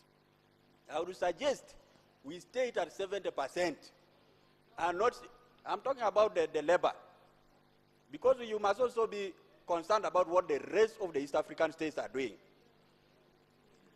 Lest you run, you chase away everybody. By the time you realize you are alone in your house and nobody will help you. So I think it is something that I need the senior Mafabik to consider. No. Yeah. Madam Chair, before my younger brother comes to give me information, I think Cyrus, it's true, he has just come back. It's true, he has just come back. And this country, you are trying to promote your own materials. You should encourage your materials to be used in everything. By the way, in East Africa there is free movement of labor, and goods and everything. But you'll find it's only in Uganda, which is more flexible. Thank you very much for giving. Well, I just want to give Honorable Silas information and Honorable Nandala. Clause 60A concerns the labor force that is in industrial parks and free zones. So we do not expect to have foreigners taking up a huge percentage. Most of the labor force here, they are locals. They are these casual laborers who are doing daily work. So 80% is quite okay. And he's from industrial area. Madam Chair, also what we are trying to safeguard, if you are not aware, maybe let me help Cyrus, is that the moment you put it at 80% as minimum and the cost is at 80%, you are leaving a leverage of 20%. Should they go out to go more, you're even limiting transfer price, but also should they go beyond, they will try to suppress their costs in one way or the other. And that means Thank they will help this country instead of externalizing all the money they make here. Thank you. And this one should be able Move to the go. So, amendment. Minister, No. so Mr. Minister, you are here to move it. And now it so goes to 4, substituting for 20% instead For- of... for 70%? No, 4 is instead of this because it was divided, subtracting from the balance 30. So now instead of here it will be 20 what? Percent. You said. Yes. Instead of 30 it will be 20%. Okay. I put a question that... Yes. Thank you, Right Honorable Speaker. Right Honorable Speaker, on G1, I would like to propose an amendment. G is about manufacturers of electric vehicles, electric batteries, or electric vehicle charging equipment, or fabricator of frame and body of an electric vehicle who meets the following requirements. Now, my issue is about the requirements. A minimum investment capital of $10 million in case of a foreign investor, or 300,000 United States dollars in case of a citizen. Right Honorable Speaker, 300,000 US dollars in case of a citizen is a bar too high. This is Right Honorable Speaker. Check in the Investment Code Act. That is provided for in the Investment Code Act. So that's... But the argument here is been to promote And that's what you are investment saying. and raise appetite. You need to amend the Investment Code Act for you to now to have this. Yes. Just to give information, I think this has been a standard in most of our tax laws. Usually, it's actually even it's lower for those who are investing up countries up to around 150,000 US dollars. So I think it's okay.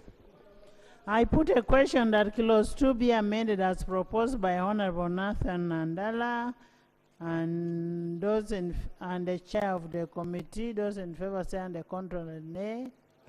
The ayes have it. Clause 2 as amended. I put a question that clause 2 as amended stands part of the bill. Those in favor say and the contrary nay. The ayes have it. Title. I put a question that the title stands part of the bill. Those in favor say and the contrary nay. The ayes have it. Motion for resumption of the House. Honorable Minister.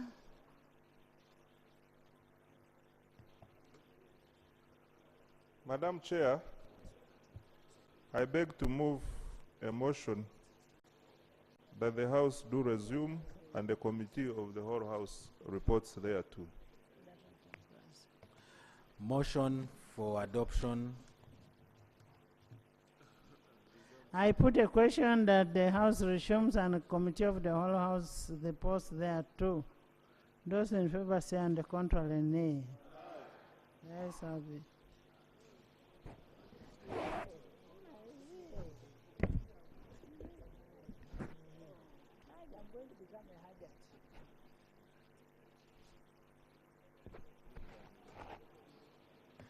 Report of the Committee of the Whole House.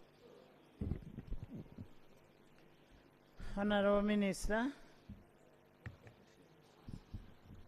Right Honorable Speaker, I beg to report that the Committee of the whole House has considered the bill entitled the Stamp Duty Amendment Bill 2024 and passed it with amendments.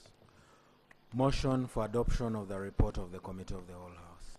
Honorable Minister. Madam Speaker, I beg to move that the report from the Committee of the whole House be adopted. I put a question that the report of the Committee of the whole House be adopted by this House. Those in favor say and the contrary nay. The ayes have it. Bill third reading. The Stamp Duty Amendment Bill 2024. I've never heard Aisha's voice loud. I'm happy today I've heard. Kongs. Madam Speaker, Yes. I beg to move a motion that the Stamp Duty Amendment Bill 2024 be read for the third time and do pass. I put a question that the Stamp Duty Amendment Bill 2024 be read the third time and do pass. Those in favor say and the contrary nay. The ayes have it. A bill for an act titled the Stamp Duty Amendment Act 2024. Title settled and the bill is passed. Bill second reading, the Excise Duty Amendment Bill 2024.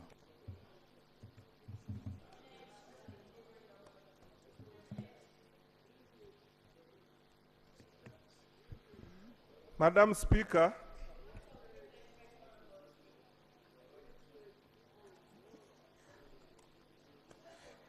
Honorable members, we have two bills left, and you know your areas of departure.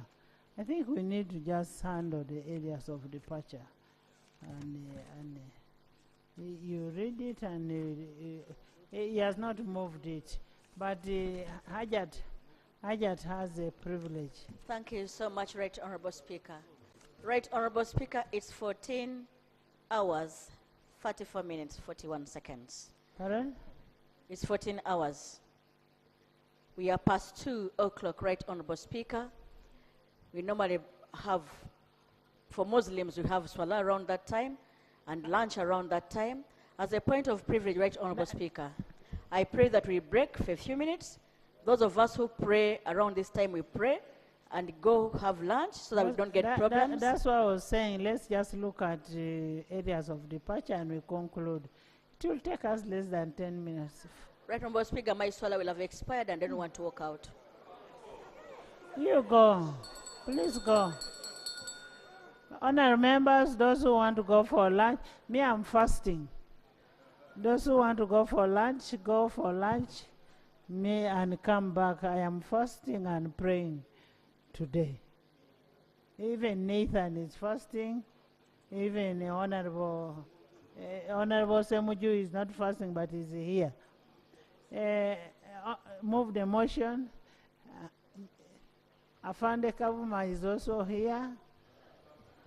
Madam Speaker, I beg to move a motion that the Excise Duty Amendment Bill 2024 be read for the second time. Seconded. Seconded by Idisa Viria, Fidra, Edakasi, Chair and Vice, by Max, by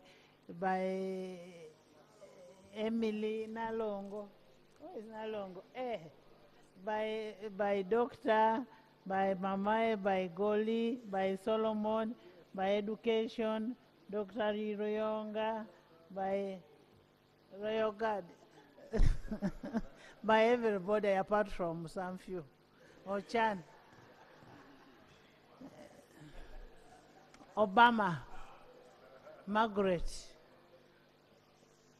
Commissioner Esther. Yes?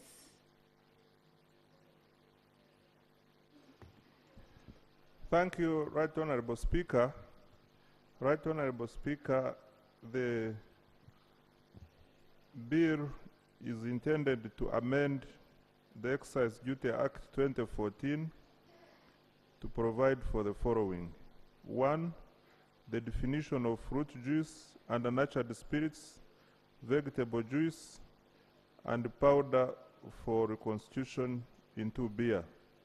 2, to amend the Schedule 2 of the Act to revise the excise duty on certain excisable goods and services and for other related matters. I submit, Right Honorable Speaker. Thank you. And additional information on the certificate?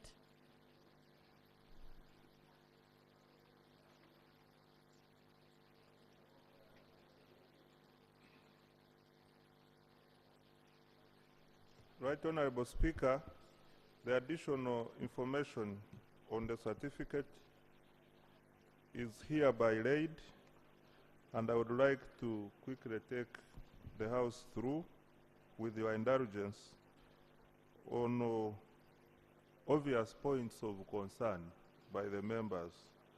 1, is the impact on the economy, which we say that the bill will facilitate economic growth from 6% to 6.5% in financial year 2024-25 and 7% in the medium term. Number 2 is on the expenditure. We are not going to change the structure. It will be implemented within the existing URA structure, and the budget for URA budget this year is provided. We also provide for the budget for financial year 2025. This figure is picked from the MTF. We also provide the expected revenue to government. Madam Speaker, the implementation of this bill, if passed, will result into additional revenue in excess of 200 billion Uganda shillings. I submit, Madam Speaker. Thank you. Shadow? Does it have a committee? But just no formula, you can start. That's what he said. Start. Right Honorable Speaker and Honorable colleagues, I did not receive any minority report on this, and I'll go straight to the matters. Right Honorable Speaker, I did not receive it. I will start with 4.2, Clause 2, Amendment of Excise Duty Act 2014. Clause 1 proposes to define fruit juice to mean unfermented liquid extracted from an edible part of a fresh fruit, whether the extracted liquid is diluted or not. Powder for reconstitution into beer, to mean powder, crystal, or any other dry substance which after being mixed with water or any other non-alcoholic beverage ferments to or otherwise becomes an alcoholic beverage. And denatured spirit, to mean spirits that are not mixed with any substance so as to render the spirit unfit for human consumption or capable of being rendered unfit for human consumption, and includes natural spirits or alcoholic beverages made from natural spirits that are fit for human consumption. And vegetable juice, to mean unfermented liquid extracted from an edible part of a vegetable, whether the extracted liquid is diluted or not. The committee observed that the above-mentioned items are not currently defined or taxed in the Act, and the provision is intended to clarify and remove any ambiguity regarding the definitions of fruit juice, powder for reconstitution into beer, and denatured spirits and vegetable juice for tax purposes. The committee took cognizance of the Section 10, subsection 2 of the Excise Duty Act, which provides that where excise duty on which excise duty has been paid are converted into excisable goods liable for excise duty, the converted excisable goods shall be liable only to the difference between the excise duty on the converted goods and excise duty originally paid before the conversion. And as such, the committee found no merit in excluding pulp, in excluding pulp and puree for industrial use from the definition of fruit juice. Recommendation. The committee recommends the definition of fruit juice, powder for reconstitution into beer, and denatured spirits and vegetable juice be adopted as part of the bill. Clause 3. Amendment of Schedule 2 to the Act. Clause 3 of the bill seeks to amend the second schedule of the Act, which provides for excise duty in respect of excisable goods and services as follows. the lower the excise duty imposed on opaque beer to lower the excise duty imposed on opaque beer from 20% or 230 shillings per litre, whichever is higher, to 10% or shillings 150 per litre, whichever is higher. The committee observed that the proposed amendment seeks to lower the excise duty on opaque beer, and since opaque beer is made primarily from locally sourced raw materials, the amendment will promote the utilization of the locally sourced raw materials and cause a reduction on the excise duty levied on the other alcoholic beverages, kombuchas. Will provide an incentive to produce and sell products competitively. We therefore, as a committee, recommend that the proposal be passed as part of the bill. B, to lower the excise duty imposed on any other alcoholic beverage locally produced from 20% or 230 shillings per litre, whichever is higher, to 10% or 150 per litre, whichever is higher. The committee observed that the proposed amendment seeks to lower the tax rate on any other alcoholic beverage locally produced. This amendment will promote the utilization of the locally sourced raw materials and increase tax compliance. The committee further observed that during the debate on the report of the Committee on Excise Duty Amendment Bill 2023, the House recommended that the rate applicable to other alcoholic beverages, kombuchas, should be lowered to the same rate as opaque beer, which uses similar locally sourced raw materials. And therefore, the committee recommends that the proposal is adopted subject to amendment on the duty rate from 12 to 10%. C, to introduce a new excisable good of powder for reconstitution into beer at a fixed rate of Uganda shillings 2,500 per kilogram. Recommendation. The committee recommends that the clause be passed as part of the bill. D, to repeal the provision of the undenatured spirits made from locally produced raw materials used in the production of disinfectants and sanitizers for the prevention of spread of COVID-19. Now, the committee recommends that the clause be passed as part of the bill. And E, to introduce excise duty at a rate of 60% or 5,000 shillings per litre, whichever is higher, on undenatured spirit of alcoholic strength by volume of 80% or more made from locally produced raw materials. The committee observed that the proposal of excise duty of Uganda shillings 5,000 per litre is high compared to the rate of the final product of Uganda shillings 1,700 per litre. The committee further observed that the rate hike from Uganda shillings 1,500 to Uganda shillings 5,000 per litre on raw materials, whose final product is taxed at Uganda shillings 1,700 shillings per litre, is reasonably high. And therefore, the committee recommends an excise duty rate of 60% or Uganda shillings 1,500 per litre be imposed on undenatured spirit of alcohol strengths by volume 80% or more made from locally produced raw materials.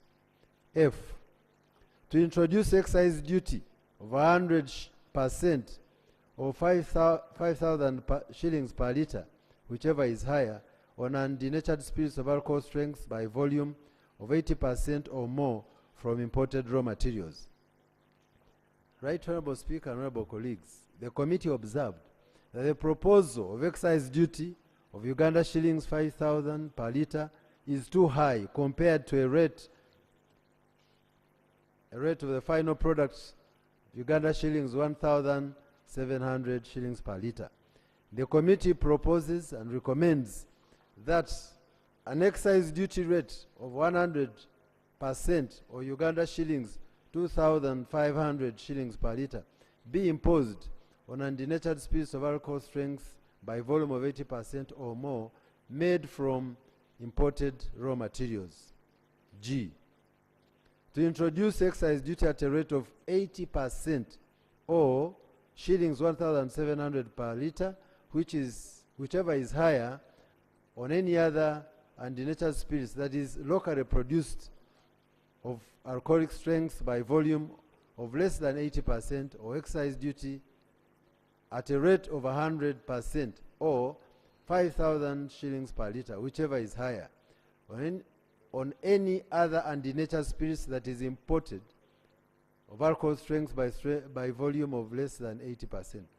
The committee observed that the proposal of excise duty of Uganda shillings 5,000 per litre is too high compared to the rate of the final product of Uganda shillings 1,700 per litre. And therefore, the committee recommends an excise duty rate of 80% or Uganda shillings 1,500 per litre to be imposed on any other undenatured spirit of alcohol strength by volume of 80% or more made from the locally produced raw materials. H, to increase excise duty on other wines from 80% or 8,000 shillings per litre, whichever is higher, to 100% or 10,000 shillings per litre, whichever is higher. I, reducing the tax on fruit juice and vegetable juice, except juice made from at least 30% pulp or at least 30% juice by weight or volume of the total composition of the drink from fruit and vegetable locally grown from 13% or 250 shillings, whichever is higher, to 12% or 250 shillings per litre, whichever is higher. Recommendation. The committee recommends that the proposal is adopted. J, to lower the excise duty or any other non-alcoholic beverage locally produced other than the beverage made out of fermented sugary tea solution with a combination of yeast and bacteria from 12% or 250 shillings per litre, whichever is higher, to 12% or 150 shillings per litre, whichever is higher. Recommendation. The committee recommends that the proposal is adopted subject to amendment of the duty from 12% to 10% as said above. K, I beg your pardon. To introduce a fixed rate of 75 shillings per litre of mineral water, bottled water, I beg your pardon. To introduce a fixed rate of shillings, 70 shillings per litre of mineral water, bottled water,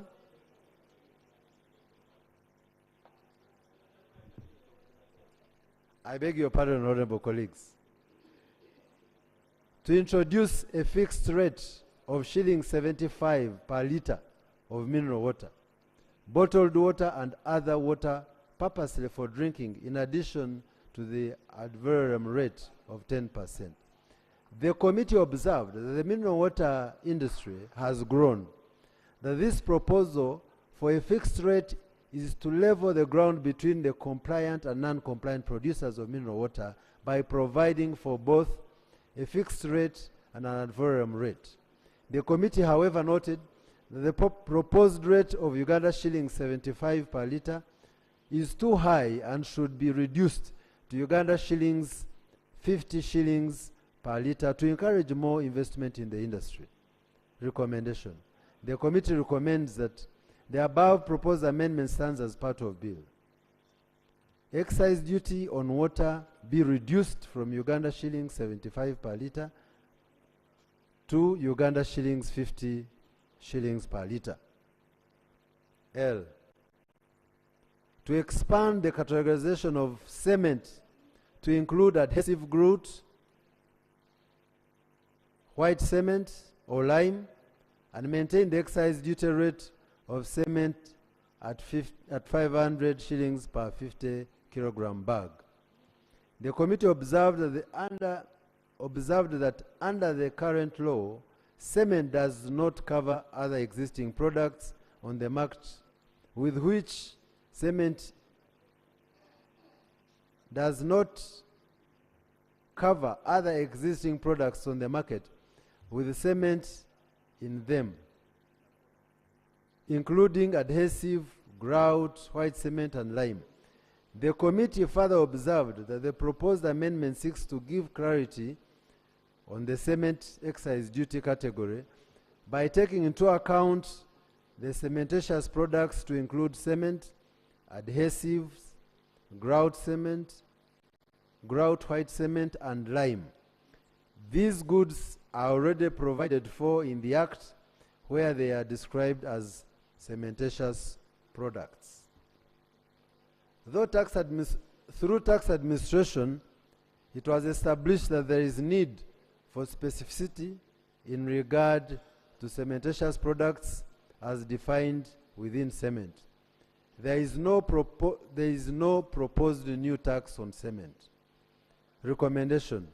The committee recommends that the proposed amendment be passed as part of the bill for purposes of clarity. M.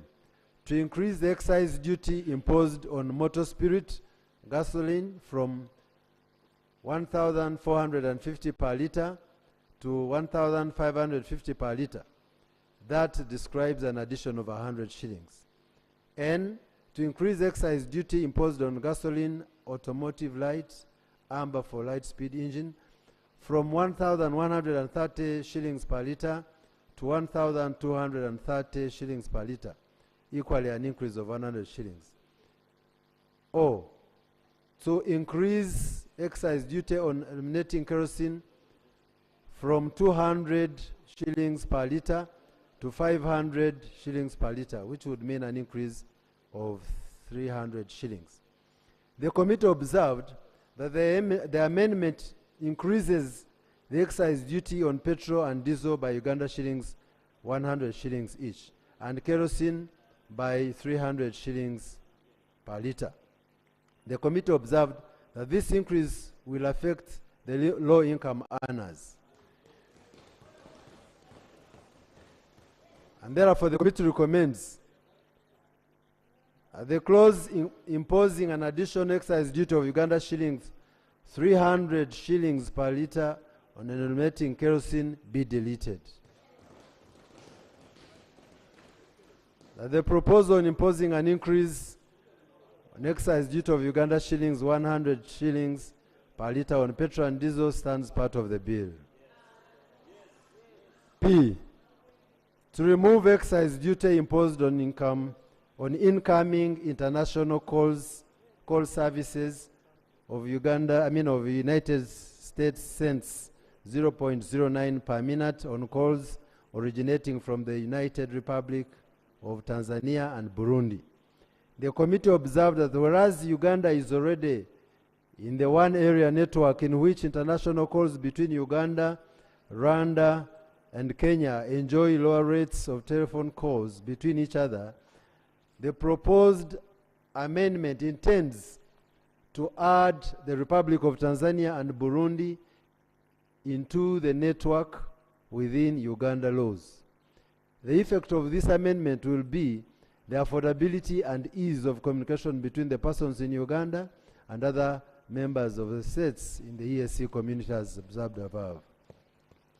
And therefore the committee observes and recommends that the clause be passed as part of the bill. Q.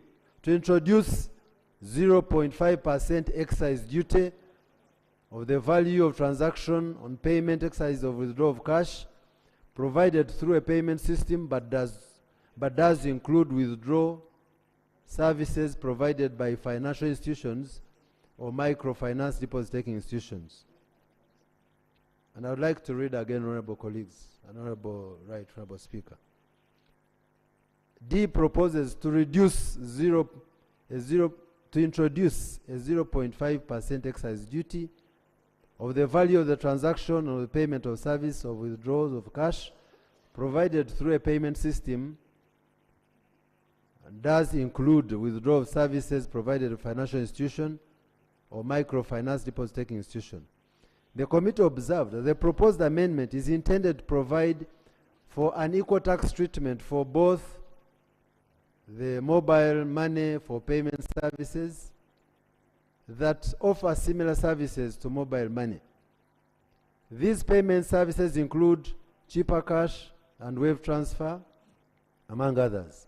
At present, the withdrawal of these services are not subject to the said excise duty as that levied in the mobile money. This is because the current law levies the tax on telecommunication companies, which those being targeted are not. The proposal seeks to remedy this unequal tax treatment by including those in the realm of taxation, enhancing equity and fairness by including all major electronic wallet platforms, as the tax burden on Uganda's current tax burden would be distributed evenly, creating a level playing field and providing an expanded tax base, resulting into an increased government revenue. This ensures the same service, same rules approach, and incentivizes continued growth of digital financial services while still contributing to the overall tax effort. This approach promotes both financial inclusion and responsible tax collection for the benefit of all Ugandans. The committee recommends that the proposed excise duty on payment systems be passed as part of the bill. R, to drop the requirement of hospital. Does this bring in the agency banking too? Yes, that's what it means, Right Honourable Speaker. When we talk. Not what it means.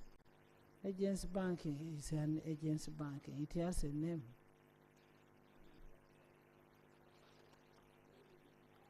No, yes. What is wrong with you including agency banking? Right Honourable Speaker. Into the tax bracket. Yes, Right Honourable Speaker, it is included when we talk of financial institutions, because those are tax agents of financial institutions. You're making excludes financial institutions. Right Honourable Speaker, when I was reading, I reiterated myself in emphasis. There was a clerical error in Q, and I'll read it again. That's why I said I repeat it for emphasis. Where it said to introduce 0.5% excise duty of the value of transaction on payment services of withdrawal of cash provided through a payment system, and does include withdrawal services provided. And not does not. No. Does not.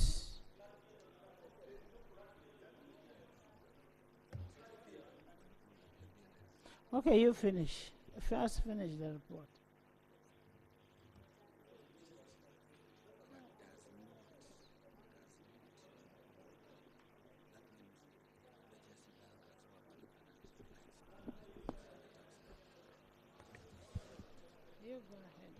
R, to drop the requirement of a hospital facility being at a level of a national referral hospital. The committee observed that there is need to define a specialized hospital facility. The committee therefore proposed that a specialized hospital facility be defined under Section 2 of the Act. The committee further observed that the proposal to exempt specialized hospital medical facilities shall increase revenue on medical tourism and investment inflows and reduce medical tourism outflow. The committee further observed that currently there are no private-owned specialized hospitals in Uganda. The purpose of this amendment is to attract private investment in this highly specialized and capital-intensive investment category for the benefit of the people of Uganda and the neighboring countries. And therefore, the committee recommends that a specialized hospital facility be defined to mean a hospital facility that is established to diagnose, treat, manage complex medical conditions in a specific area of medicine. And 2, the proposed amendment stands part of the bill subject to a proposed amendment. S, to correct a clerical error in the wording of other fermented beverages, including cider, perry, made, spears, or near beer, produced from locally grown and produced raw materials. The committee observed that there is no tax proposal in the proposed amendment. The proposed amendment is for purposes of clerical error in the wording of other fermented beverages, including cider, perry, made, spear, and near beer produced from locally grown and produced raw materials. This removes ambiguity in the current law. Recommendation. The committee recommends that the clause be amended by deleting the rate of 30% or 550 shillings per litre, whichever is higher, from the bill. T. To exempt strategic investors in the electric vehicles manufacturing sector from excise duty.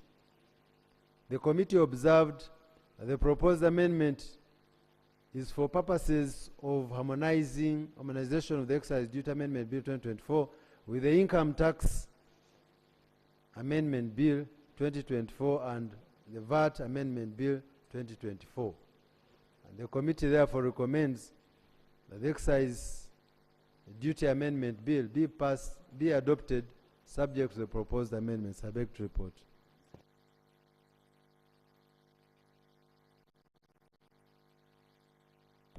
Thank you. We have a minority.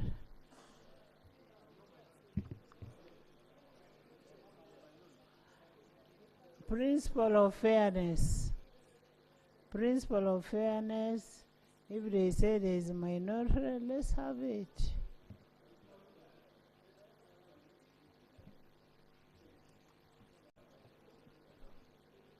Madam Speaker, first of all the minority reports we authored, we wrote to the chairman through the clerk, but we also submitted a copy to the office of the clerk to Parliament and office of the Speaker. I don't know where the chairperson of the committee had gone, but he can go and ask his clerk. The same way he received the other one is the same mode of transmission we made. So read the minority. So I wanted it to be cleared, because he thinks it has just germinated. It didn't.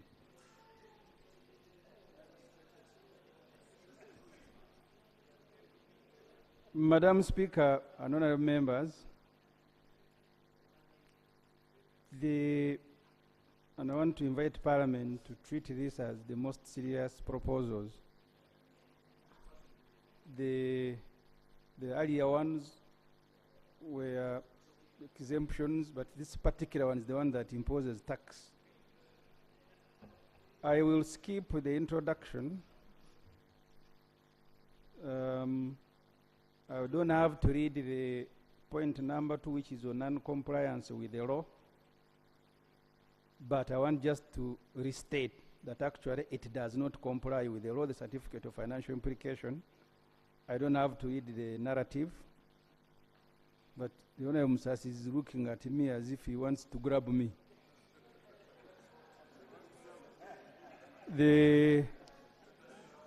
I also, Madam Speaker, number 3, I don't want to read the whole text on the lack of a comprehensive taxation policy, because I have read it in the earlier reports, but just to reassert that actually even this particular proposal has come with no research.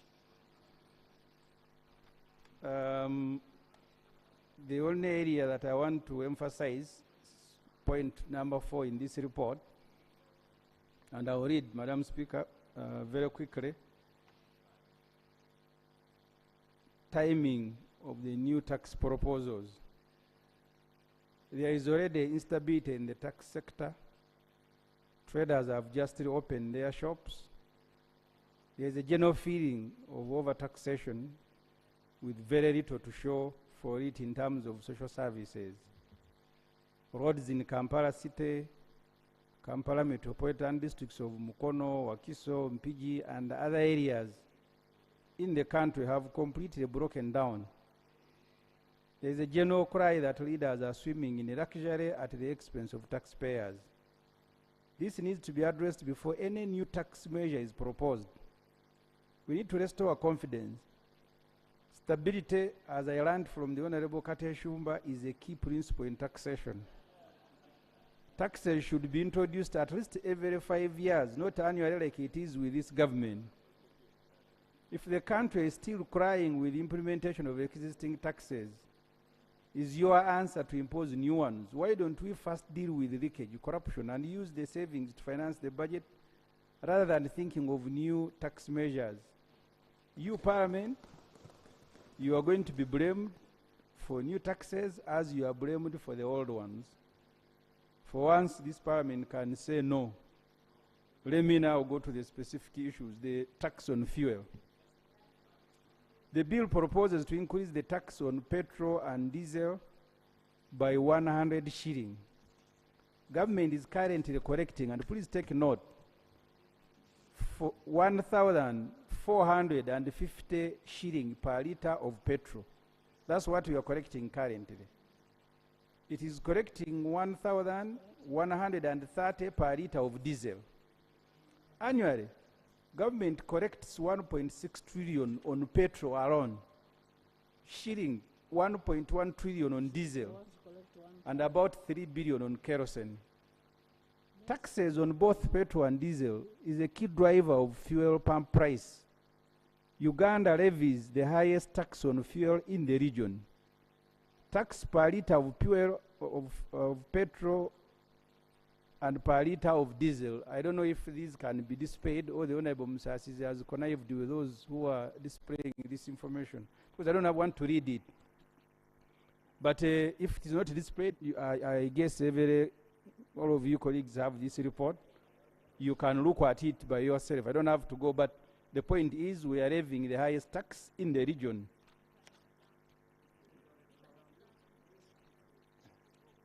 Do we have the report? If you have, I don't have. I have provided a table. Okay.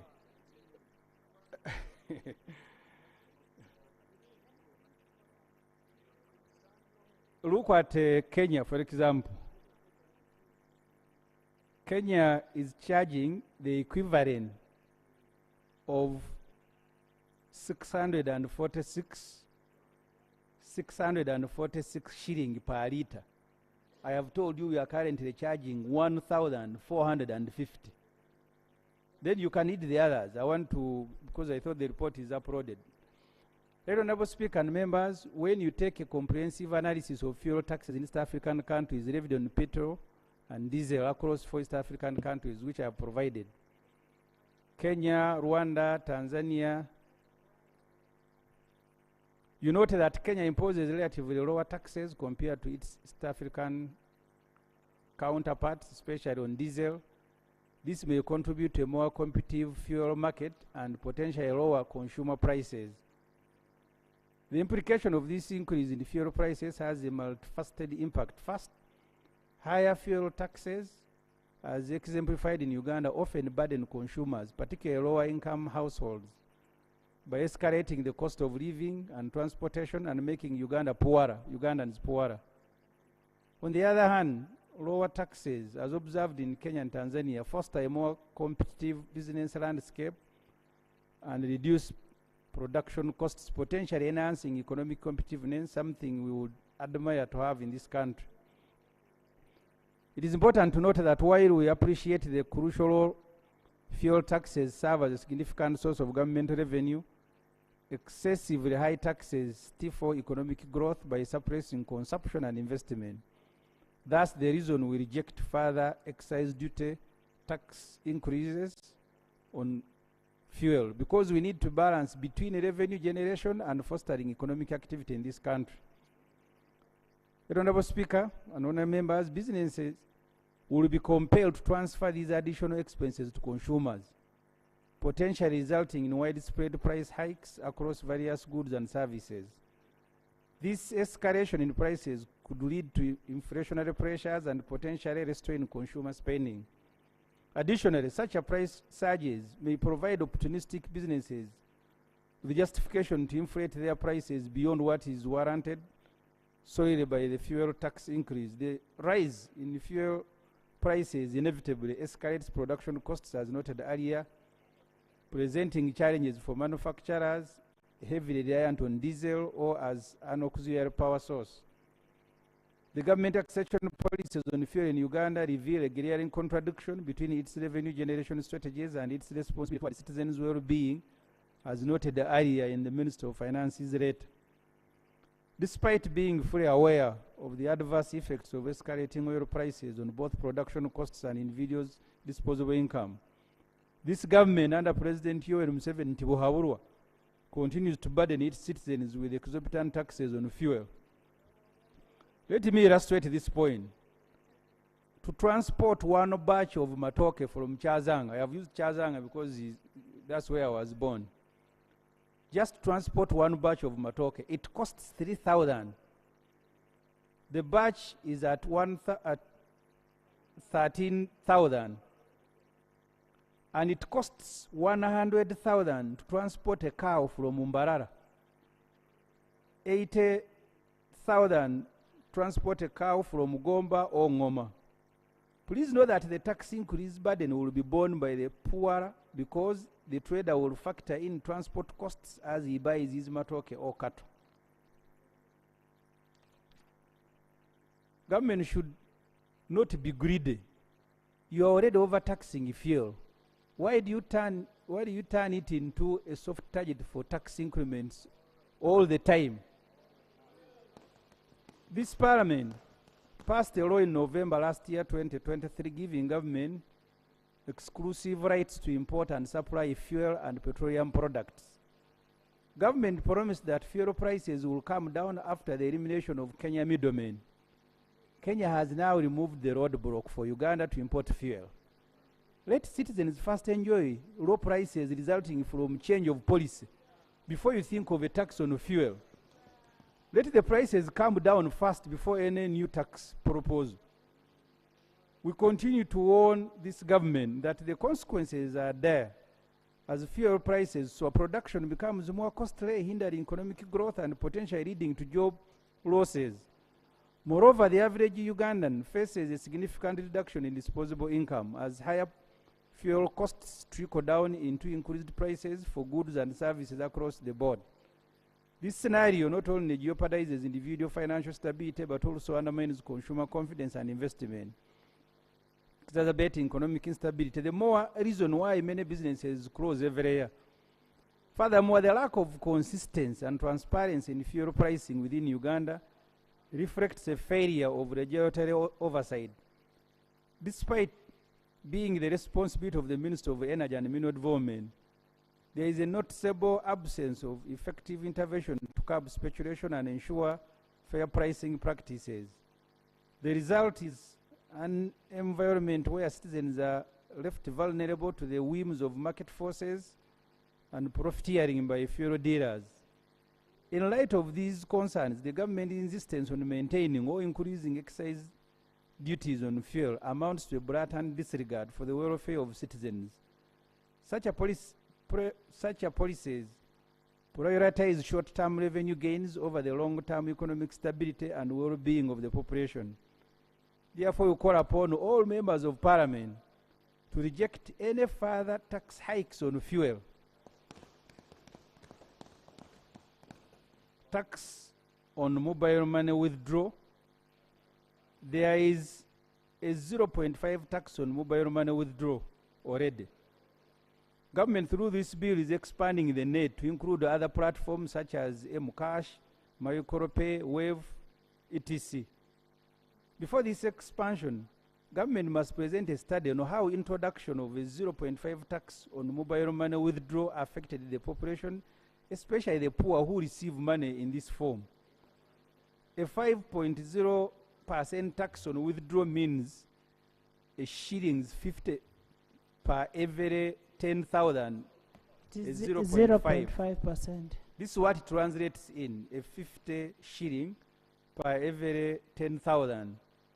Taxes must be introduced after a thorough study on how they will affect the economy. And 5 is on the transaction value. Yes, that's why it is a requirement under the Public Finance and Management Act to present a certificate of financial implication when introducing a bill. Do a study. Point number 7, tax on lime, adhesive, and grout. We ask Parliament to reject introduction of a 500 per 50 kilogram of lime, adhesive, and grout. While appearing before the committee, Private Sector Foundation reminded members of Parliament of a 2.5 million housing deficit in the country. The policy of this government is of a decent and affordable housing. Obviously, when you increase taxes on building materials, you are increasing the cost of construction. That's why you need to bring studies here, not speculation. This may discourage investment in this sector or may make renting very expensive. Again, we plead with this government not to look at one side of revenue enhancement, but also look at the plight of its citizens. Tax on drinking water. This is a tricky one. The tax rate of 10% already exists. What the government, you stop giving money to Magora, if that's what you're asking. What the government is doing is to charge it per liter. What this means is that for every liter of drinking water that you buy, you will be paying, if we take the government proposal, 75 shilling. Those of you who are buying drinking water in a 20-liter jerrycan, you will now pay more because they are going to charge you per liter. Private Sector Foundation thinks, they appeared before the committee, that this will drive the price for a larger volume of water by about 95%. Currently, the more or the higher volume you buy, the less price you pay. With this new tax, prepare to boil your own water because bigger jerrycans are going to be expensive. We ask Parliament to reject it. Really, you want to charge drinking water? Finally, we advise government to realize, to relieve itself of the pressure of seeking to overtax citizens because it wants to raise more revenue by responsibly using what it is already collecting. Government should reduce the cost of public administration considerably. It is the reason we welcome the rationalization of government entities. But as we were processing bills to reduce entities, and therefore money we spend on them, President Yoweri Museveni Tibuhaburwa was creating new staff structures of assistant RDCs and appointing them, including fellows like this one who exhibited his data bombs. We must fight all forms of corruption, including wasting taxpayers' money on useless ventures. And in this regard, the President must act as an example. A minister whose fuel is bought by the taxpayer must not increase taxes on fuel unnecessarily. Maybe we should stop fueling all government vehicles for the leaders to understand the pain that citizens go through fueling their own vehicles. Right, Honorable Speaker, that's the minority report, and I can understand why the chair said he had seen the others and he didn't see this one. I ask this Parliament to stand with the citizens. Which the chair of the committee. Okay. Yeah, not Yeah, the I'd chair. seen it. That's why I called you. Thank you very much, Right Honorable Speaker. Thank you so much. Katesh? Speaker, Katesh, first let me wait. give information that is very important. First wait. Chair, I want to state the following. That when they were increasing taxes on fuel, we have under paragraph 8 of Schedule 2 on page, some of them 5, 4, 5, 6, something. There are A, B, C, D, E, F, G. Madam Speaker, Madam Chair, they have only chosen to increase tax on 3 items. And if asked my brother Musasizi, why not all? And I will give an example. Jet and aviation, it remain at 630. The reason you did it, if you increased, flights will fly to Rwanda, Kigali, or Kenya to fuel. Then they come, maybe even they may not land here. Now you are going for soft points in life. And Madam Speaker, it is this is the reason why I agree with Honorable Ssemujju on the minority, that it is dangerous to really target only citizens. And the worst one is a paraffin. It moved from 200 to 500. Others were increasing by 100. This one was increasing by 300. No, the 300 has already been rejected. No, it hasn't. No, we have rejected. We can't. Okay. If Kerosene. Okay. Kerosene. Okay, Madam Chair, if let us finish that. Kerosene was rejected by the committee and even the other minority. So kerosene is not anything for discussion. So Madam Chair, the other one of financial services, I want to draw the attention of members. They are saying 0.5% of the value of the transaction. Katesh goes to Bank of Baroda, he draws $500 million, they don't charge him. The villager goes to a mobile money, withdraw in Nsereko withdraws 1 million, they must charge 0.5% of that 1 million, and that's the capital money. If they were charging, the tax was on the charge, and at the same, having charged 0.5%, there will also be a charge of the person who is transacting in the money. So in short, that's double what? Transaction. And yet the Minister of Finance has worked on the issue of bringing this country to a cashless economy, which means people should transact using mobile money, should transact using cards, fuel cards. So even when you're talking of other service providers, that means if I take my credit card to a pump to draw fuel of 200,000, there will be a charge of 0.5% of the 200,000 of the fuel I've taken, and yet every liter I am paying already 1,450. So, Madam Speaker, this Parliament this time should review this, and my proposal here would be the charge should be on the tax should be on the fees, not on the principal value. Otherwise, that one makes other people better while disadvantaging others. Madam Speaker, Madam Chair, the final one, which I want to raise. Honorable Nathan, the current law we have is 15% of the fees charged. It is on the fees, not the transaction. Madam Chair, this is the law. It says 0.5% of the value of the transaction. That is the bill. I am saying the Principal Act.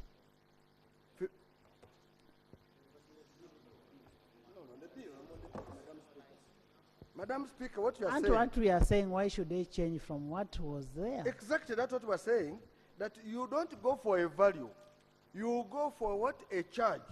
The reason I'm saying this will increase the value to the value of the poor person who is going to draw the money from a mobile money or whatever, or who goes and pays a card and whatever. But yet it's 0.5% of the value of the transaction. Madam Chair, I want to conclude on the following. Okay.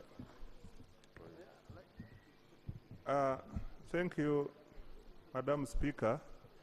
Madam Speaker, the principle behind this proposal is to equalize those who transact using mobile money and those who transact using other platforms, specifically the agency banking. Madam Speaker, why don't you let me first sub? Let him finish. Madam, we want to improve the proposal which the committee looked at as follows. Payment services of cash withdrawals provided through a payment system and includes all withdrawal services provided by a financial institution or a microfinance deposit-taking institution other than withdrawals at the counter inside a banking hall. Madam Speaker, what this means, if you use your credit card to draw fuel, you have not drawn cash. So that one is outside this provision we are looking at. It's not cash, it is only withdrawals of cash. And if you look at that book, this is consistent with what we provided for under mobile money. I thank you. Speaker, I want to make it clear. I don't know if I'm reading a wrong law. Here they say mobile money transaction of withdrawal of cash is of the value of 0.5% of the transaction. That is F 13.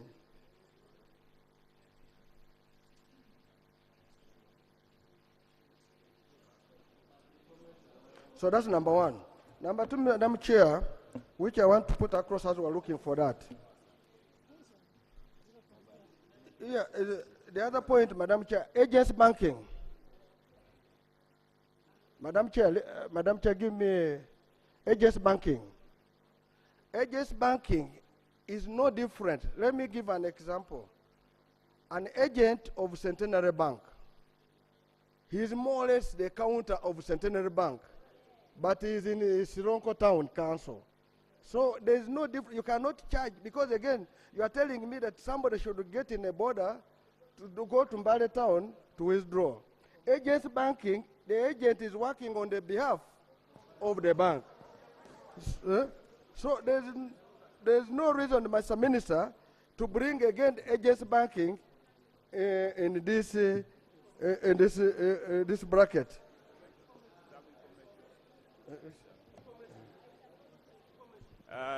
Information, Honorable Nathan.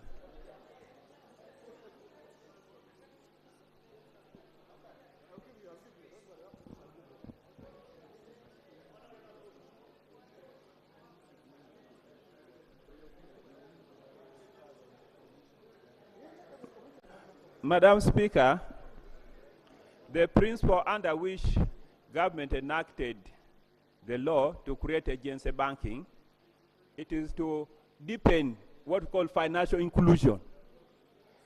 And I'm giving Honorable Nathan information. To deepen and financial inclusion.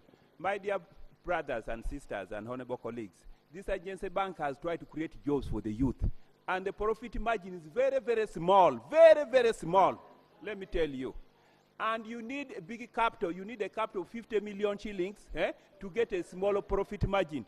And therefore, in fact, government needs to bring incentive so that we widen financial inclusion and have agency banking in more rural areas.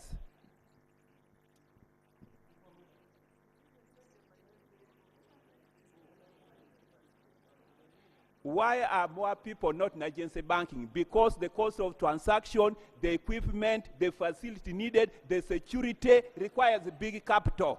And no, mobile money you can transact anywhere on phone, but agency banking you need security requirement.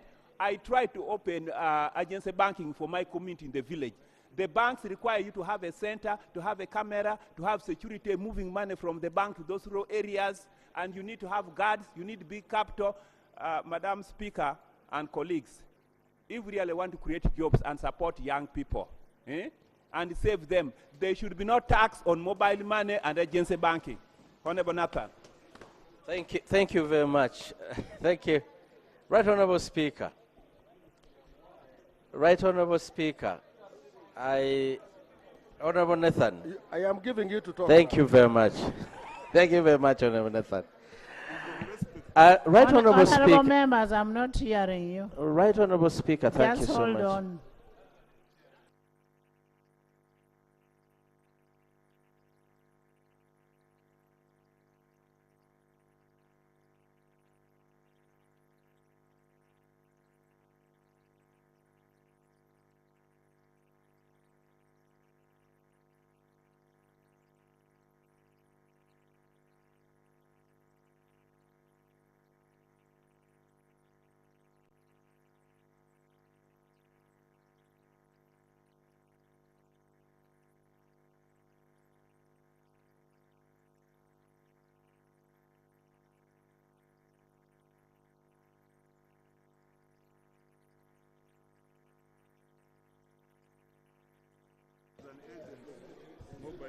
Honorable Kivalia. Right Honorable Speaker, you had given me opportunity Honorable here. Kivalia. Thank you, Right Honorable Speaker. Right Honorable Speaker, for those that have taken time to study agency banking, those people make a very little profits. The only money they make is when the volumes are high. And the role agency banking has done in this country, it has really helped those that couldn't queue those long lines in banks. Two, it makes it convenient for you. Instead of suffering with long distances to carry money, you just move few steps. So we are wondering why government is every time. Last year, Right Honorable Speaker, you remember, we suffered with the government to fight the tax that brought on agency banking. I'm wondering why government is fighting to bring it back instead of promoting agency banking so that we open many outlets. So, Right Honorable Speaker, we request the minister to withdraw that tax that he wishes to put on agency banking. Thank you. Katesh. Right Honorable Speaker and colleagues, I want to give information because I have carefully listened to Honorable Ssemujju, and he has invoked my statement. But the information I want to give so that people are not biased. Because if you don't have, I'm giving information. The information I'm giving,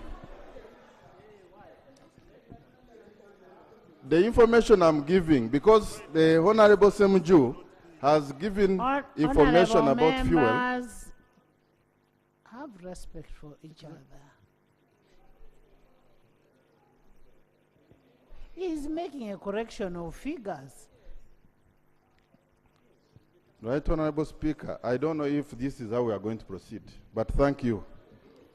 The information I want to give, because my friend here, Honorable Ssemujju, has given wrong information, and I must correct it. I have information for you to state here that in Kenya, the taxes are much lower than ours. Let me give information. In Kenya, they charge excise duty, they charge petroleum development levy, petroleum regulatory levy, railway development levy, and adulteration levy. I want to give the total taxes charged. The total taxes charged amount to about 2,155 per litre, not 600. You cannot come here and give wrong information, and you want to get away with it. Madam Speaker, the trouble I can lay. The trouble is not listening. No. Honorable member, We are dealing where are you with a getting? specific law called the Where are you excise getting duty. that information? And this information I am giving is from East African Common Tariff Regime as per 2023 on excise duty. So if you go into that, you'll even now look at the costs of transportation. Right, Honorable Speaker, I have a press release from the Energy and Petroleum Regulatory Agency in Kenya, and it has summarized the duties and the cost breakdown. In fact, for example, here we do not charge VAT on fuel. Kenya charges VAT. So the information I'm giving, Right Honorable Speaker, is that the total tax charged on a litre of... Honorable Let me give my members, information, then you give yours. the way you like. I am giving information about the total taxes charged on a litre of fuel compared to the taxes we charge on a litre of fuel here. Why don't you listen? Then you make your decision. I'm just informing you. So I have explained. Honorable members, the information Katesh is giving is not for you to make your decision. It is just an information. And it's just prudent enough that you lend him your ears, even if your ears are blocked, but just lend him. So, Right Honorable Speaker, Kenya levies about 9 taxes on fuel. So and I have explained that when you add them, equivalent of Uganda shillings for petroleum, it comes to 2,155. The reason I'm giving this information is that Honorable Ssemujju mentioned that the taxes in Kenya average 600. Tony, Let us can make I have Tony? Madam Chair, let us make the record clear. Just make it just 1 minute, Tony. Madam Chair, the reason why we came with that value to be figures, just you know it, because there was already VAT. But if you just take simple numbers, if a liter is 4,000, the cost, VAT on it at 18% will be 720. So when you go and add on, they said that we should always just put a value at as per liter. And that's how it came up. And why you are talking of Kenya, and where you have to be careful, my brother Katesh, is that Kenya has very interesting taxes. There are those that are taxing to pay for the pipeline. For us, when we're buying our fuel, we already pay for the pipeline in the cost of the what? Or the fuel. Because for them, they have to put petroleum levy for purposes of the pipeline. Well, for us, when we're going to buy in Uganda, we buy it at a cost, but that cost includes that tax of the what? Of the pipeline. So what I wanted us to be careful is that you may not see some of the tax being brought here in clear terms, but already has been paid as a cost as we're buying the fuel at the border. So me, what I want to ask Madam Chair is that sometimes we do research and whatever. We would be happy to know the source of my brother Katesh, because he's talking of press release.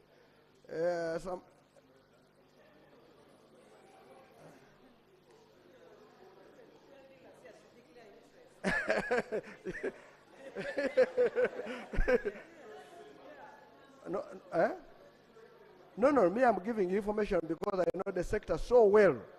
And what I give you, I know, because I pay. So, Madam Chair, Tony, Thank you, Right Honorable Speaker and Honorable Members. Right Honorable Speaker,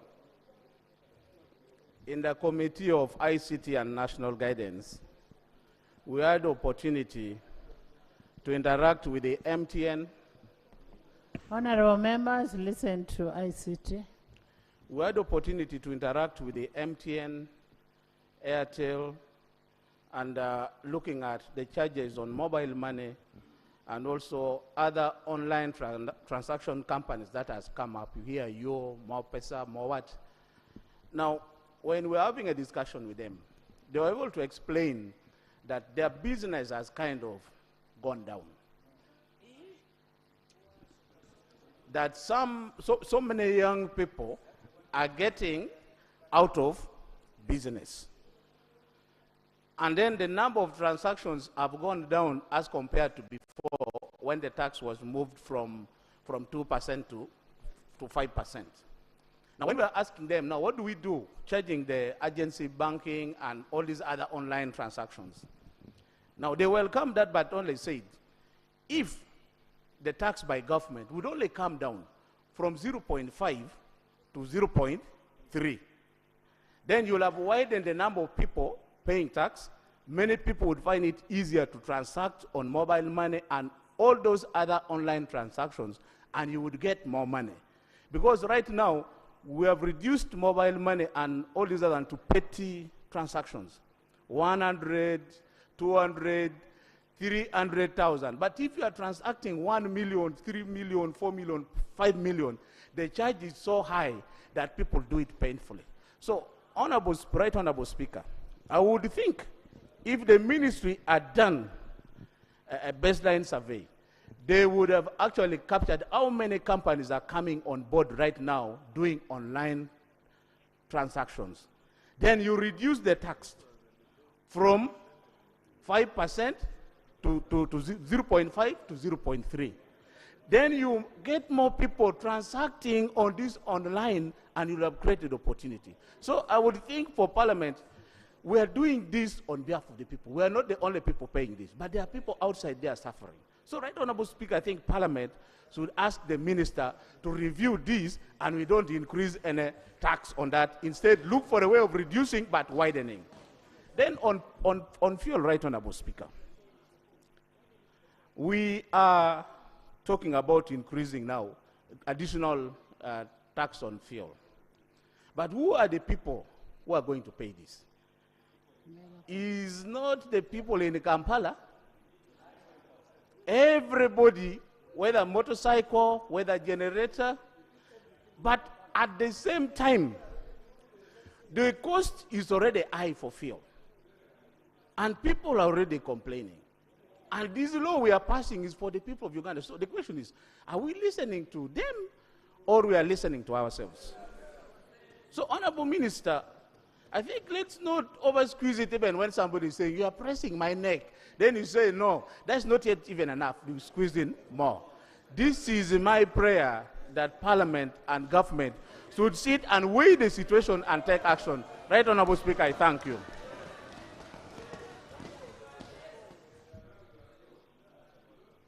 Right Honorable Speaker and honorable colleagues, the honorable colleague has made very valid points, and I hope I got him very well.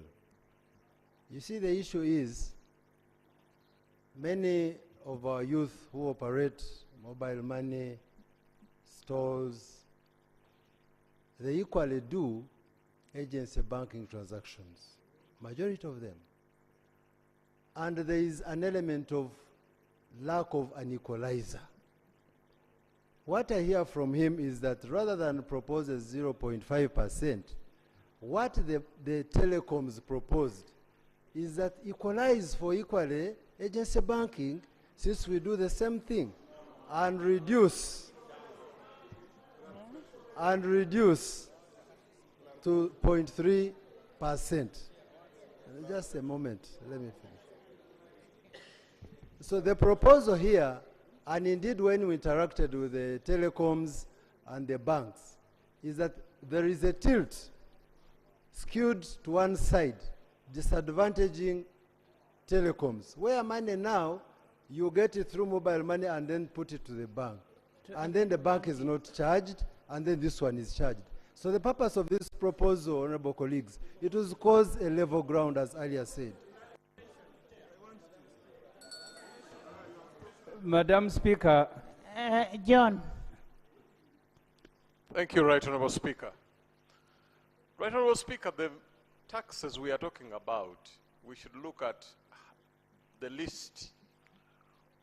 Someone earning, say, $1 million shillings per month, the total number of taxes that is going to pay at the end of the day. It's a very long list. The money we are talking about has already been taxed from the onset, starting from pay as you earn, as you continue all the way to fuel and everything that we are talking about. Right Honourable Speaker, at this stage, in this state of the economy, nobody should be talking about an increment of fuel tax. Because we are affecting every single transaction that takes place in this country. When we increase a value on fuel, we are affecting every transaction that takes place. And this is why we are being unfair. We are talking about people who have already been burdened from the onset. At this level, I think it will be courteous to this country that we do not even make it sound hard on this platform that we are talking about increasing a tax on fuel. Let's first of all streamline the taxes that are in existence. If the chair of the committee could be courteous and list all the taxes an individual is paying in this country, would be ashamed.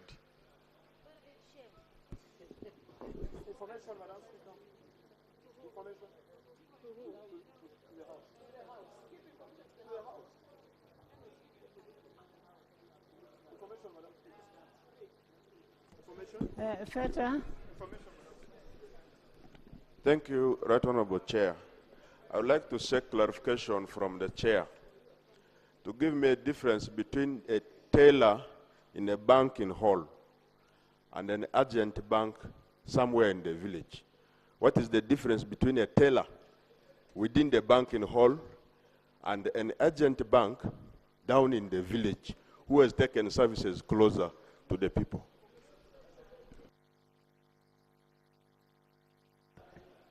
I would like to respond as follows. First of all, I want to find out from the minister.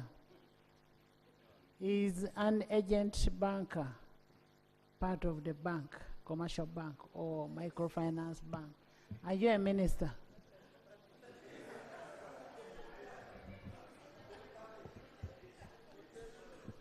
Madam Speaker, an agent banker can be me, who is facilitating this business in the village. In other words, there is a difference between an agent banker and the bank. Agent. They are not, the two are not the same. Honorable Minister, agent banking is simply a third-party banking. This is where our customers are able to carry out bank transactions at any of our contracted sent agent. Agents are selected and appraised by a bank. By a bank, then approved by Bank of Uganda.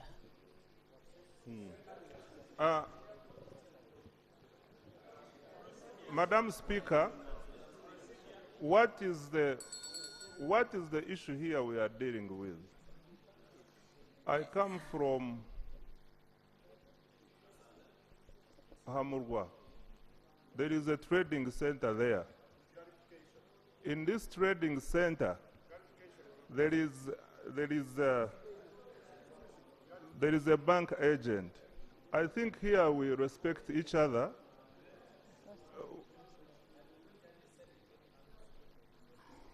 Madam Speaker, for me to go to work to an agent banker in my trading center, I don't have to incur transport cost. But if I'm to go to Centenary Bank in Kabale, I have to board a taxi, put in time, spend a day going to look for money in the bank. What agency banking has brought are the services are now nearer to the people. So we are saying, as a result of this, people have benefited. People have benefited because the services are nearer. So when you derive a benefit, give us some small portion as tax. Yes.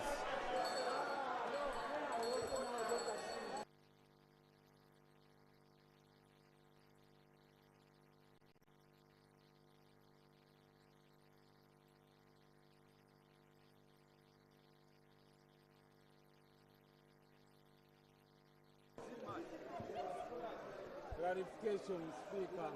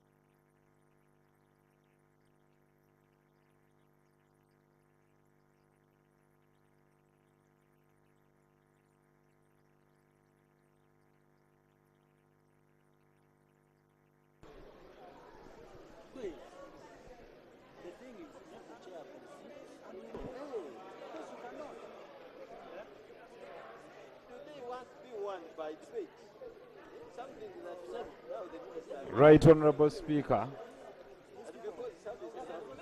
Honorable Speaker, Madam Chair.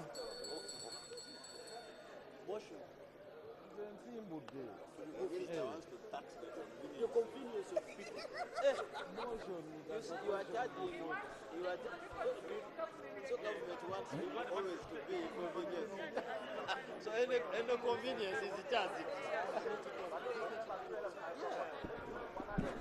Motion. Right, Honorable Speaker. Right, Honorable Speaker, Madam Chair. Honorable members. Madam Chair. Honorable members. We have one more bill left. We can stand over this and then go to the next one. Madam Chair, he wants to push it tonight. No, let's stand over this bill and then we'll go to the next one. Motion for resumption of the House.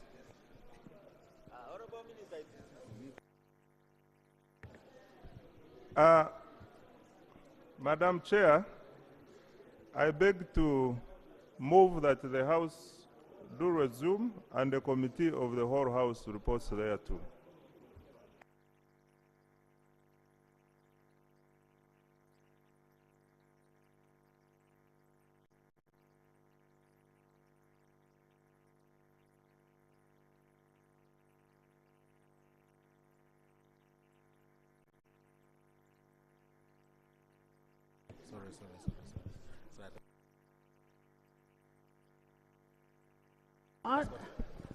Honorable members, we're still discussing on the report. We are not going to the committee stage. So we've stood over this bill. Yes. Bill second reading, the Income Tax Amendment Bill 2024. Honorable Minister.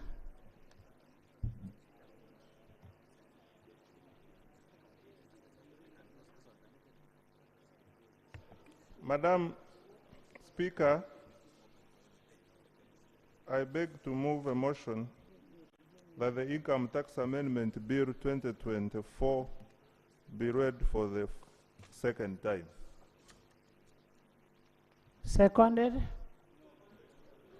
Seconded by Avuru, Edie, Faith, Ojog, Honorable Katuntu, Mariam, Ochan, Emmanuel, John,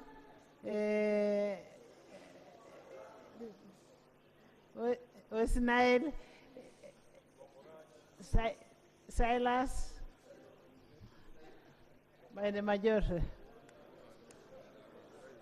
Obigaros, Taka, Wanda. Speak to it. Right Honorable Speaker, the Income Tax Amendment Bill 2024 seeks to amend Income Tax Act Cap 340 to expand the definition of the retirement fund, to impose the tax on disposal of non-business assets, to exempt income derived from or by private equity or venture capital fund, the manufacture of electric vehicles and electric vehicle charging equipment, operation of a specialized hospital facility, to replace reference to a branch with permanent establishment for purposes of international taxation, to provide for withholding tax on commission paid to an agent service provider, to provide for an extension of the tax exemption on the income of Bujagali Hydropower Project up to 30th June 2025, and to amend the first schedule to provide for African Reinsurance Corporation, International Regulatory Board of the East African Power Pool, and Islamic Cooperation for the development of the private sector as listed institutions, and to provide for other related matters. I submit, Madam Speaker. Thank you. Yes, Honorable. Madam Speaker, thank you very much. Madam Speaker, this income tax bill we are going to discuss and pass has wider ramification. The Minister of Finance is here alone, other ministers are part of the team to help government implement the tax bills we are passing. Are we proceeding well with only one minister? They're in cabinet. We are aware, Madam Speaker, that we have over 120 ministers.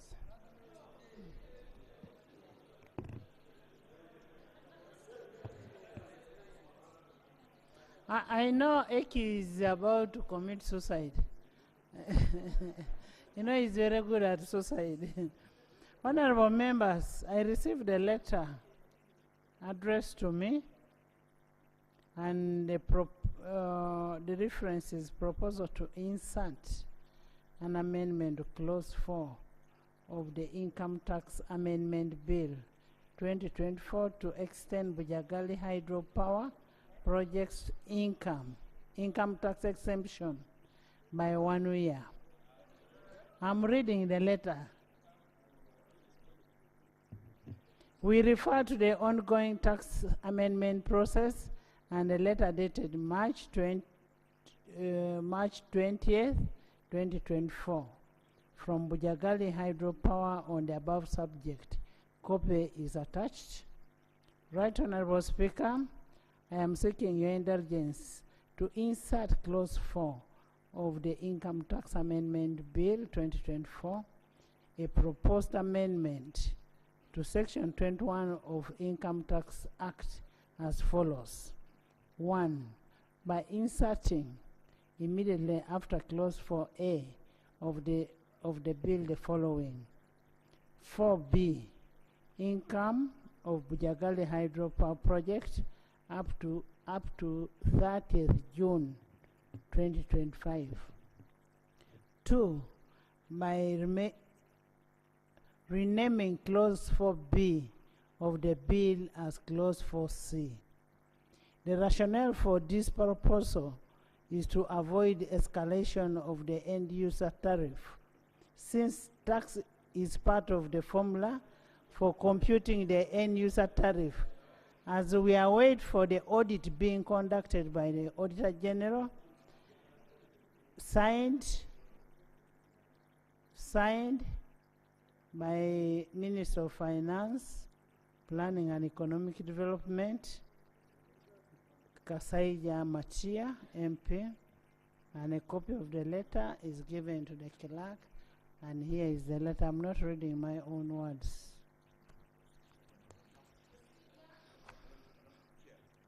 What are we discussing?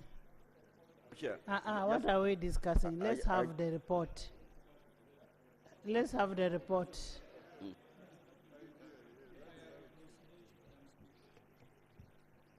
Madam Speaker, it is not provided anywhere that the presiding officer can propose an amendment.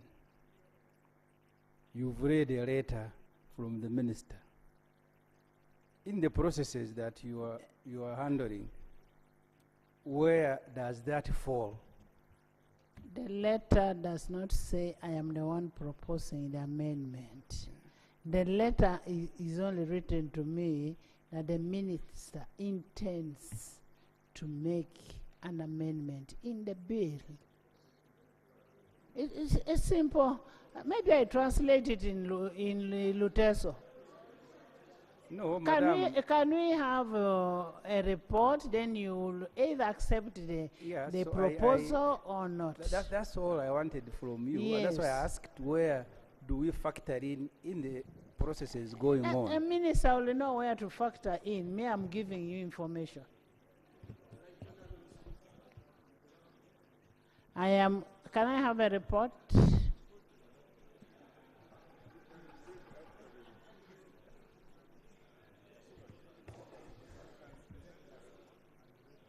Right Honorable Speaker and Honorable colleagues, allow me to go to the real issues of the clauses being proposed to be amended. And I start with Clause 2, Amendment of Section 2 of the Act.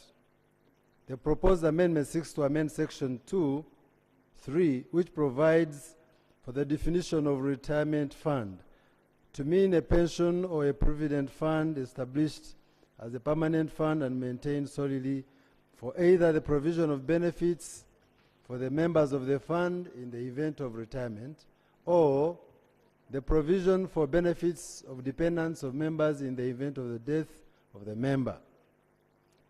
Section 1 of the Uganda Retirement Benefits Regulatory Authority Act defines the retirement benefits scheme to mean a legally binding agreement or arrangement other than a contract for life assurance, whether established by written law or by any other instrument, under which members are entitled to benefit in the form of annuity or a lump sum payable upon retirement or upon death or termination of service or upon occurrence of an event specified in the written law, agreement, or arrangement. The committee observed that this amendment is intended to align the definition of the retirement fund in the Income Tax Act with that in the Uganda Retirement Benefits Regulatory Authority Act to include assessing benefits by members upon the termination of employment with their respective employers. Under the current definition of the retirement fund in the Income Tax Act, a pension or provident fund is only intended for the provision of benefits upon the member's retirement or death. Recommendation: the committee recommends that Clause 2 of the bill be adopted. Clause 3, insertion of Section 5A to the Act. The provision seeks to introduce a tax on disposal of non-business assets at a rate of 5% on the gain upon disposal. Non-business assets for purposes of this section are limited to the disposal of shares in a private company, land in the cities or municipalities other than the principal place of residence and rental property that is subject to rental tax under Section 5, but does not include an inventory disposal of a non-business assets through auction, court order, mortgage, divorce settlement, or spousal separation agreement. The transaction of non-business assets of the deceased to a trustee or beneficiary, or arising from a disposal of investment interest of a registered venture capital fund or private equity. In addition, the bill proposes additional obligations on the taxpayer to pay the tax within 15 days after the disposal or transfer of the non-business asset, and also requires the taxpayer to notify the Commissioner General in writing within 15 days from the date of disposal. The committee noted that the Honorable Minister responsible for finance withdrew the proposal providing for the disposal of shares of a private company from constituting non-business assets and the inventory disposal of non-business assets through auction and mortgages. The committee further noted that there are a number of arguments in support of a comprehensive taxation of capital gains. First, on equity grounds, the capital gains represents an increase in wealth in the same extent as income from all factors of production, i.e. labor, property, or businesses. On grounds of horizontal equity, individuals in the same economic circumstances should bear the same tax burden irrespective of the form of the income or gains derived. Therefore, taxpayers should bear similar tax burdens irrespective of whether their income is received in a form of wage, interest income, or capital gains. In this context, partial taxation or the exclusion of capital gains from the income tax base fundamentally undermines the horizontal equity of the tax system, particularly as high wealth individuals are more likely to derive capital gains. For example, a high wealth individual can structure their affairs to primarily derive capital gains on which no tax is payable.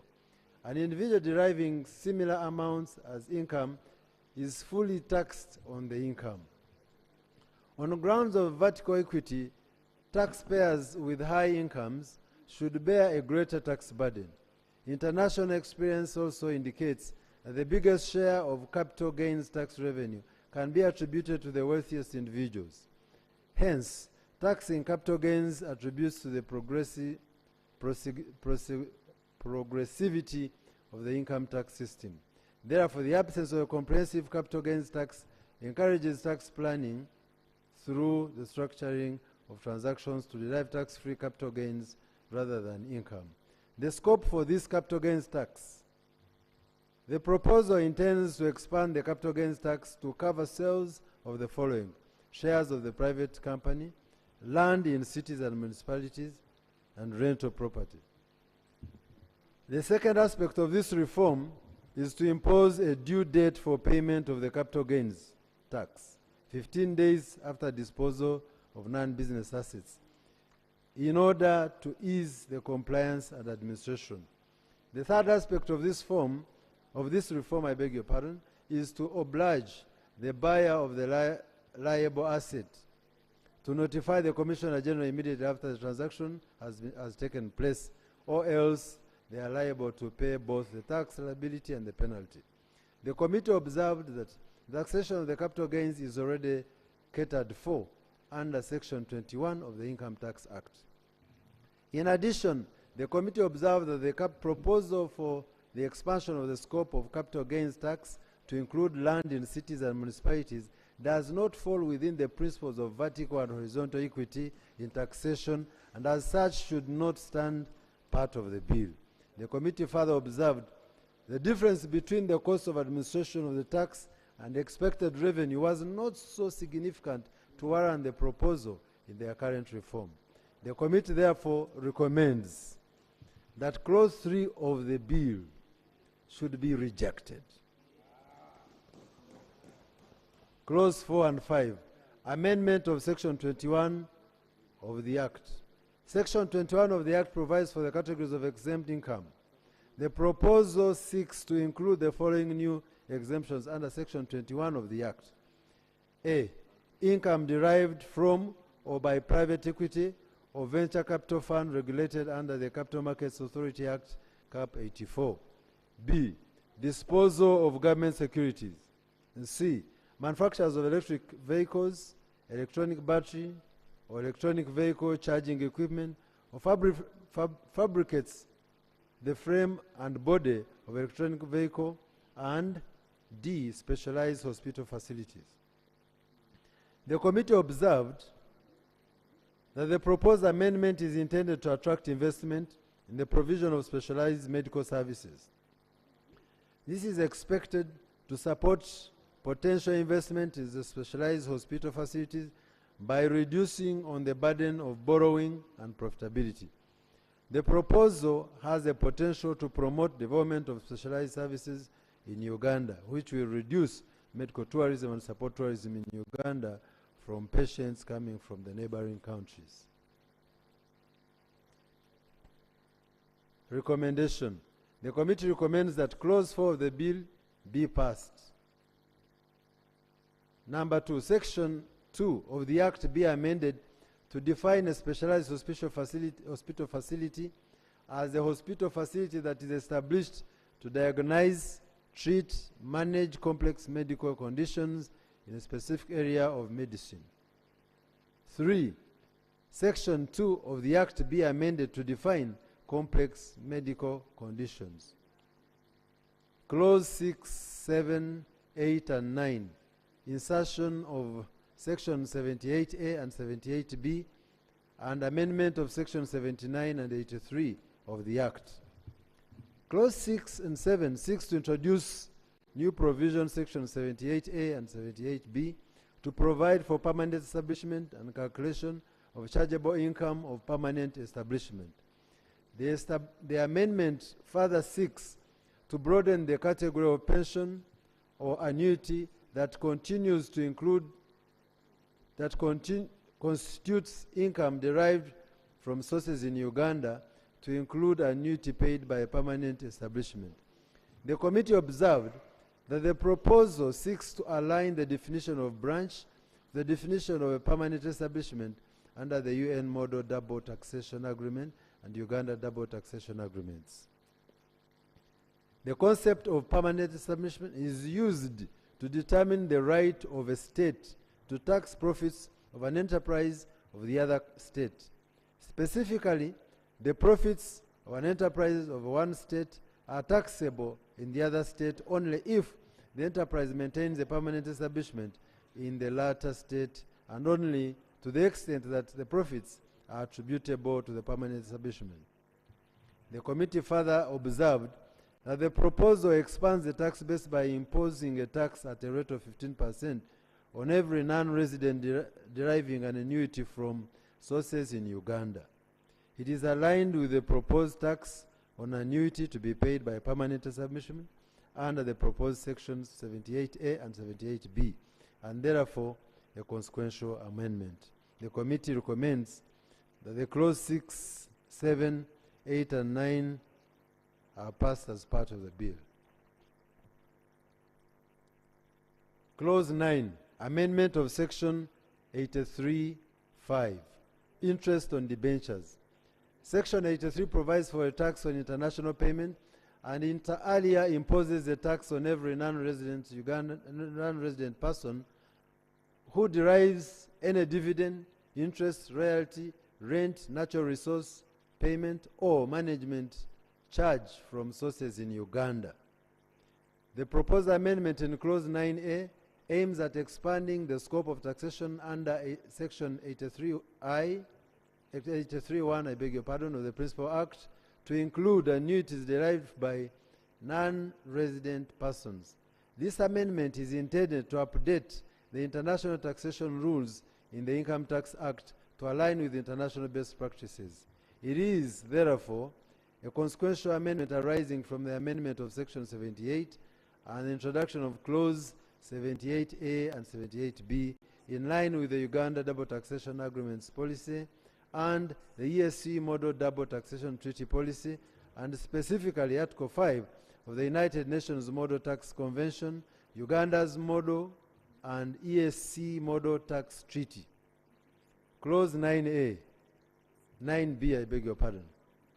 This clause seeks to amend Section 83 of the Principal Act by providing that the interest paid by a resident person in respect of debentures is subjected to a tax rate at a rate prescribed in Part 4 of the third schedule, where the following conditions are satisfied.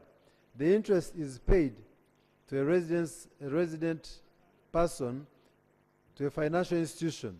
The financial institution referred to in A is unrelated to and dealing wholly independently with the resident person, that is the borrower. The interest is not paid as part of the arrangement involving back-to-back loan or other arrangements that is economically equivalent and intended to have a similar effect to a back-to-back loan. The objective of this amendment is to reduce the cost of government borrowing. According to the third schedule, the withholding rate for the interest payable by a resident person in respect of the debentures is 2% of the interest paid. The provision, however, exempts interest paid by government to a non-resident person in respect to debentures. The committee observed that the objective of this amendment is to mitigate revenue leakages arising from the taxation of the Uganda source interest income in the other jurisdiction where interest income is tax exempt in Uganda. Under the United Nations Model Tax Convention, Uganda Model and the ESC Model Tax Treaty, best practices is an exemption of government borrowing. Currently, an exemption from withholding tax results into loss of revenue in Uganda to the extent that the foreign lender pays tax on his income and in their country of a tax resident. To prevent this transfer of revenue to other jurisdictions, Uganda would have to exercise its right to tax the interest income as a source of jurisdiction at the same rate as the foreign jurisdiction. Since it is difficult to determine the applicable tax treatment in the lender's country for the resident, the committee proposes to tax the interest income at a lower rate. The proposed rate at which all interest income would be taxed is prescribed in Part 4 of the third schedule. The committee was informed that non-resident financial institutions were taking advantage of Uganda's tax policy under Section 83 of the Act. under the principle of worldwide taxation, whereas Uganda exempts the interest on borrowing, other countries still demand for that tax, which simply amounts to the transfer of revenue which is sourced in Uganda. The proposed amendment implies that the tax, which was not being collected initially by the Ugandan government, shall now be collected. This proposal is in line with global taxation principles. Recommendation. The committee recommends that the proposed amendments stand part of the bill to facilitate compliance with best international practices, ease government borrowing, and facilitate revenue collection of gains made in Uganda. Clause 10 and 11, amendment of Section 85 and Part 9 of the Act. Section 85 of the Act provides for tax on payments to non-resident contractors or professionals. The proposed amendment provides for an exemption to an amount attributable to the activities of a permanent establishment of a non-resident in Uganda. The committee observed that the proposal aligns the provision relating to non-resident services contracts to a definition of a permanent establishment under Section 78A.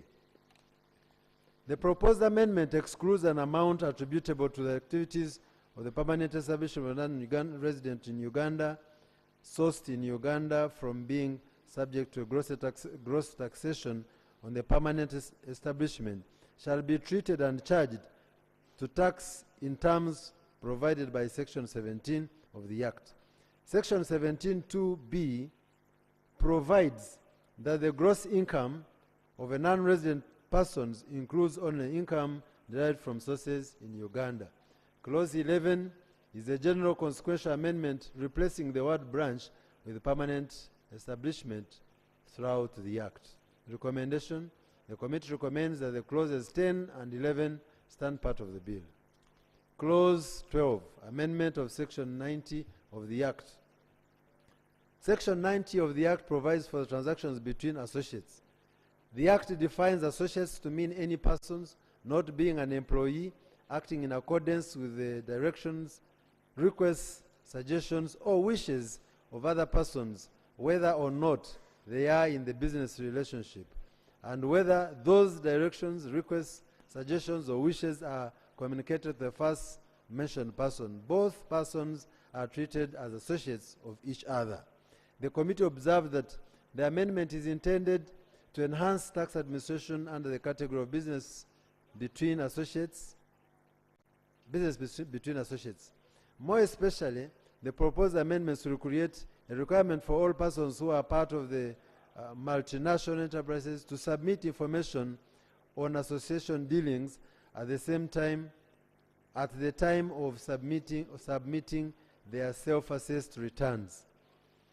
The reporting format will be prescribed by the Commissioner and shall include information such as the nature of transaction, of the country of residence, of the association, of the associates, the amount involved, and the transfer pricing method adopted, among others.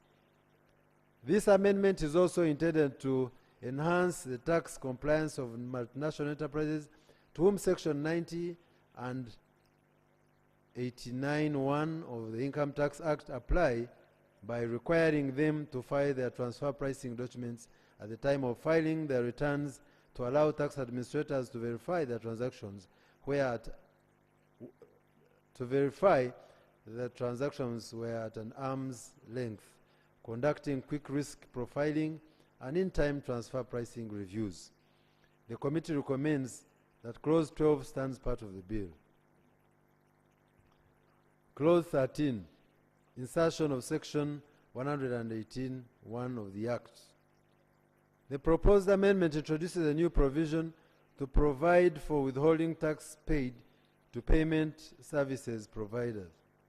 The provision is to the effect that a person who pays a commission to a payment service provider shall withhold tax on a commission paid to a payment service provider at a rate prescribed in Part 16 of the third schedule. This section shall apply to commission paid to banking agents or any other agents offering financial services. The payment service agents will be expected to file tax returns annually with a credit allowed for 10% advance tax withheld. The committee observed that the purpose of this amendment is to bring payment service providers within the scope of withholding tax regulations. Currently, there is no withholding tax on commission paid to payment service providers. This amendment aims to broaden the tax base, enhance tax compliance, and revenue collection. The committee further observed the proposed amendment will be an unfair punishment on taxpayers who are forced to take on the role of tax administrators on behalf of the Uganda Revenue Authority.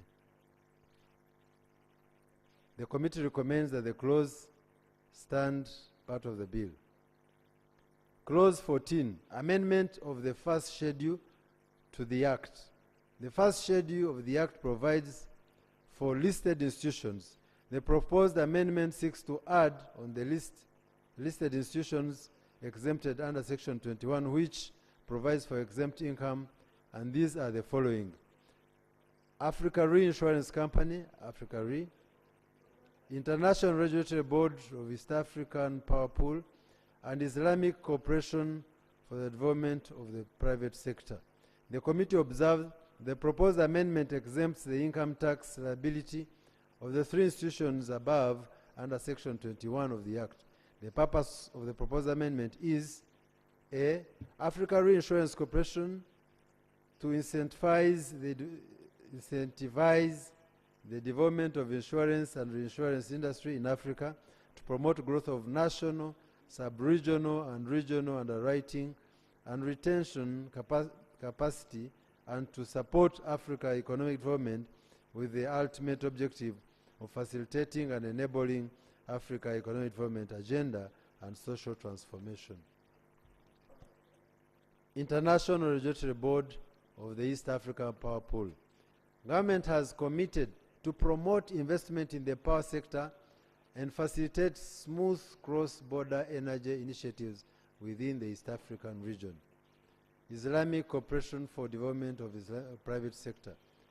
Government has committed to support growth and investment within the private sector, fostering collaboration with international organizations in the economic development initiatives, promotion of Islamic financing, and encouraging increased funding towards projects and initiatives aimed at private sector development.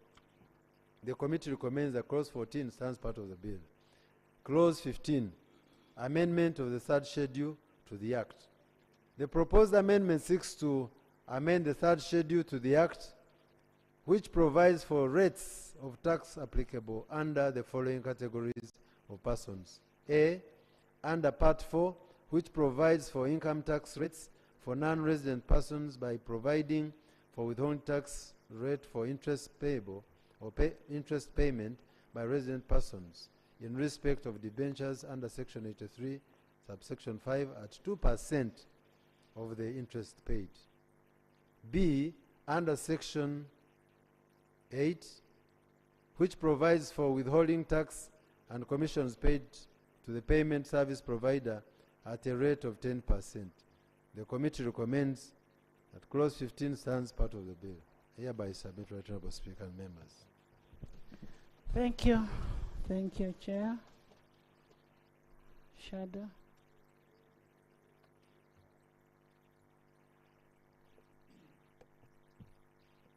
Madam Speaker, we have a minority report. Because some of the issues are issues I have raised in the earlier reports, I will just draw the attention of Parliament and your attention, Madam Speaker, to them without necessarily having to read each and every. So the first point is non-compliance with the law. That has been the case with all the earlier bills, and the issues and the subjects remain the same. The second point which is point number 3. Madam Speaker, point number 3 is that, and I'm happy the chair of the committee has pointed it out. I am only now emphasizing. This bill was proposing the same tax as already provided. And the chair did make a mention on that, especially on issues of capital gains tax.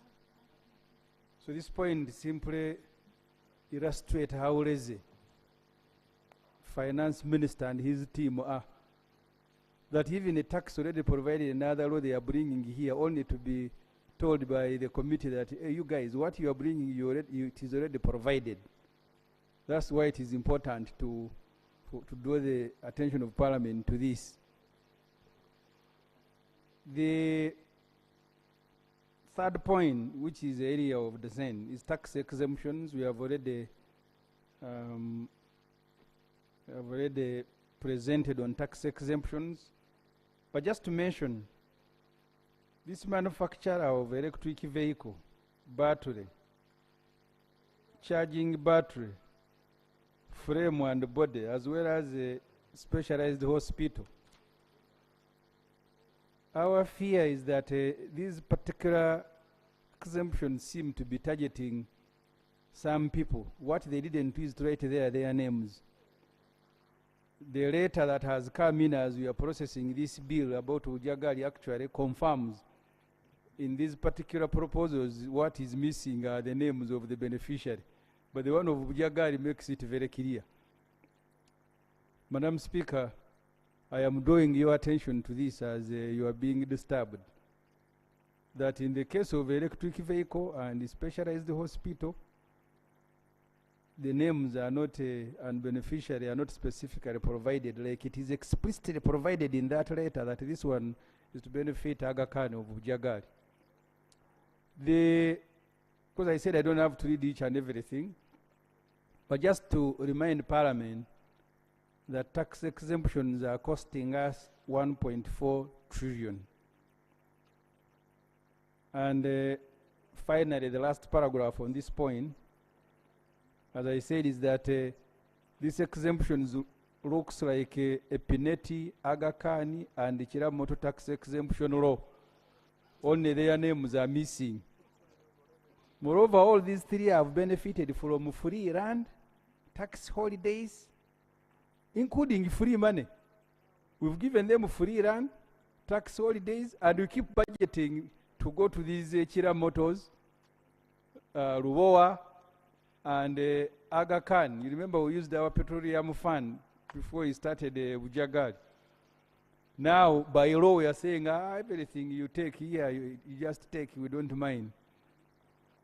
Can government, Madam Speaker, table a list of who currently qualifies for this incentive before consideration of this bill? Then you will know that it is not these individuals. We have spoken about the timing of the new tax proposals and the instability. Those of you who follow social media, you may have seen all sorts of caricatures and of Mr. Tibo Haburwa milking a dead cow. That even when the cow is dead and it is complaining, for him he continues milking. I am just drawing your attention to those. If you are dead, death itself is a complaint if you didn't know. That's why people die when they are crying. So the new tax proposals, which is the last point, is that the timing is very bad. And I think the ministers need to be sensitive.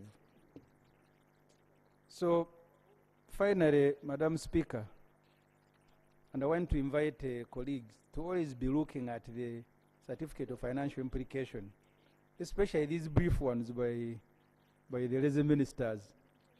In the earlier ones, they were putting one sentence, budget in Uto.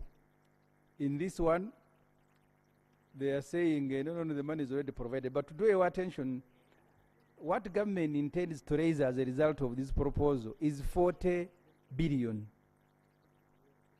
So you are here all day struggling to raise 40 billion, and then later when you are doing appropriation, they will bring a list. You give so and so money, give so and so money. Let's deal with that. Let's stop giving money. And then you don't burden the taxpayers to be paying huge taxes. Right, Honorable Speaker, as I said, most of the matters here are related. So we only invite Parliament to be cautious that you can't have a bill that seeks to raise 40 billion, and in the same bill you are exempting more than what you are seeking to gain. Yeah, so you are giving 600 and only 40. So you want to raise 40 and give away what you don't have, which is the reason now our debt, next financial year debt servicing is 25 trillion. You don't even have to be an economist. So you bring a law to exempt people and then seek to punish the poor people. So, Madam Speaker, I beg to present. Thank you, thank you. Honorable, yes. Madam Chair, on a small minority, you see interest. I think we're making a conflict in these laws.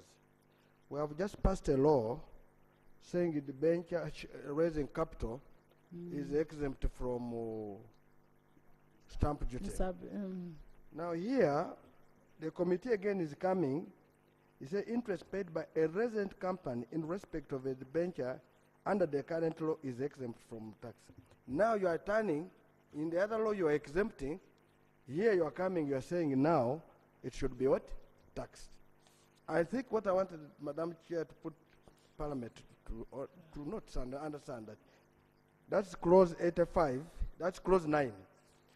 You see, under the stamp duty, you are exempting the benches, whatever which is being raised by a resident company here. Now you are coming to income tax. You are saying now it should be what? Taxed. Now, you don't do these things that way. The current law has exempted. You should continue with the exemption so that you attract capital in this country.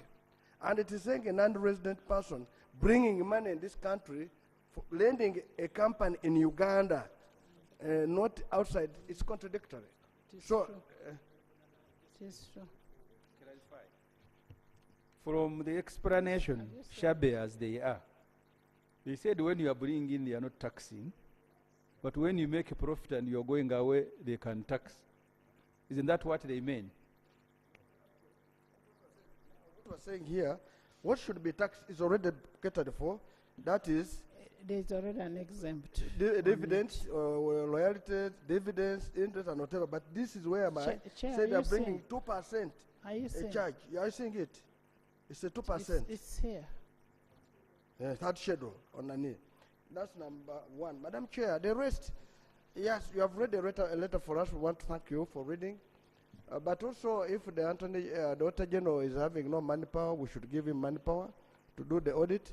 Actually, the Auditor General does not have vehicles, does not have enough manpower, and I am going to bring a budget Madam in this house for this house to support Auditor General because they are part of our staff. Yeah, that's okay. But Madam Chair, you remember that topic of Bujagali? We discussed the other time at length, and it was a serious debate here. And the reason we gave 1 year was we discovered that already Bujagali, they were making money. I have failed even up to now, Madam Speaker, with due respect to you, I respect you so much, to understand a company making a profit. And now it's saying, if we decided to not allow them, because you are paying already them on their capital investment, they pick it and take it out. All the money they bring in loans, they pick and take it, it's exempt. Their capital, they pick it and take it. And we're coming and telling them that now, again, we're exempt. I've failed to understand it up to now. And that's why I'm waiting for the Auditor General's report. We really need that report. We need that report for us to take a decision as this house. Madam Chair, why we're raising this, and we need, I think, we need to tell the President that, you see, they are cheating us. And I think there are these guys who go to him and say, if you do it, power will go high. That's a lie. We want to demonstrate it to him that if we do it, we shall make money for this. There will not be power going up. These guys are just stealing us. That's why you remember, they discovered we were about to finish the loan. They went and renegotiated for us a loan. They again added us more costs so that it takes longer so that they stay around. Otherwise, these guys by now would have handed over this plant to us. This is very dangerous for this country. And Madam Speaker, I would plead with you, as much as you're thinking of this exemption. I am not just thinking about it. It's not me thinking about it. It is a communication that I got, and it is also my responsibility now to whip my staff. And after this, I am going to whip Auditor General to ensure that we have a report to that effect. In fact, whip even Musasizi. Musasizi must whip you as a professional accountant. Because this thing, you also understand it very clearly. Musasizi must whip you. You must help this country. And we put you in that office to help us. Huh? Madam Chair. No, you don't want information from me. I'm well informed. I am actually supporting you. Please, oh, okay, please okay. Now if you're supporting, it is a positive one. Madam Chair, I want to agree with Honorable Nandala that both the Minister and the Office of Auditor General needs to be whipped. We need to give a time frame within which the Auditor General should report back to this House. The public is looking at us as we are playing games. Every year, we come up with an extension for 1 year. And the excuse is that tariffs will go high. Without any proof of how high tariff will go. It is just subjective. They're not being objective. They're not even telling us from what rate to what rate. I think even the manner in which this is being introduced is not good for the country. So I agree with Honorable Nandala that both the Minister, Musasizi here, needs to be seriously whipped, so that next time we don't see such an ugly thing in this floor. Honorable Musasizi, we are going to whip you.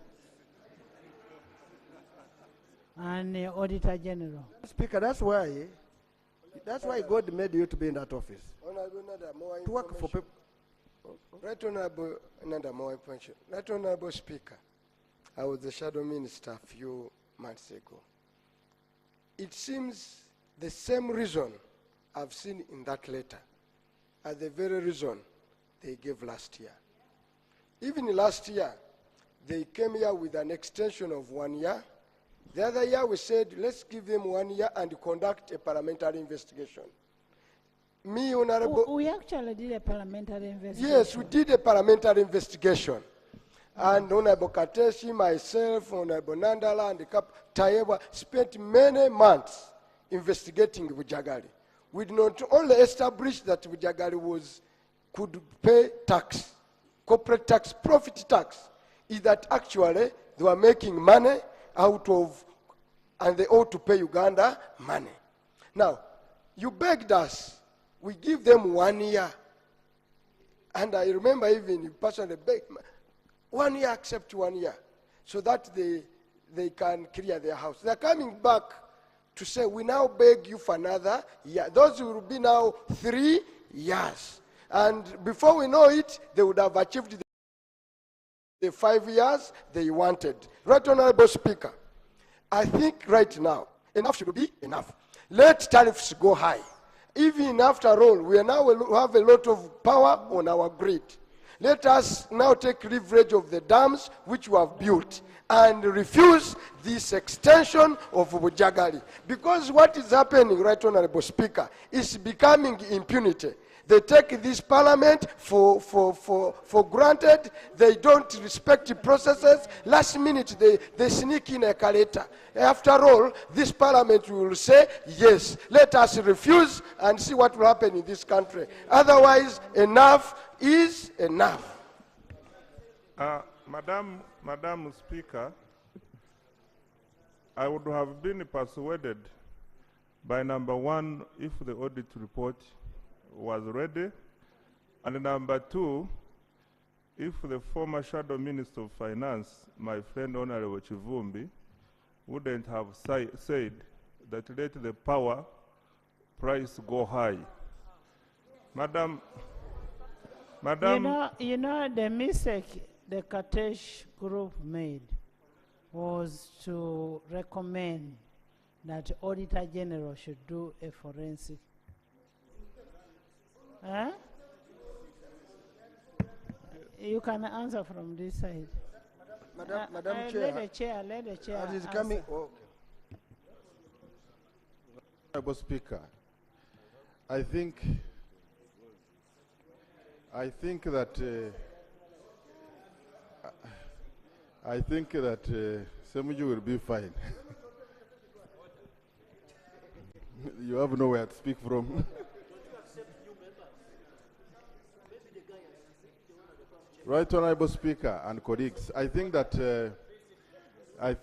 government is putting this house in a box, and colleagues, we have to be very careful when we get excited and make statements like let the power tariff be high. It is something that may actually be against us. The minister had this report. I presented this report, it was adopted. He was given time. What we needed to hear from the ministry is how far they have gone with the audit. Because we are going to be pushed into a corner to say we reject, and then government will turn around and say your parliament is the one that has led to the tariff to rise. So, Right Honorable Speaker, we need a commitment from government. Tell us how far you have gone with the audit, so that it's not an endless, whatever, then we move forward. Honorable, it is not government to do the audit. They do not audit themselves. The issue is how far has Parliament gone with the Auditor General. So unfortunately, I don't even see one commissioner here. I don't see. Right, Honorable Speaker. My point, what I'm saying, before we get excited to make a decision that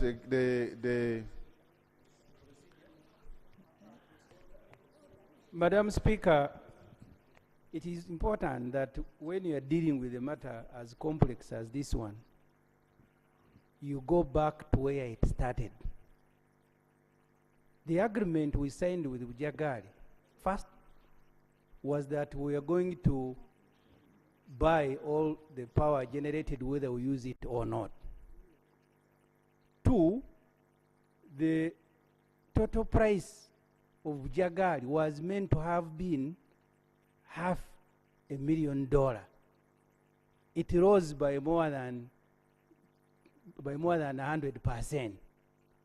You go back to that. That's why the electricity from that dam is at between 12 and 13 cents compared to the 2 cents from other dams.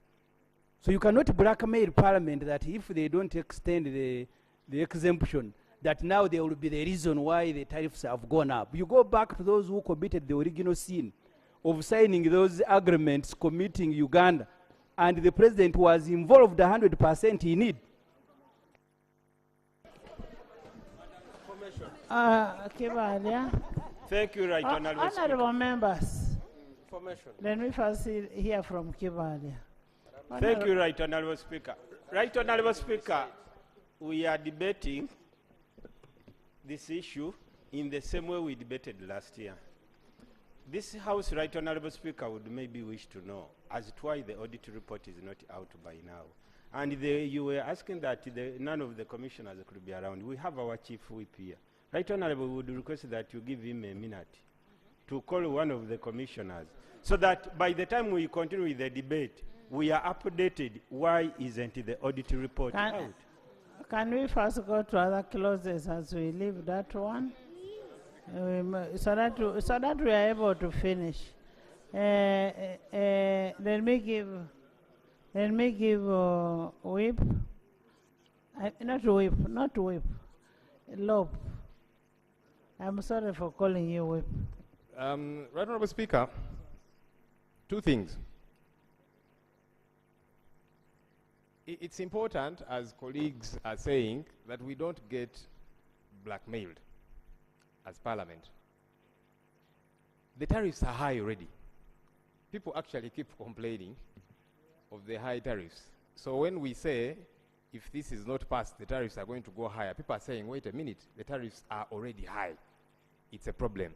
So before we give another green light, right, Honorable Speaker, we need to insist and say, let that audit be done. If it is our fault that that audit has not been done, then let's check ourselves and fix that issue, because otherwise then we might make two mistakes. So that if we are giving it another green light, we know it makes sense. Because as of now, we are thinking, what are we giving a go-ahead to? It's kind of similar to when we were discussing the Magola issue, money. To say we are extending money to them, but we have not done valuation. We don't know how much equity, how much stake we are going to have in this. So it's as if we are moving blindly. So I want to suggest that we do not move blindly. But the other issue quickly, Right Honourable Speaker, is regarding these waivers. In this very house, Right Honourable Speaker, we have tasked the Minister of Finance to table here a list of all the beneficiaries of tax waivers. Right Honourable Speaker, that list has never come. I do not know why they keep holding onto that list. We have tasked the Minister of Finance severally to table here a list of all the beneficiaries of tax waivers.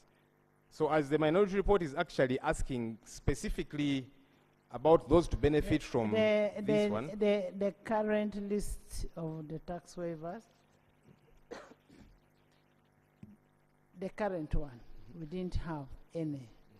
The ones that were there were presented to the committee, and it swims. The committee is not comfortable with. Committee, what happened to the tax waivers? You're not satisfied with explanations. Right Honourable Speaker and colleagues, we requested for more information through the Honourable Minister of Finance. We requested for more information from the Uganda Revenue Authority.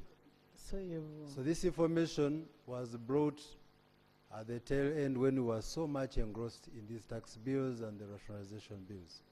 So we have the information, we have not processed it yet. Okay. The list was brought.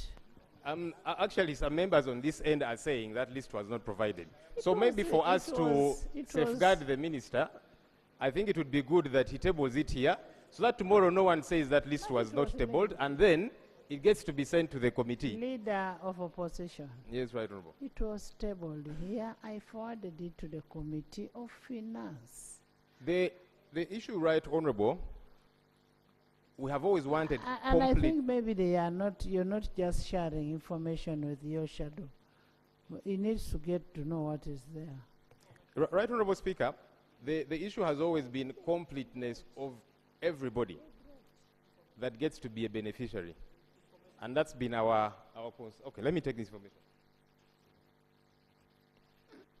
Right Honourable Speaker, I want to give information to the Leader of the Opposition in this aspect. First, the report that we adopted in this House did not order the Auditor General to do a forensic audit into Bujagali. The report we adopted had two directives to the Auditor General. The first one was to audit the government shareholding, because government is a shareholder, but Bujagali, the BEL, has never treated government as one of its owners. Government does not participate in the meeting, etc. The second one was about the 15 million USD expenses to UETCL. But there were so many other recommendations that we made. For example, that URA recovers corporation tax of USD 63 million, almost more than 200. URA, it was a directive of this House, that Uganda Revenue Authority should go and audit and recover. That one does not need the Auditor General to help URA. We had also said that government should go and negotiate the power purchase agreement to provide for a cap on the returns on investment. You remember the formulas were provided to us here. Thirdly, we had also said that when the president first sought the exemption here, I think in 2017, for 5 years, and the minister was here. In the 5 years, we had thought the power tariffs would reduce from, I think, 11 that time to 8. But instead it went to 13. Immediately we granted here, it went from 11 at that time to 13. 2 months instead of coming back to 8. So those were the issues that we had proposed. So it is not correct and true that these explanations that we are giving here is relevant. The House took its decision. In fact, if we displayed the recommendation adopted by this House on one side and what we are discussing now, this House would appear to be the most unserious. You cannot turn against your own recommendation and then you start meandering around. It's not possible. Let me end. He was giving me information. Let me end with this general statement, Right Honorable Speaker. The reason we are insisting on this question of the exemptions and the waivers, the Auditor General's report is a bit worrying, because if we are exempting to the tune of 1.417 trillion, ideally the backing is, yes, when you exempt, as long as it feeds into the economy, creation of jobs, that's normally the explanation given, yeah?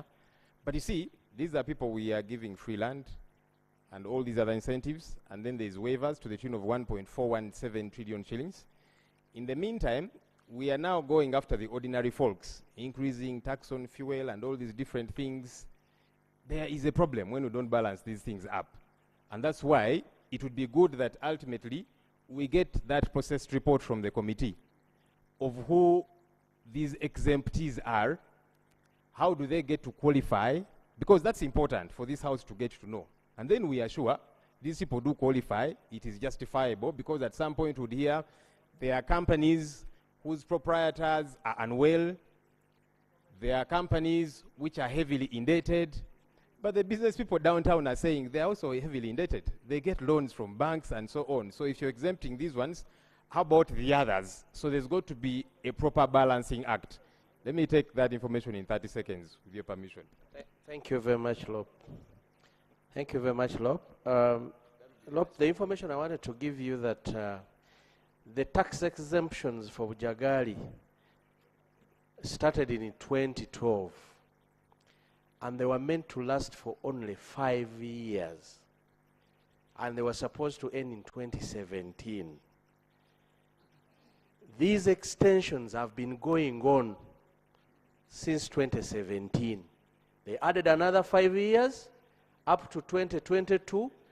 And when they came here the last time, they said exactly the information my brother has provided, that power tariffs are going to reduce to our decime. 2 months down the road, they instead just increased. So, honorable members, who is Bujagali? Why are they always on the list of exemptions, even when it is against the taxpayers? Look, that's the information I wanted to give you. Thank you. Thank you. Finally, Right Honorable Speaker, I think we need to, with certainty, because many times we resolve and give timelines and say this ought to happen. We want to be safe to say, if we are going to avail this money to give a green light, when does this audit get to come? Because me, I'm even happy to say, if an audit is available and it makes all the economic sense, we go ahead. But now we are operating in the dark. We need to know how soon can we have an audit before we say, go ahead and receive this money. Elijah, you first sit. Before the minister comes. First sit, Elijah. Elijah, first sit. Madam Speaker, I do appreciate the concerns the House is raising. And as most of you know, I have been at the center of this Bujagali transaction since 2017, when it first came here. I was the chairman of the Finance Committee then. Madam Speaker, I want to propose a way forward. The issue is we must make a decision based on the audit. The audit has delayed. L.O.P is asking how much time? I want now to commit to persuade this audit within Honorable 6 members, months from listen, now. 6 months. Within 6 months from now, we have this audit in place. Honorable members? Okay. You see why I'm pressing you hard for timelines is because we resolve things here and many times they're not followed. Yeah, the ad hoc report that we adopted here, this was the conclusion. Therefore, the committee strongly calls upon Parliament to compel the government to renegotiate with Bujagali Energy Limited the terms in the PPA before deciding to extend the tax waiver. This is in addition to recovery of all excess payments and application of proper figures in the calculation capacity payments going forward. This you did not do. Now you want us to believe you that in 6 months you're going to produce an audit. I want to be able to believe you, Honorable Minister. But you're not helping me to believe you. Honorable L.O.P. Yes, right, Honorable Honorable L.O.P, as we leave this house, I am going to have a letter to Auditor General that this is a resolution of the House. We need audit report from Bujagali. But the negotiation, did you go and negotiate? Maybe finally, right, Honorable, because this is something we passed. What's the timeline to this? Because this was February of last year. So we are now in May. Over a year has passed. So you see, that's the challenge. When we ask you to do something and you don't do it, we struggle to believe you as government. Honorable Ssenyonyi.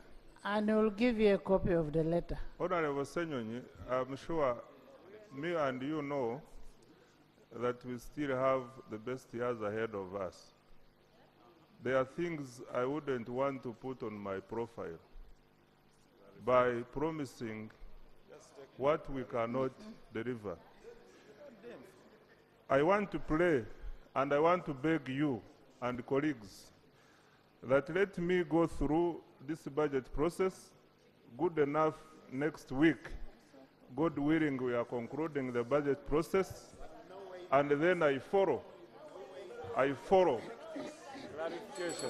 Take my clarification. It's and friendly. I will report Take back my to you, colleagues. clarification. It's always. Please sit. Sit. Sit. Take my clarification. I am undertaking that I will do what L.O.P has asked. Immediately after this budget process, I will do that and report back. I want to remind Honorable members, Right, Honorable Speaker. maybe you have just come back. We have been sitting. We have been sitting here. I put a question that the Income Tax Amendment Bill 2024 be read a second time. Those in favor say and the contrary nay. The ayes have it. The Income Tax Amendment Bill 2024, Bills Committee stage.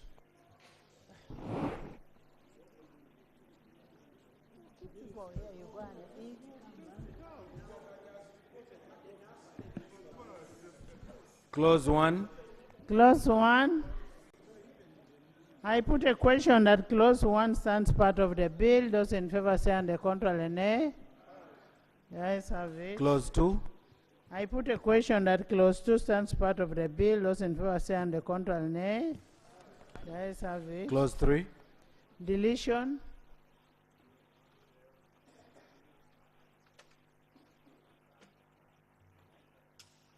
Madam Chair and honorable colleagues, clause 3, which means insertion of section 5A to the Principal Act, we propose that this clause be deleted. And the justification is there is already a capital gains tax arising from the sale of shares in the private limited company, limited liability company provided under section 21K of the Income Tax Act.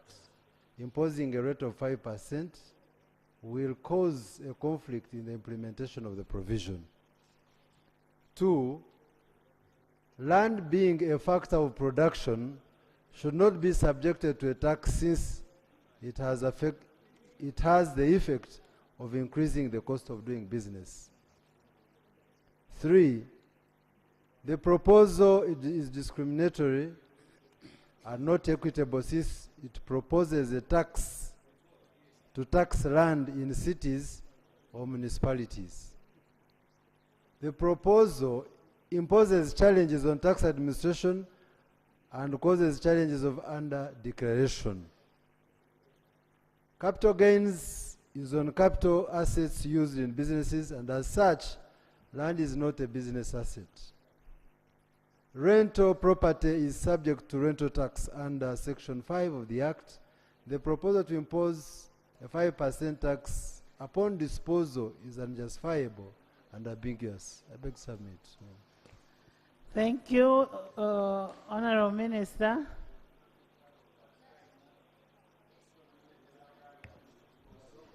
Madam Chair, I concede.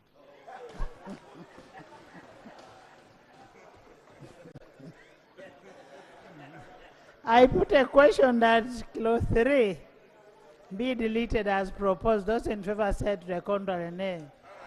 The ayes have it. Clause 4. Clause 4.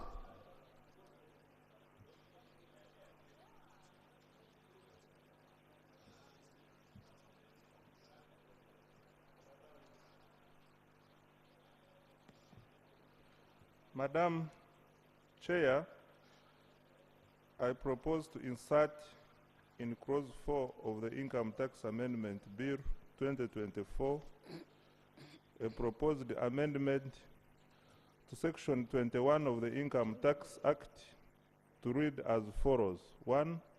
By inserting immediately after clause 4A of the bill the following.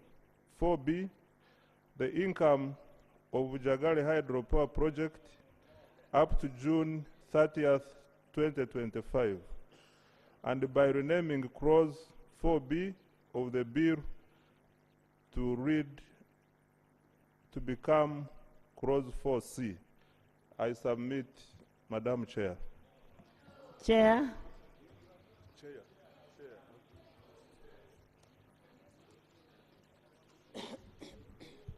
Madam Chair, I heard the proposal saying 6 months, and what the Honorable Minister has read seemed to say 1 year. But we are making. We make it a year. Bills are 1 year. 6 months. Madam Speaker, the chair speaks on behalf of the committee. The committee has not sat. You can't come here and speak as the chair of the committee on this matter. If the Honorable Musasi wants to push it himself, please don't aid him. Which committee did you convene to deal with this matter?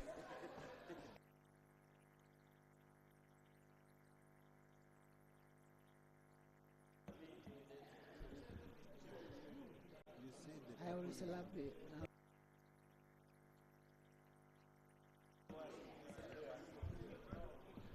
Right Honorable Speaker, the proposal that was brought here and discussed proposes a 1-year exemption, and the exemption of the Jagari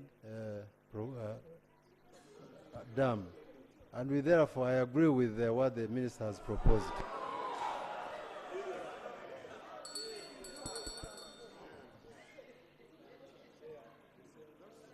Madam Chair, the agreement I have is that these bills are for 1 year. We cannot propose any less.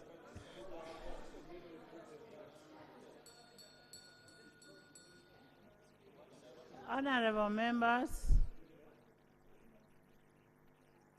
we need a commitment from government.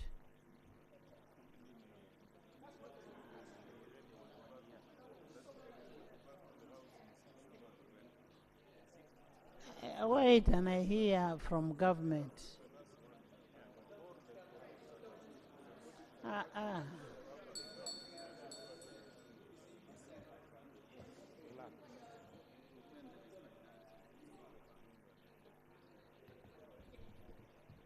Right Honorable Speaker,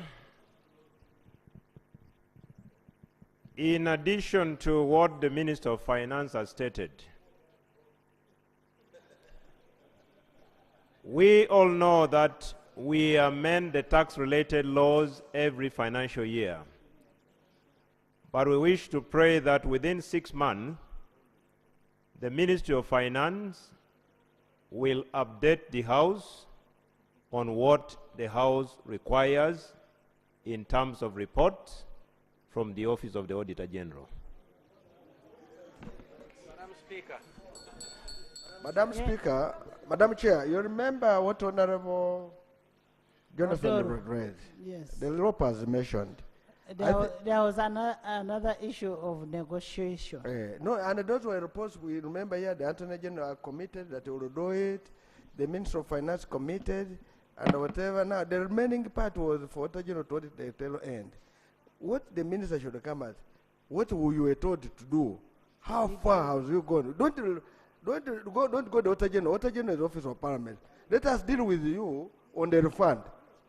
Let us deal with you. Yeah, tax areas. Let us deal with you on the negotiation. Those are your parts. The Auditor General was saying, get us exactly how much they have stolen. That's what we're looking for. Because here the Committee of Parliament got $63 million, but they could have stolen more than that. If Lemon A6 Rivers can get $63 million, what about the others? So these are the things we're trying to do. Jonah?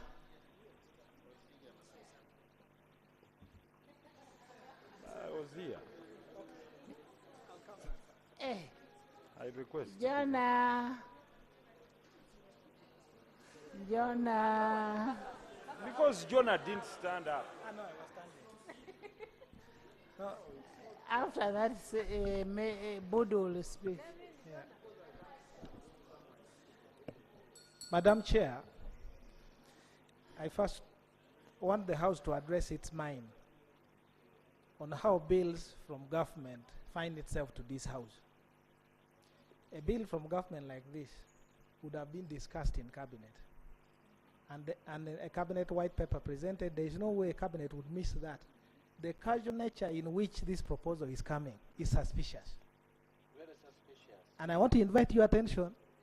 The casual nature in which this letter is coming, an afterthought by some people who think that it is. I will accept the information. You're smuggling. Thank you, Honorable, for giving way. Now, you people, stop grabbing microphones. No, he gave me information. Okay, let's turn over clause 4. Let's 5 first. Let's first go to 5. Go to 5. Clause 5. Honorable Chair. Clause 5. Procedure, Honorable Chair. I put a question that clause 5 stands part of the bill. Those in favor say and the contrary nay. The ayes have it. Clause 6. As you reconcile clause 4, we are moving on. Reconcile with the honor. Clause 6. And the love. Clause 6. We finished 5. Clause 6.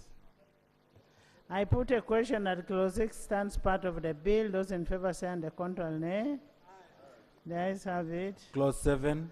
I put a question that clause 7 stands part of the bill. Those in favor say and the contrary nay. The ayes have it. Clause 8. I put a question that clause 8 stands part of the bill. Those in favor say and the contrary nay. The ayes have it. Clause 9. There is amendment in clause 9. Yes. There's amendment. Madam Chair, in clause 9, I just wanted to give a clarification. Because I had colleagues saying that we are imposing yet another tax, yet we had exempted. No, the exemption here that we said earlier is for money coming in. So we are saying that when money has come in and they have made a profit, when it is going away, let the government benefit from that you've made. That is all. Yes. If that's the case, then its interest should be treated at the same rate. Because, yes, if the withholding tax of interest is 10%, why should you make others 2%? So I would make a proposal that if you have now decided that interest should be liable to tax, then it should be applicable everywhere. Yeah, because for example, I've gone to Kenya Commercial Bank, I have borrowed money, and I'm now paying back. For me, I'll be subjected to withholding tax of 15%. For you, you go and negotiate somebody with money in the bag, he brings here and calls it a debenture, you want him to pay 2%. If we have all agreed that we should pay money which has made a profit out, the rate should be the same, so long as it is interest. Chair. That's the withholding tax rate of 10%. And Madam Chair, this is under schedule. I think, schedule. No. I think if we have agreed, Madam Chair, interest is under withholding tax. For example, in the schedule on dividend is 15%. On interest, third schedule, part what? Third schedule, part withholding tax on interest, it's 15%. Madam Chair, instead of 2%, for purposes of uniformity, it should also be 15%. One, because we want to collect money, tax. Two, there is no difference from this interest from a debenture and the interest from a bank. Madam Chair, I think my brother here, what you are proposing is suicidal for this country. Because, you know, I raised a matter here that we should reduce our appetite to tax capital and production.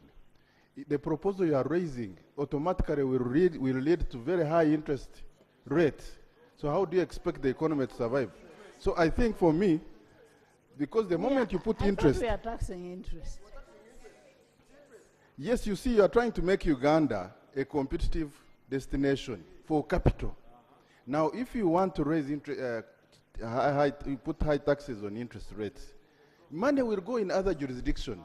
So we should not... No, I'm telling my brother, Honorable Nandala, that if we have to take the 2%, my chair here wants to give information. We cannot take the route of 15% or 10%. It's very suicidal.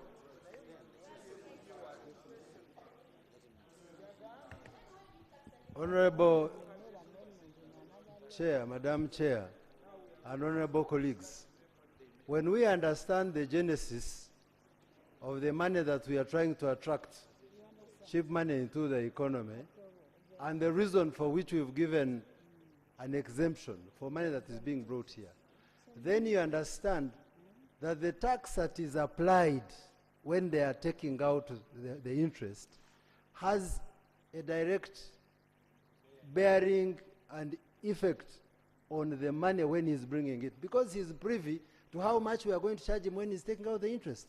And therefore, we bear in mind that whereas we are attracting him at an exemption at bringing the money, even then, the percentage, the 2% should be lower to enable him pay something, but also have brought in money at a cheaper rate. Karim. What we need to agree is that this is a tax on their income. And when you look at the third schedule, 2% is actually quite abnormal, because all the rates that are here, I think you check on page 155, you'll see that even residents are charged at 15%. There are those for contractors who are non-residents are also charged at 15%. Winning bets 15%. So everywhere we have 15%. So you suggesting 2%, Chair, I think it's quite low.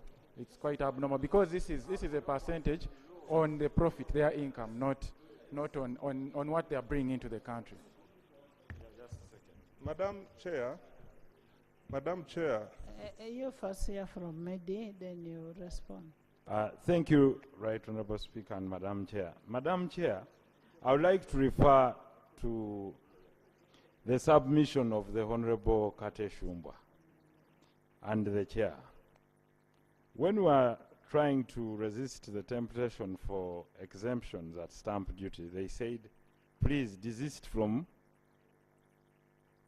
overtaxing capital. The House was persuaded. And they said, wait for that money to stream until those people make profit. Now, we've reached at the tail end. Now the narrative is, don't even tax that. Because they won't come back. It will seem unattractive. Now I can tell you, your very same statement is contradictory. Because if I make anything here, as a resident lender or fund or whatever, I pay that 15%. And it's here. The withholding tax rate for interest and dividend payments to a resident person under Section 117 and 118, excluding interest on government securities, is clearly 15%. Therefore, where is the fairness in this taxation? And what do you want to encourage? Let me clarify before information comes in. We are not saying that let there be no taxation. We are saying avoid excessive taxation that will discourage someone from coming to this jurisdiction with cheap capital. So the 2% that the chair has talked about, my argument was against the proposal which Honorable Nandala raised out of desperation, actually, to say that you put it at 10%. This is not your money. If people find Uganda with a high tax regime, they will invest somewhere else. So we can take 2%. We can take 2%, and that is consistent with the statement I made from the beginning. Honorable Katesh, when you look at this, the third schedule, is 4 and 5, income tax rates for non-resident persons, and then withholding tax rates for interest and dividends for resident persons. It is at 15%. Where did you get your 2%? What was the basis? Why are you denying us? Because this is on interest rates. At least the other one was on capital. We left it. But now we are talking. We are saying, why are you reducing? And yet we are looking for money.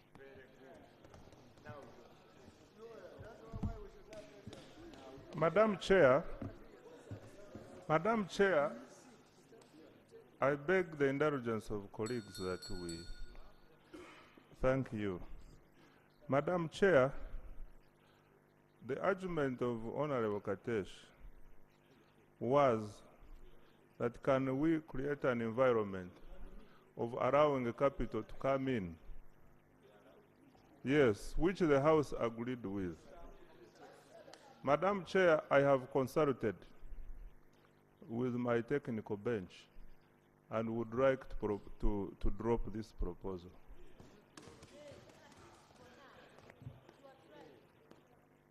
So clause 9 is not amended. It stands part of the bill. It is deleted.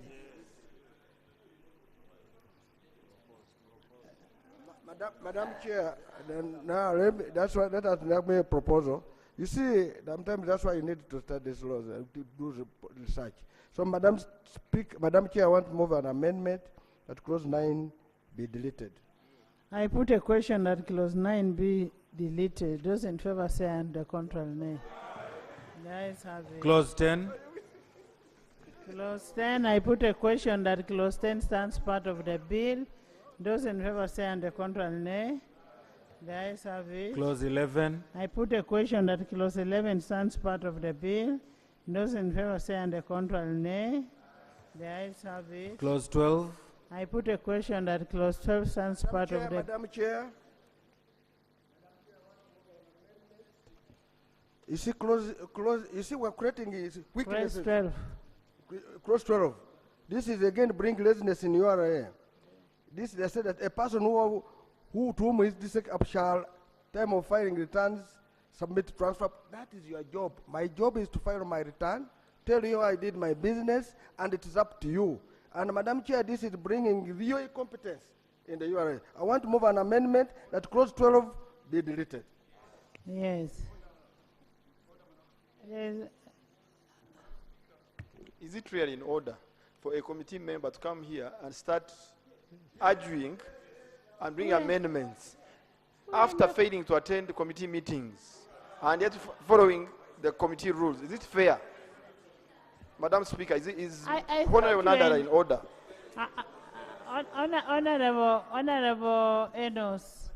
Honorable Enos, I thought we were in a committee of the whole house. Madam Chair, committee of the whole house. We are part of, he's part of the report that we submitted. How can he argue against the reports that we submitted? Honorable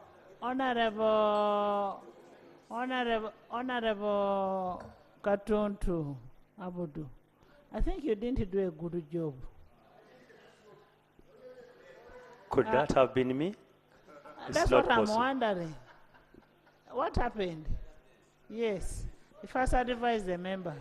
First of all, according to our rules, committee members are not supposed to debate their own report in the general debate. But when it comes to the committee stage, they are free to contribute to the debate. We are now at committee stage, not general debate of the report. And I made that at the beginning, but students really are difficult. Madam,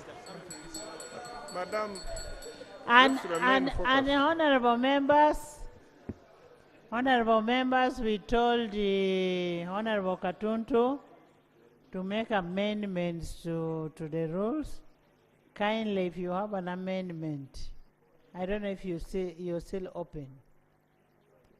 Right, Honorable Speaker, we are still open, but let me express my disappointment. I wrote to the office of the L.O.P twice, no response. I've written to the office of the Chief Whip twice, no response. I've written to the clerk's office twice, no response. But we are proceeding.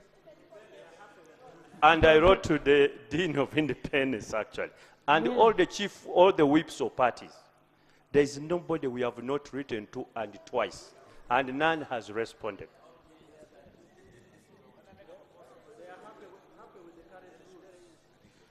I am going to ask the deputy clerk to take responsibility and coordinate all the offices and ensure that we get the amendments. Yes? Madam Chair, clause 12 states that a person to whom this section applies shall at the time of filing returns submit transfer pricing information to the Commissioner in a format prescribed by the Commissioner. Madam Chair, we can achieve this without necessarily amending the law. I therefore concede.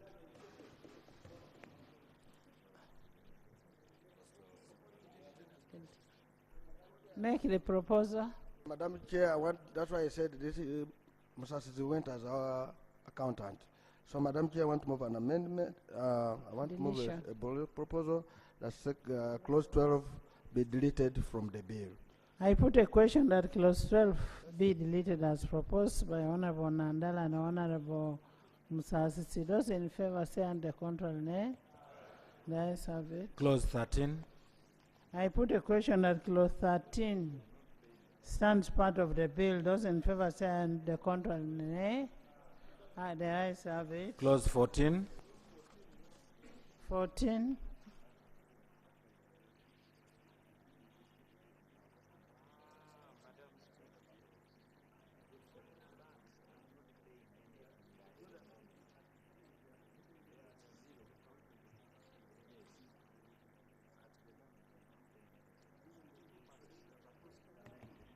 Madam Chair, we propose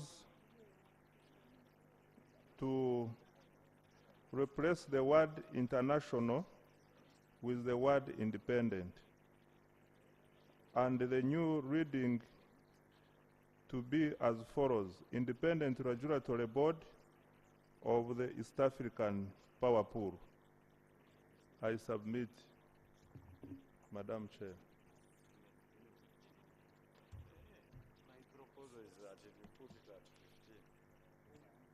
Oh, yeah.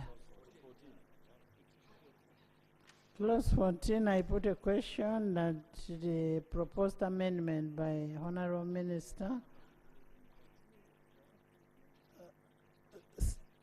be amended as proposed. Those in favor say on the contrary, nay.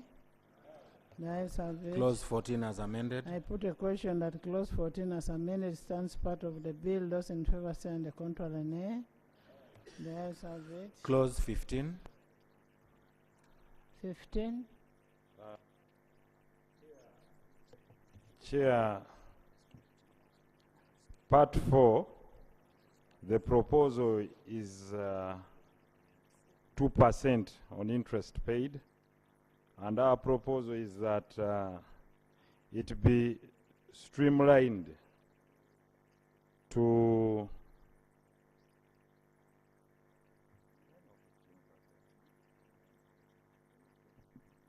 the law states 15%. But if it collapses, then they walk away empty-handed. I can see Honorable Musas is very happy with the deletion. We can recommit. Chair, this is a consequential amendment, so I think Part A will be deleted. I propose that Section 15 be amended by deleting Part A, which is consequential. I put a question that clause 15 be amended as proposed by Honorable Masava Karim. Those in favor say on the contrary. The aye. Clause 15 as amended. I put a question. I put a question that clause 15 as amended stands part of the bill. Those in favor say on the contrary, nay. The ayes have it. Clause 5. We stood over. Sorry, clause 4. Clause 4. We stood over. We stood over. Clause 4.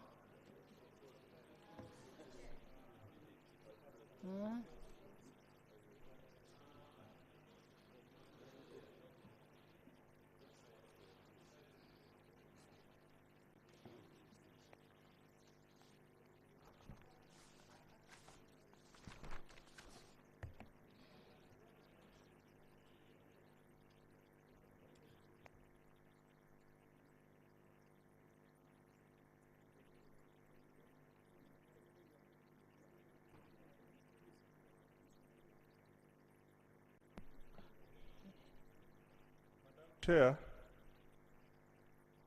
as I had proposed earlier, I want to propose again an insertion immediately after clause 4A of the bill. You finished that. All what the House wanted was your commitments. Madam Chair, the commitments I made, and I like to repeat, that they are twofold. One regarding the actions by the ministry. This one I am going to follow up and we provide a report by July. And the one requiring Auditor General, we shall also follow, and within 6 months we ensure that the Auditor General has completed the audit. Thank you.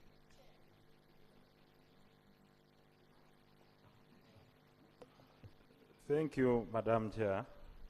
Madam Chair, this House has historical memory, and the issue of Bujagali is known to all of us.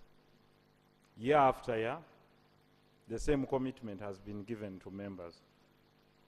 And you can check on the Hansard. Bujagali is very profitable.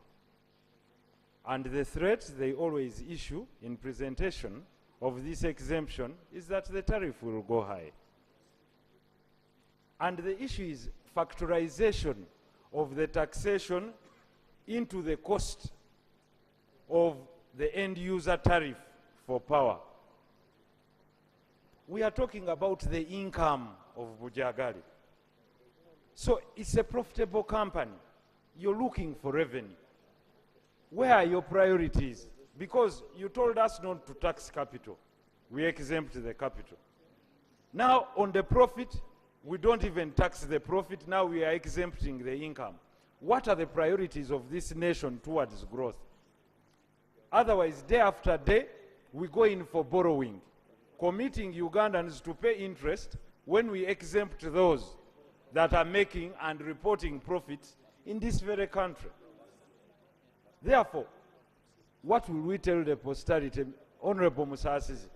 Because what you've stated has always been promised on this floor of Parliament, and not by you alone. The Honorable Bahati was here previously, and different finance ministers promising the same. And the reality is that you can't present any answer, because the answer is known, that the company is highly profitable and it's exempted from paying income tax. Whereas struggling Ugandan companies of small proprietors are being strangulated to pay every single tax. And profitable multinationals are exempted from stamp duty, every form of tax. And what do we have now? Yes. Honorable Speaker, the issue I want to raise is that while we recommend the audit to be carried out, in our recommendation, we are very clear that actually one of the biggest drivers of the high tariffs is the high cost of borrowing.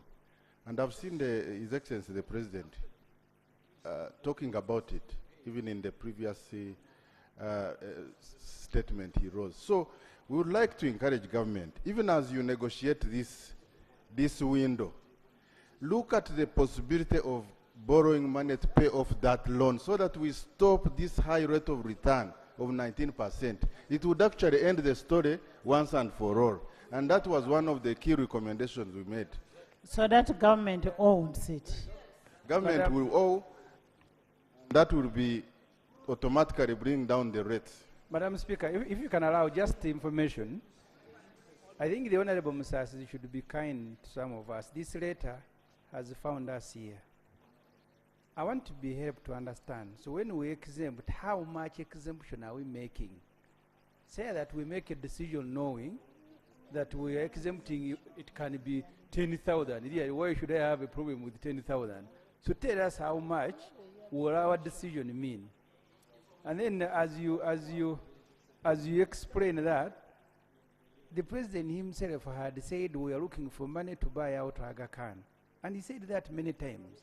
So can we also be updated on how far has the President gone in buying out Aga Khan? But most important, tell us how much money shall we forego by this exemption? Madam Chair, the information I wanted to give you, Honorable Minister, is that the little knowledge I have about income tax is charged after deducting all costs, including interests. Income tax is charged on profits, on the income you've earned, on the profits you've made. Why would anybody be interested for a country to lose money? Because if you don't earn a profit, they don't charge you income tax. You're not charged. Honorable Chair, it will be dishonest to this country to keep on losing money where we would have been earning money. And that is the information I wanted to pass on to Honorable Member. I don't know why Honorable Musasizi is in a rush for this. This is something that we can put on hold and deal with it when every information we need is here with us. Thank you very much.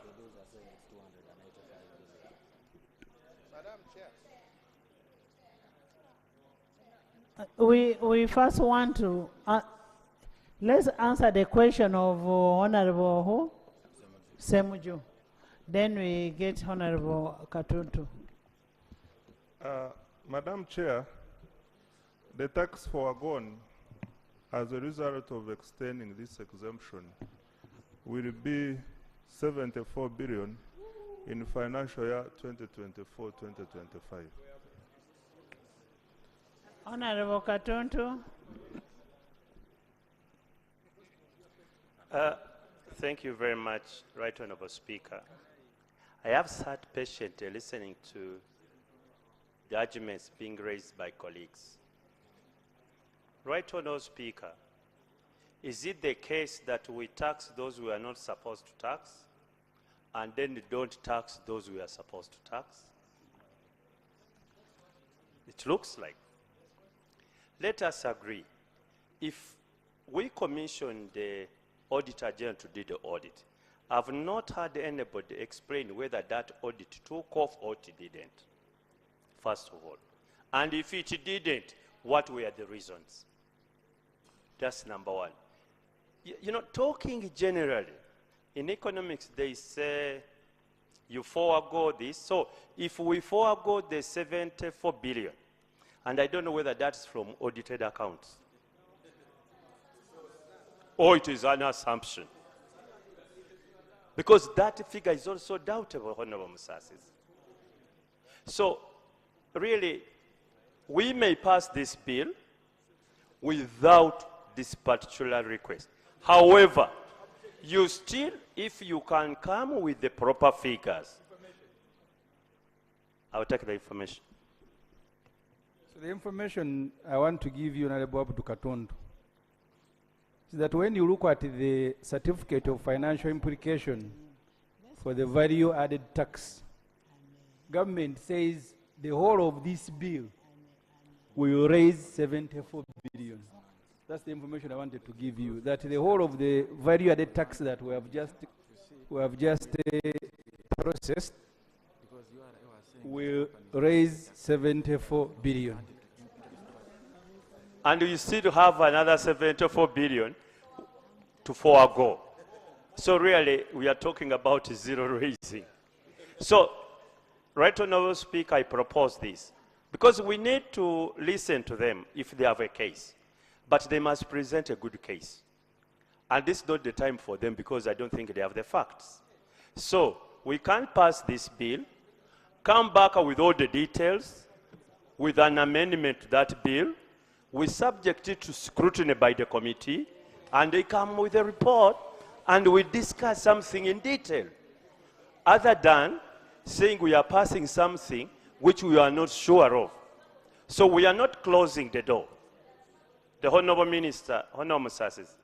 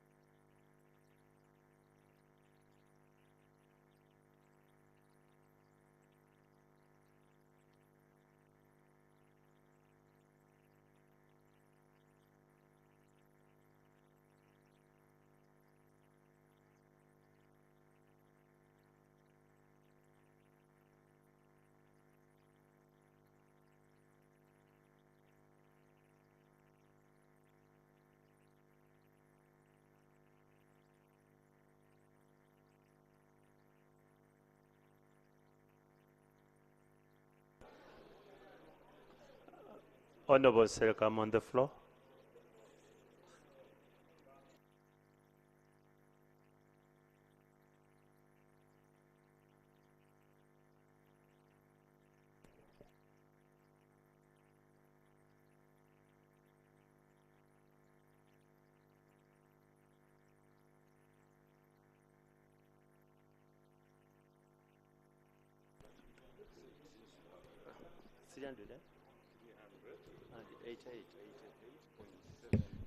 Honorable Katundu, you first I resume my seat. repeat what you had said. He was.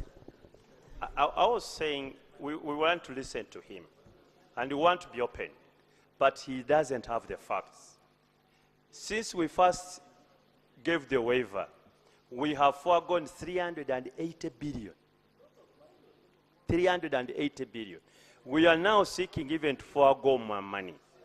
However, Honorable Musasizi, we are not closing the door. Go, come back with detailed facts. Let the request be subjected to the committee scrutiny, and they come back with the report. Then, if it is a case deserving, we shall give the exemption. As of now, nobody in this house has got basis to grant that exemption, as of now, from the facts we have.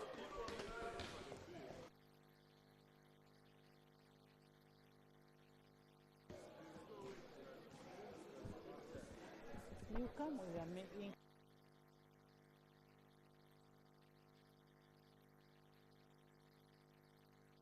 Honorable members, for me, what I think we can accommodate an income amendment bill number 2. We can bring number 2. As of now, we first pass this. Then we wait for Honorable to bring number 2.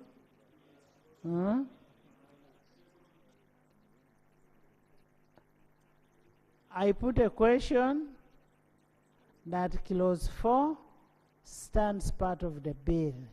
Those in favor say on the contrary, nay.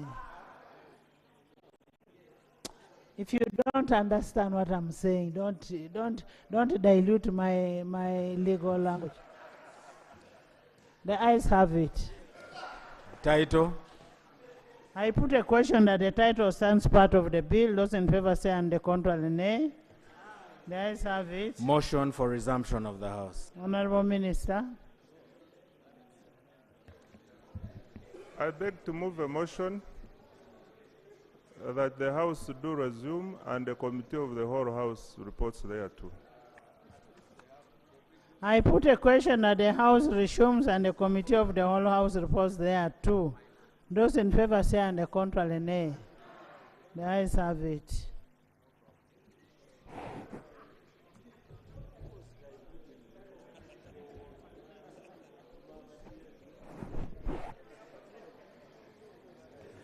Report of the Committee of the whole House. Honorable Minister. Madam Speaker, I beg to report that the Committee of the whole House has considered the Income Tax Amendment Bill 2024 and passed it with amendments. Motion for adoption of the report of the Committee of the whole House. Honorable Minister. Madam Speaker, I beg to move that the report from the Committee of the whole House be adopted. I put a question that the report of the Committee of the whole House be adopted by this House. Those in favor say on the contrary, nay. The ayes have it. Bill's third reading, the Income Tax Amendment Bill 2024. Honorable Minister. Madam Speaker, I beg to move that the bill entitled the Income Tax Amendment Bill 2024 be read for the third time and do pass. I put a question that the Income Tax Amendment Bill 2024 be read the third time and do pass. Those in favor say on the contrary, nay. The ayes have it. A bill for an act titled the Income Tax Amendment Act 2024. Title settled and bill settled.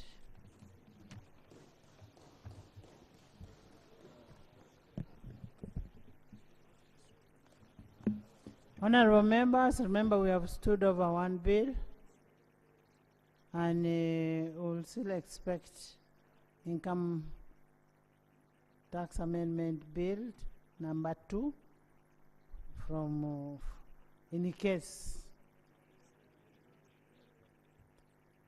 I am going to adjourn the House and dine. I have adjourned the House. Stop. Honorable members have adjourned the House and dine. months next year. Musasa.